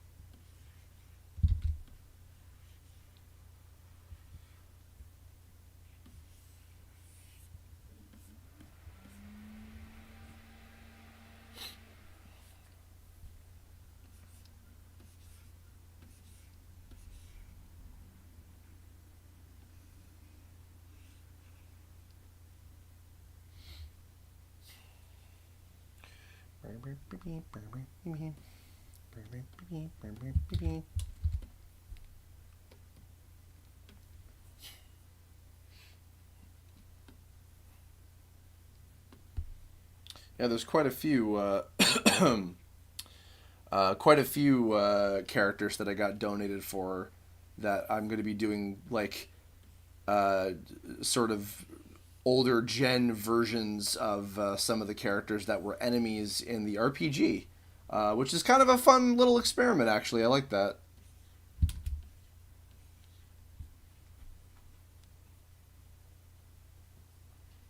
No, I was not involved with the audiobook. It was created by Brennan Blaber, Jello Apocalypse, who is the voice of Raven Freak in the Tome RPG.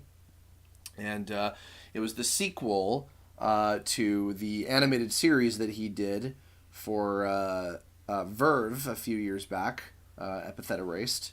If you guys want to check that out, that's still up as well.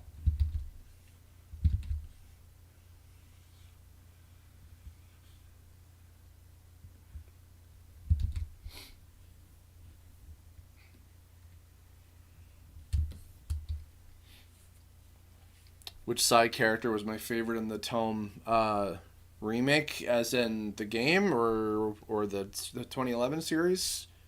Side characters. I always like Saturn Diva. Saturn Diva and Snow Whitey are always a lot of fun. They make me smile. The Net Kings as well. I don't know if they constitute necessarily as side characters. But they're always pretty fascinating to me, certainly.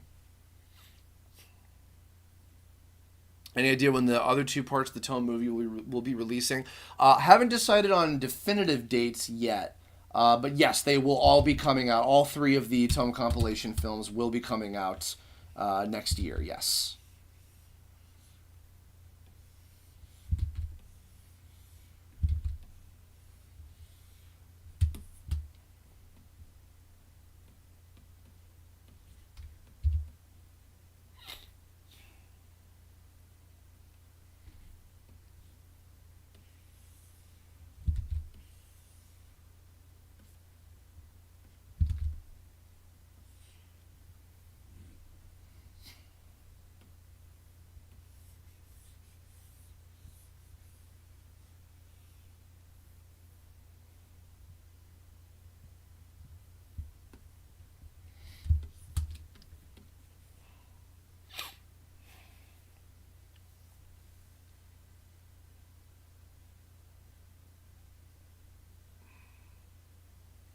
Will I collect donations for background characters for the next two? I don't think so. I don't know for sure, because I don't think that there's going to be any new crowd scenes in the second and third ones with the way that I've laid out some of the new stuff that'll be in that.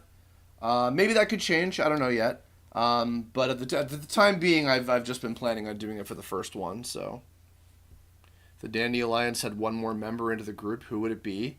Probably Crashar, GameSoft's little brother. I would imagine so.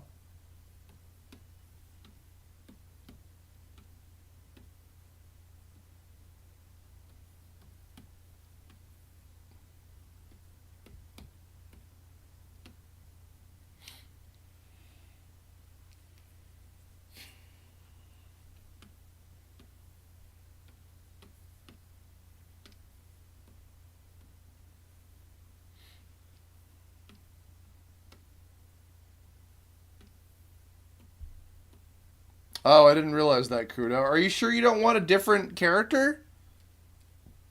I haven't gotten to him yet, so let me know. Otherwise, I'll just do the updated version of him.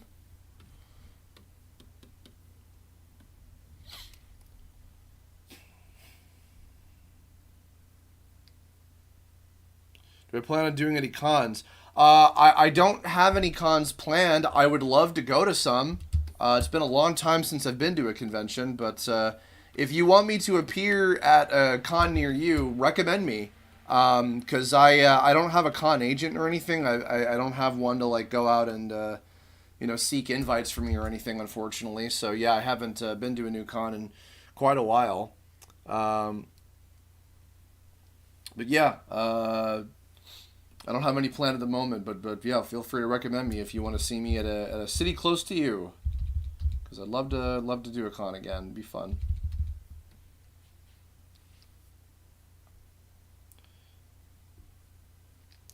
Polly, most of the new content is going to be focused on Zeto and Kizuna. But there may or may not be some new material for the other characters, including Softy. Perhaps. You'll have to see. Let's see. This was 57, 58, 59, 60, 61, 62, 63. Okay. Alrighty.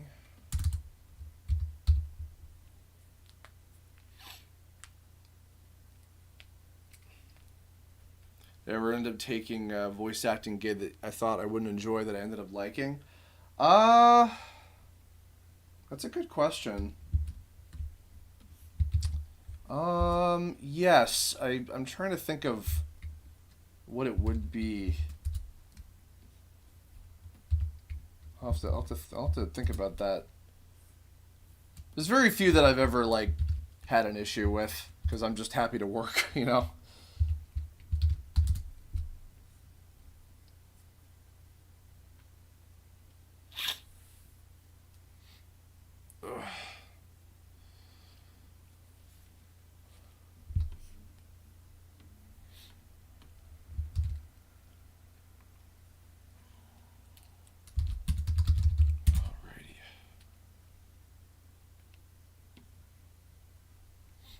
Yes, the donations were very much appreciated, and honestly, more so than for myself. I feel glad that I could have enough to afford paying the folks that were helping me with this. So, yeah, thank you guys very much for your donations. I am also, admittedly, I'm between gigs right now. I finished up the last project that I was doing writing on, which I think should be coming out hopefully pretty soon within this new year. I don't know what the release date of it is, but it's pretty cool. I'm very, very grateful that I got to be involved with it. And then I think I've also got a couple of my other voice gigs, all the new voice gigs that I worked on last year, I think should be coming out within maybe the first quarter of this year as well. I think there's release dates on some of them, but I'd have to go double check that because it's been a little while. So, yeah. All right. Well, yeah, we went for about 4 hours. Not too bad. Cool. Alrighty. So we have now gotten done in total.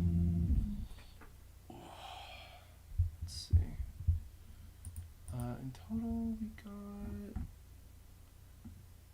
almost 60 done. Oh, which is cool. Ugh.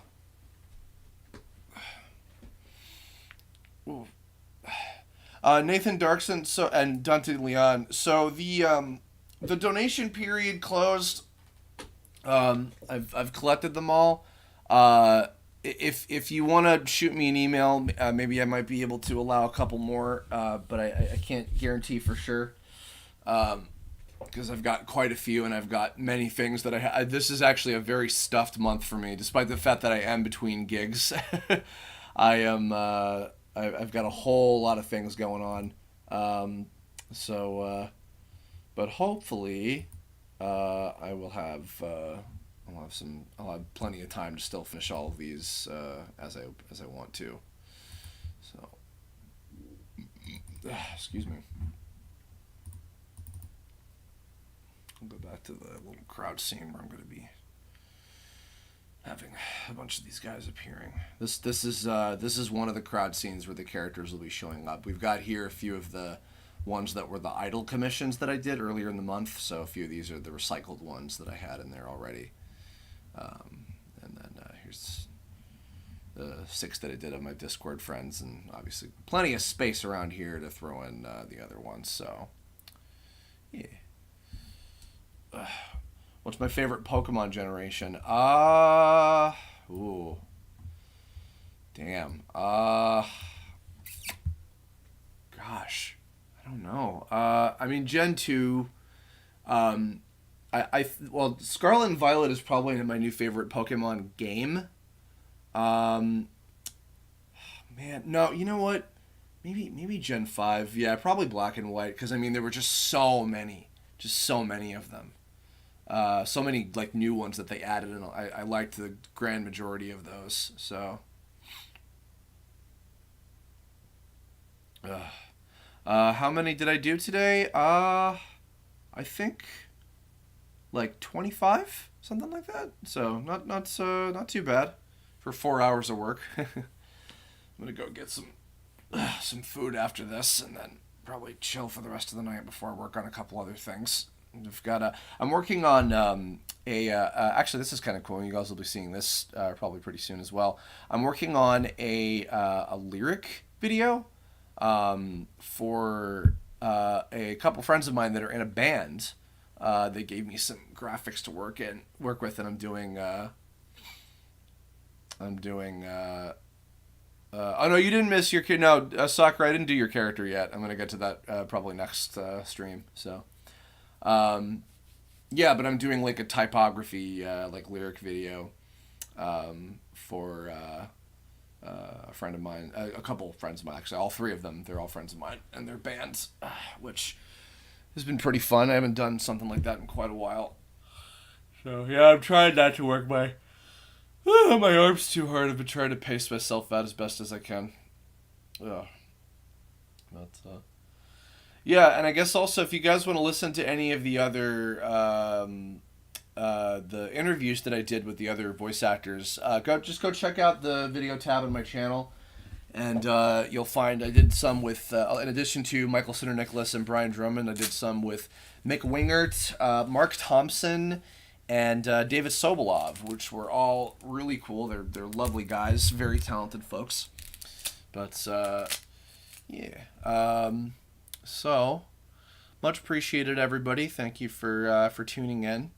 And I will see you in the next stream. Don't know when the next one will be, because I'm kind of pacing out whenever I have like a free day that's good for me to, be working on things. But yeah, I'll hopefully be getting the rest of these finished within the next few weeks or so, and we're making pretty good progress, I would say. Yeah. So, alrighty, and we'll pick up next time with I'll play Chapter 3 of Prison of Plastic, since that's the last one that I'm allowed to have on stream. So, alrighty. Okay, everybody. I'll catch you all later. Have a lovely. Well, if I don't stream again before the weekends, have a lovely rest of your week. We'll see when the next one will be. Keep an eye out. Just follow me on Twitter or whatever to see updates on when the next one will be. So. Alrighty, I'm gonna go make myself a tuna sandwich. Woo! So I will catch y'all later. Take care. Bye bye.